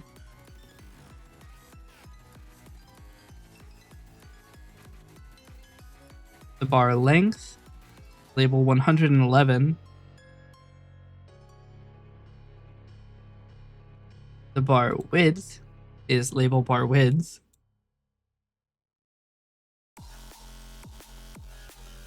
The bar fade-in offset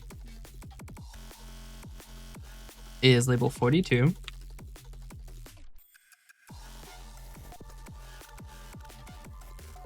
And the length, label 41. This is a little bit of a nightmare. Fade out offset, it's 38 and 37.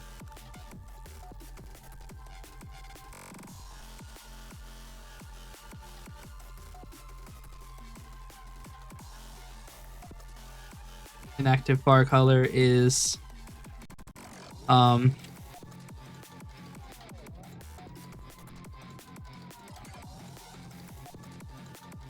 don't actually know.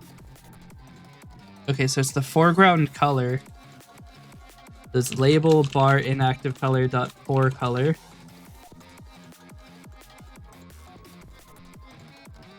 Label bar active color dot for color. Marker fade in offset is currently 0 and the length is 60. Fade out offset is 0 and then 60. Actually, this is -1 and 60. Marker 0 is marker 0. Oh, nope, it's label 84.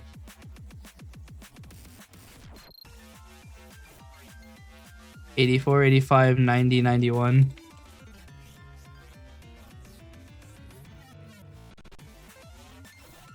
'86, '87.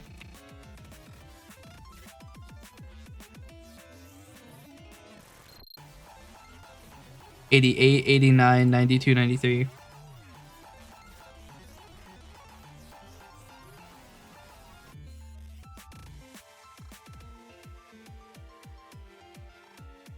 Marker animation length is 60. Marker font is label font description. Tag as font. Inactive section font color. That's not where that is. It's label selection or section inactive color dot for color. Label active or section active color dot for color. And then label time code. Label time font. Oh dear. It's labeled 99.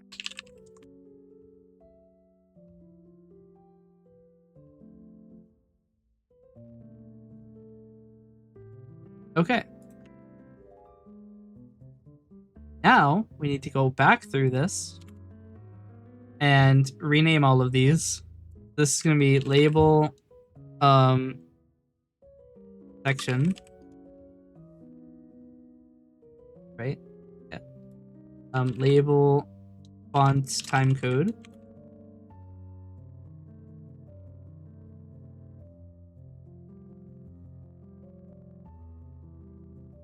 All right. This is going to be label image size X. Label image size Y. Label duration seconds. Label duration or label FPS. Label hold in duration. Label hold out duration.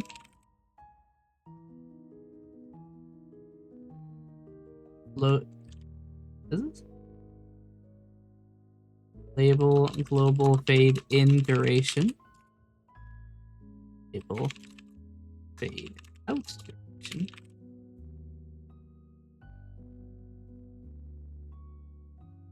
Bar X. Table bar Y. Table bar length. Table bar width. Table bar fade in offset. Table bar fade in length. Table bar fade out offset. Actually, I do have to rename.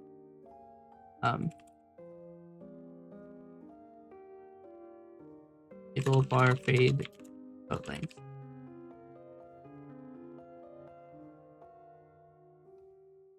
Table marker 0. Table marker 1, 2, 3, 4, 5, 6, 7, 8. Okay, we're going to change this to return an integer always.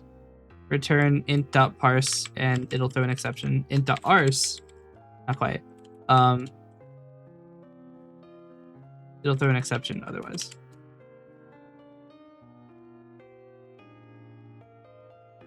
So theoretically, we can just start this, but we're not going to see anything. So we need to initialize it. So ffmpeg will equal new for the FPS, which will set up and start it automatically.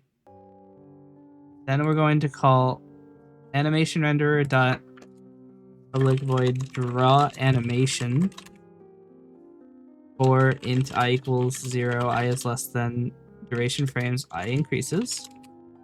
Current frame equals I. Draw frame of I and add that frame to ffmpeg. ffmpeg dot terminate, which should cause it to finish its operation and draw the video. Theoretically, this just works. It'll only draw the line, but that's all we're going for right now.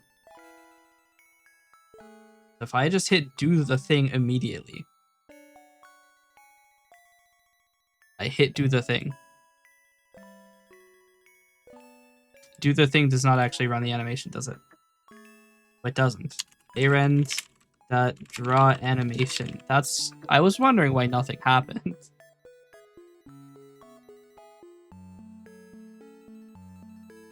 Final graphics is null. Oop. Don't we don't hit initialize. Arend initialize. Okay, try it again. It should take some time. It should not be a fast, immediate thing. We're drawing 18,000 images. It's done. It only took a few seconds. Did it work though?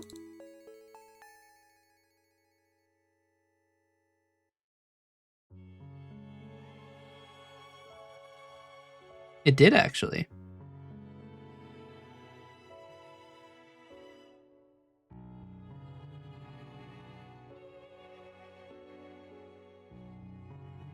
Surprisingly enough, it just works.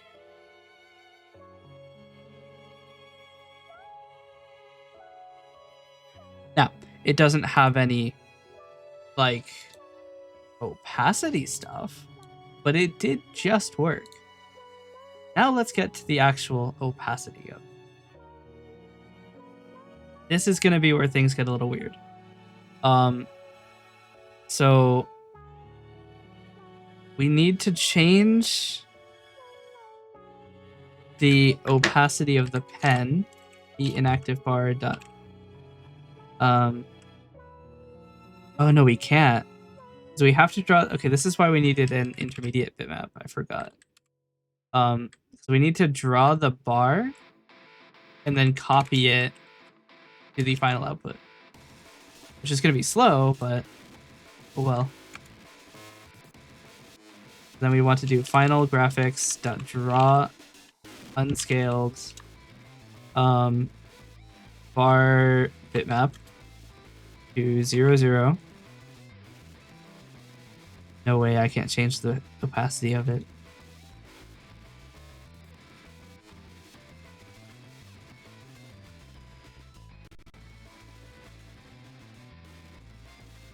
Wait, you can't do that?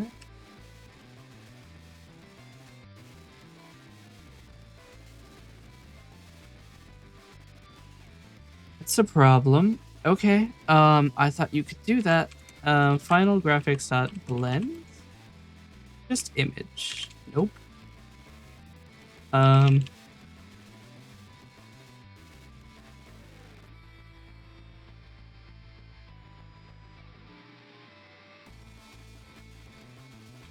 Hmm.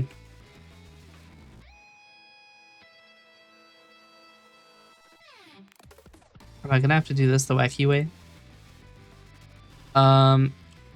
C# graphics draw image. Yes. Please tell me.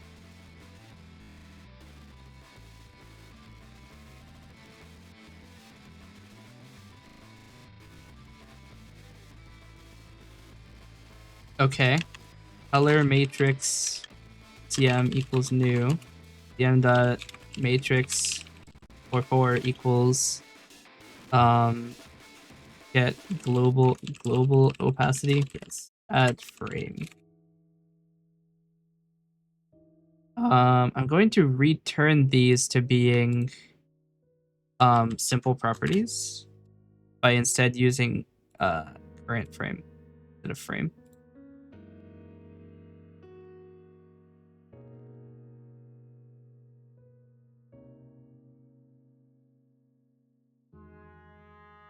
Okay.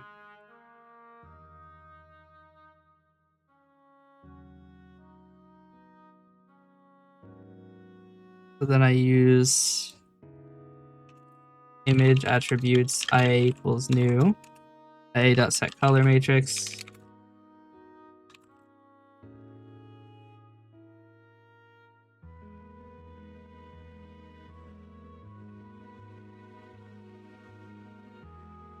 So then we use draw image unscaled. We're gonna have to use draw image. So bar bitmap 0, 0.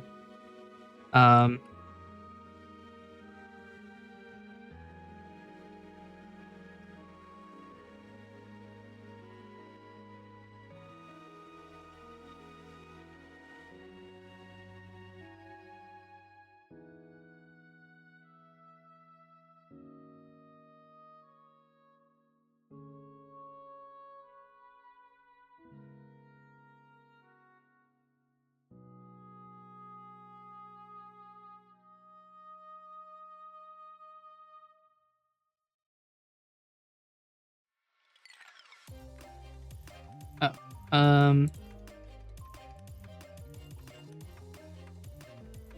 can I not?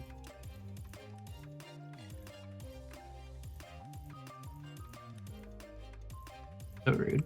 Okay. Source X and source Y is 0 and 0. Source width and source height is image size dot width, image size dot height.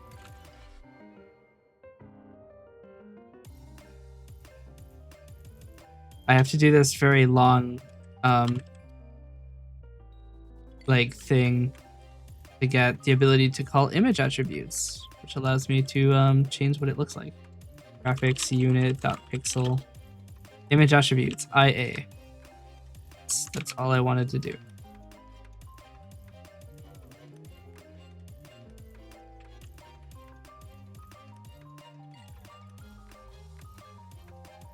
So that should animate the opacity, I think. Maybe. It's gonna be slow. Who knows? We'll try it. Do the thing.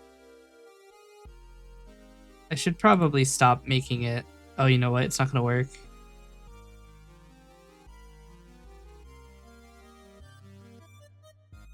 FFmpeg stopped because I forgot to write hyphen y.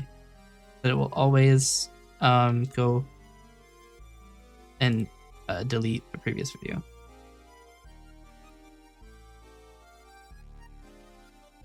Okay. Have a thing now, but the problem is we can't actually tell if it worked or not.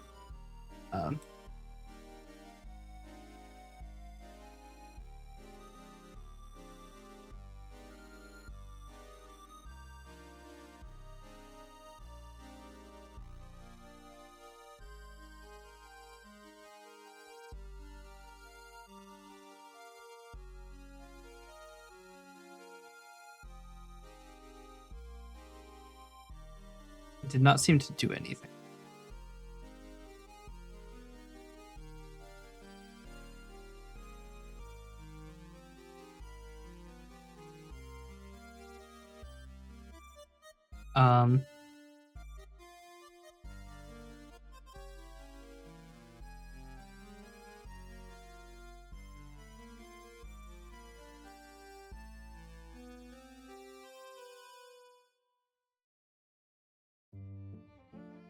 Oh, I was supposed to put things.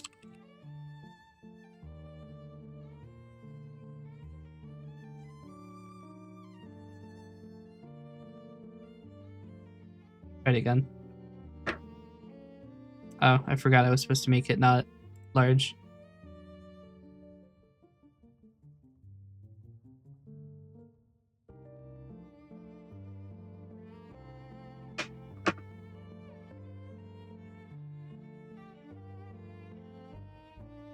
Okay, now if I reload this.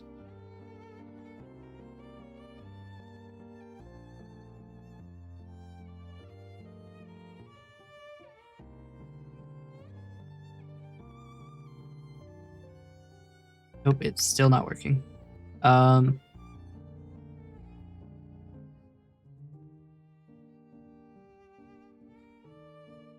I can write them to files. Bitmap, it's not bitmap. Final bitmap.save to i.png. It's gonna be really slow. I'm gonna set it to only be 15 seconds long.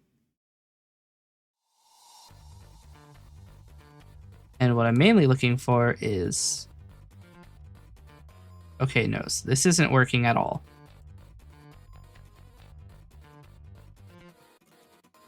So what I'm going to do then is I'm going to not draw a line from... I'm going to do it this way. I'm going to draw from bar location 1 to bar location current, and then bar location current to bar location 2, and delete all of this random trash. We're just going to... I'm going to draw it straight to final. Actually, we don't even need to. I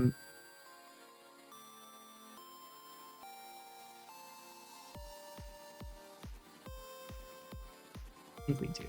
So we're going to do bar graphic or final graphics dot. Just gonna do it this way. Fine. Don't need bar graphics. Because we can't draw to it like that. Oh, I just drew 300 seconds of frames. That's a problem. Well, at the very least, we can tell that the frame rate is about 400. It's quite large. Oh, did the frames actually work? No, it's still drawing fully opaque.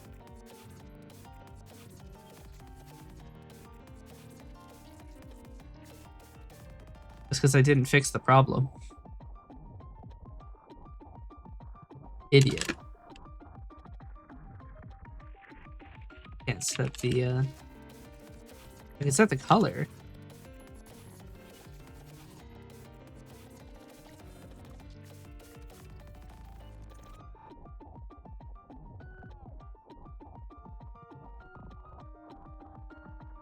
that not a thing? Hold on.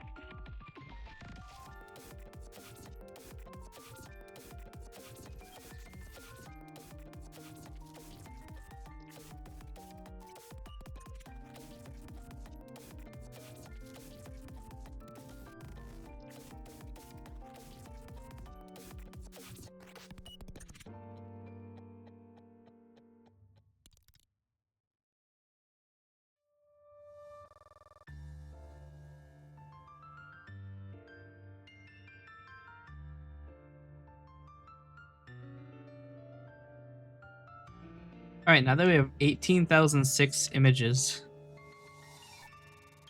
casually delete all these real quick. It's gonna take a bit.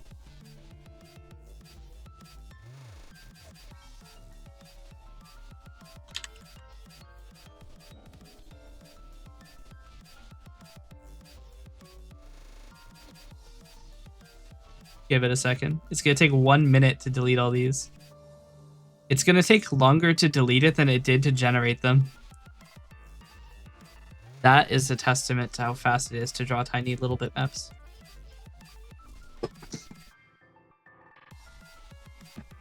We're at 7,000 of 18,000.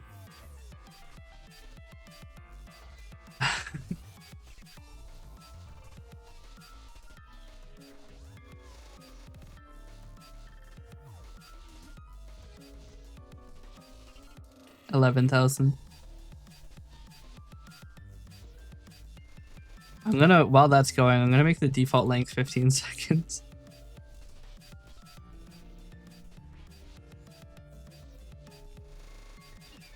That doesn't happen again. 15,000.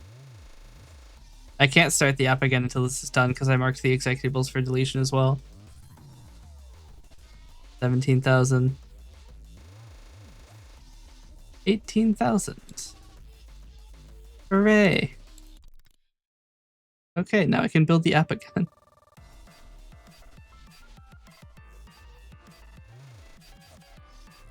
Okay, do the thing.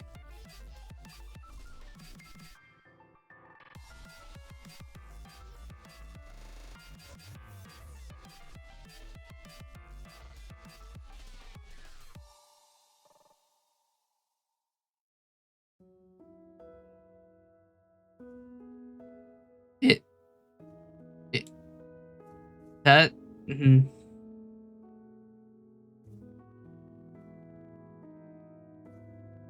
that's a problem.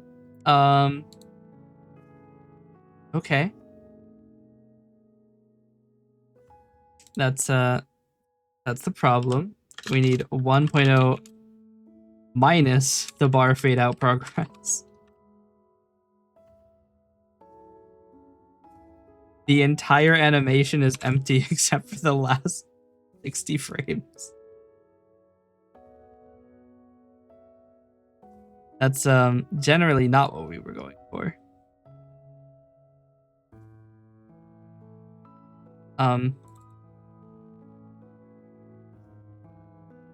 The operation didn't happen. What?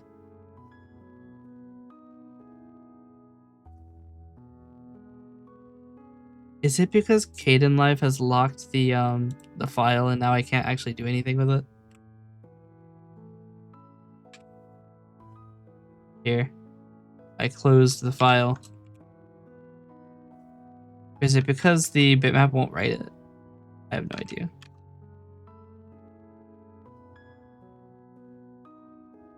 I guess I should check to see if I'm leaking references to FFmpeg. Is it cleanly closing? It is, actually.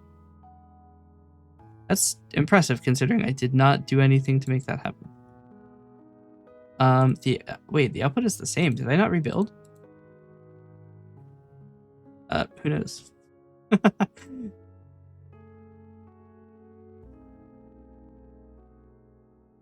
All right. No, it's the same. What? Oh, I forgot to do it on global output, didn't I? Well, that's the only one that... Well, it isn't the only one that matters, but... I did. I did forget to do the thing. Okay, now that I've done the thing that I was supposed to do, it'll work.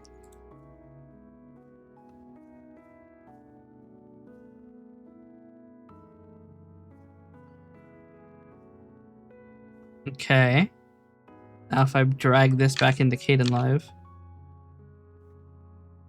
could see animation where it gets... Oh, look at that. I mean, you can't, but look at that. Let me show it to you. You can actually see it's not just me saying, look at that. Well, you can't look at anything. Here we go. That's beautiful.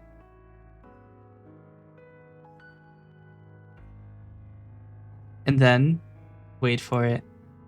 Wait for it. It's perfect. Okay. Now we just have to do the time codes. And then the markers and stuff.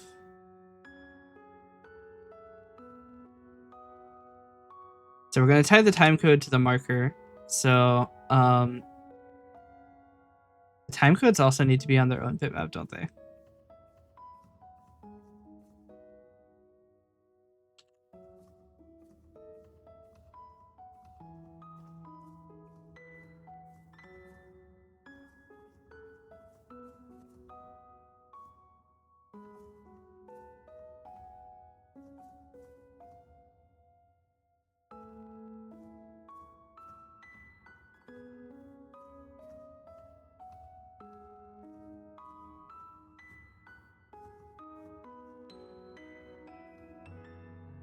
Equals frame divided by FPS, which is an integer, so it should be an integer result.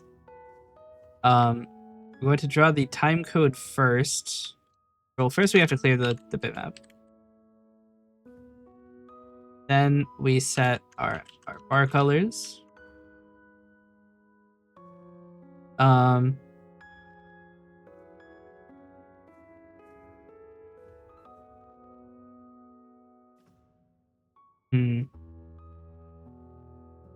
Yeah, we'll just set it every frame, it's fine.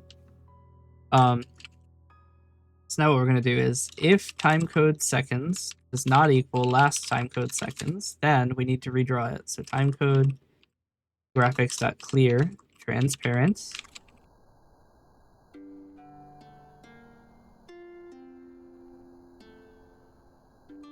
Timecode graphics.drawString. We need to make this timecode. String to timecode, we're going to make it public. We're going to yoink it away to a static class. Why will you not let me move it? Oh, because it has a default return current frame. This also uses FPS. We're just going to copy its code. Okay.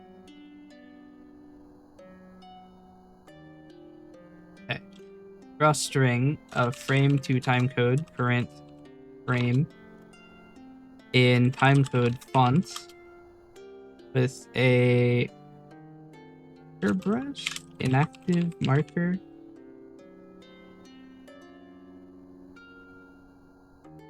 Wait, I get rid of the brushes for it? I did. No, I did.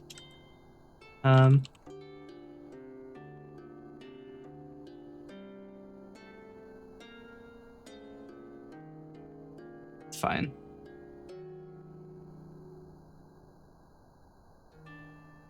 Then the point is our location 1 dot offset -50, -10, -5.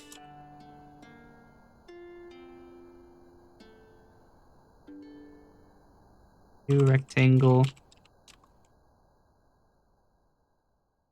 of this, and then a size of 15.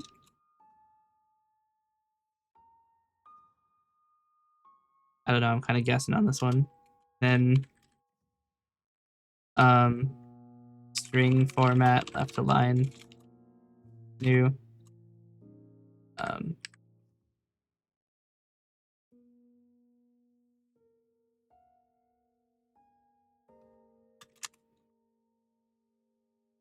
string alignment dot far. Nope, near. Line alignment, center. Right align is far alignment with center. This is right aligns. And then timecode graphics.drawstring, frame to timecode, duration frames, left aligned. Will be bar location 2 dot offset 5 pixels, still -5.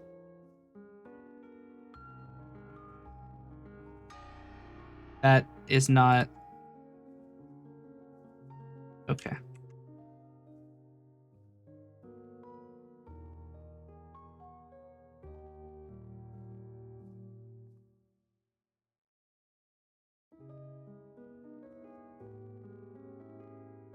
Hold on.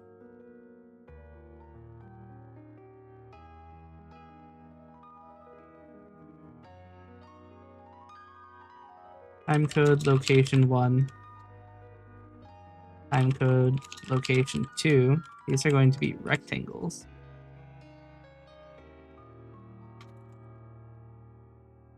It'll be bar x minus 50. Bar y minus 5, 50, 15.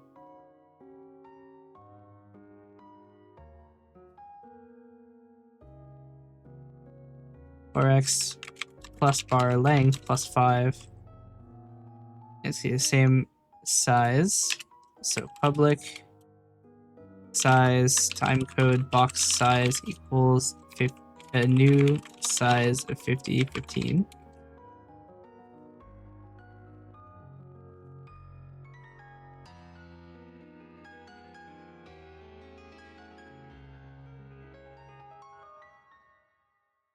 Public constant int timecode y offset equals -5.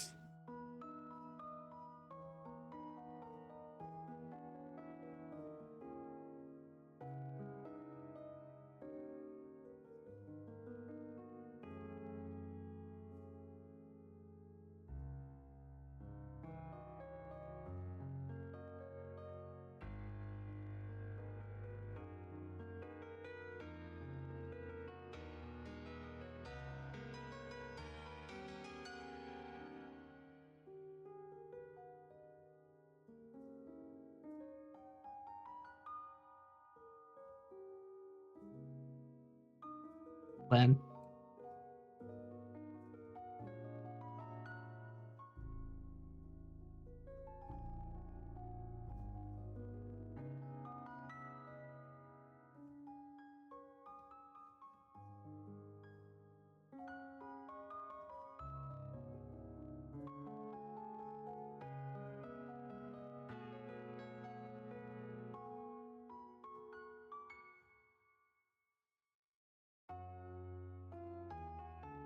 Okay.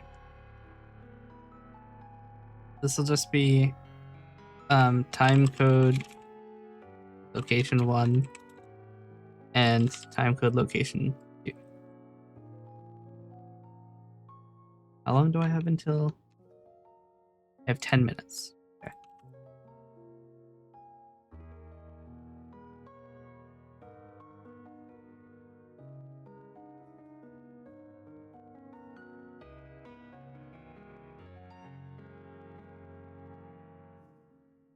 Okay.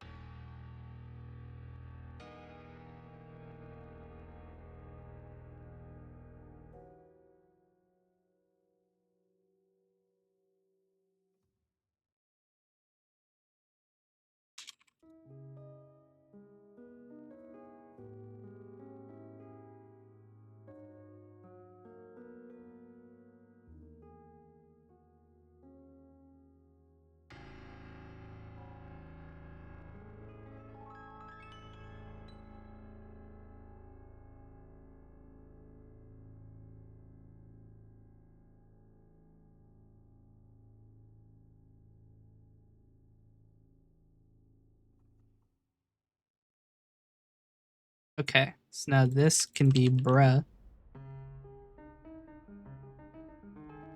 This will be if marker opacity is not 1.0 up. Else, bruh will just equal inactive marker brush.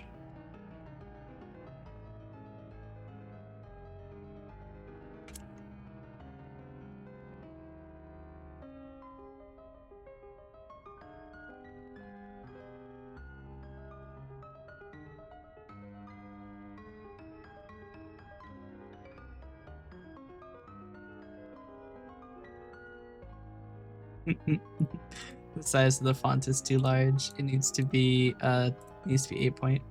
Or it might need it might be able to be 12 point.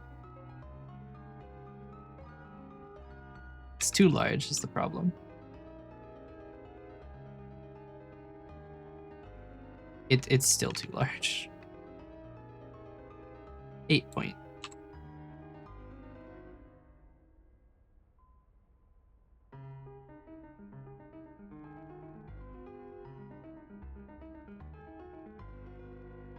Somehow still too large.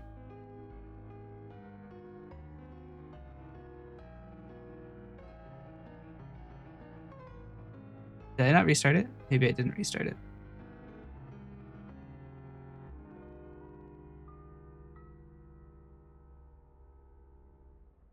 Oh. For that, this should not have the frames.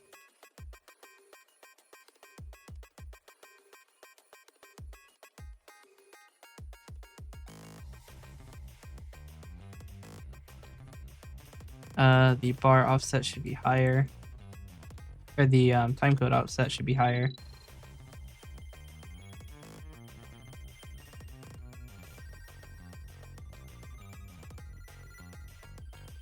How is that?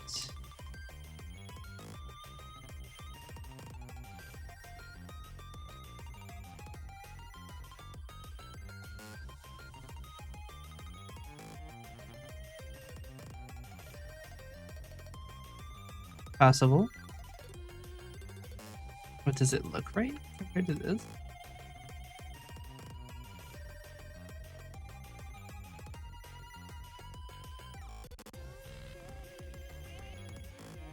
The text rendering on this is a lot smoother. I also think it's just a lot larger.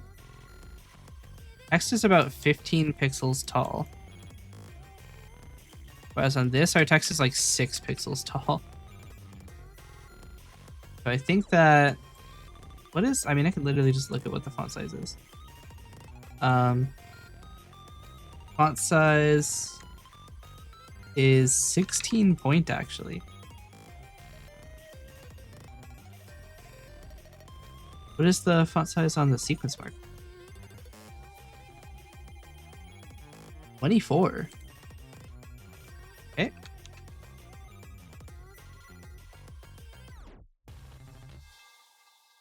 Well, with that, that means we need to have a significantly larger, rather, area for these. 16 is quite large.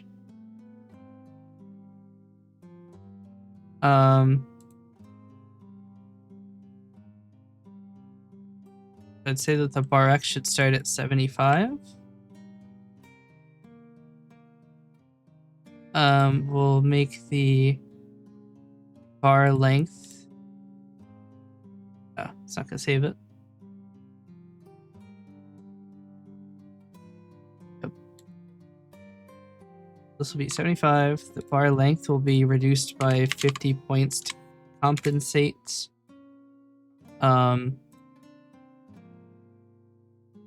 Is it even using? No, it isn't. So this should be image size X.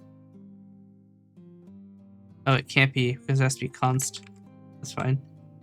We'll just make them not const. They have to be const.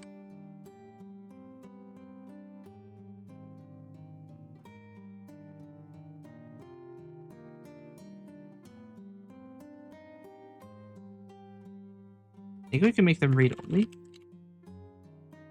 which might make that work. Nope. It's gonna be size x minus bar x times 2. No. Bar x plus bar width over 2.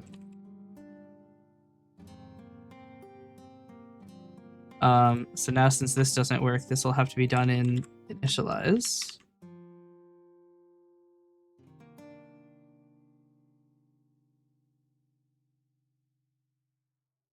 Because we're not allowed to calculate that. Then this will be let's do it like that, that's fine.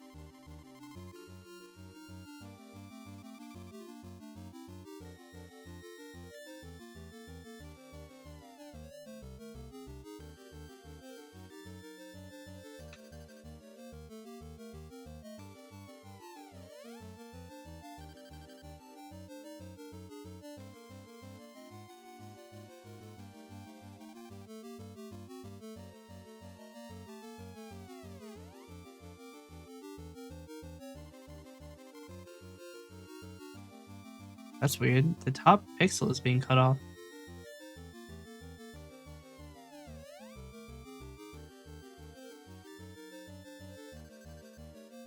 That's so strange. It's not visible in the Is it visible in the file I got? It is.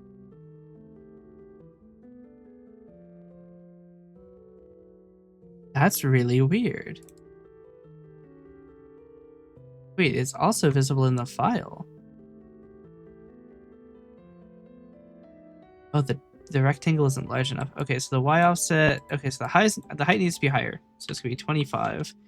Offset's gonna be 13 pixels. The bar y is going to default to be a lower number. It's gonna be 40. I can't change it. I have to wait for this to reload first. We'll set it to 40. I have an ad in 2 minutes. I don't want to make you watch an ad and then immediately end, so I am going to end the stream now. We are going to find somebody to raid really quickly.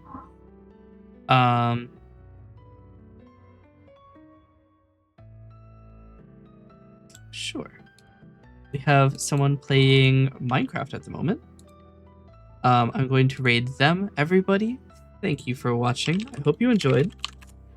I hope you have a great day. I will see you tomorrow at 6 p.m. Eastern Time. I have been considering changing my time slot, but I keep forgetting. And I keep not being awake at the right times. So we are going to be raiding Tranquil VT. They are currently playing Minecraft. Looks like it's an SMP group, actually. It's Wonderland SMP. So go and say hi, and I will see you next time. Bye.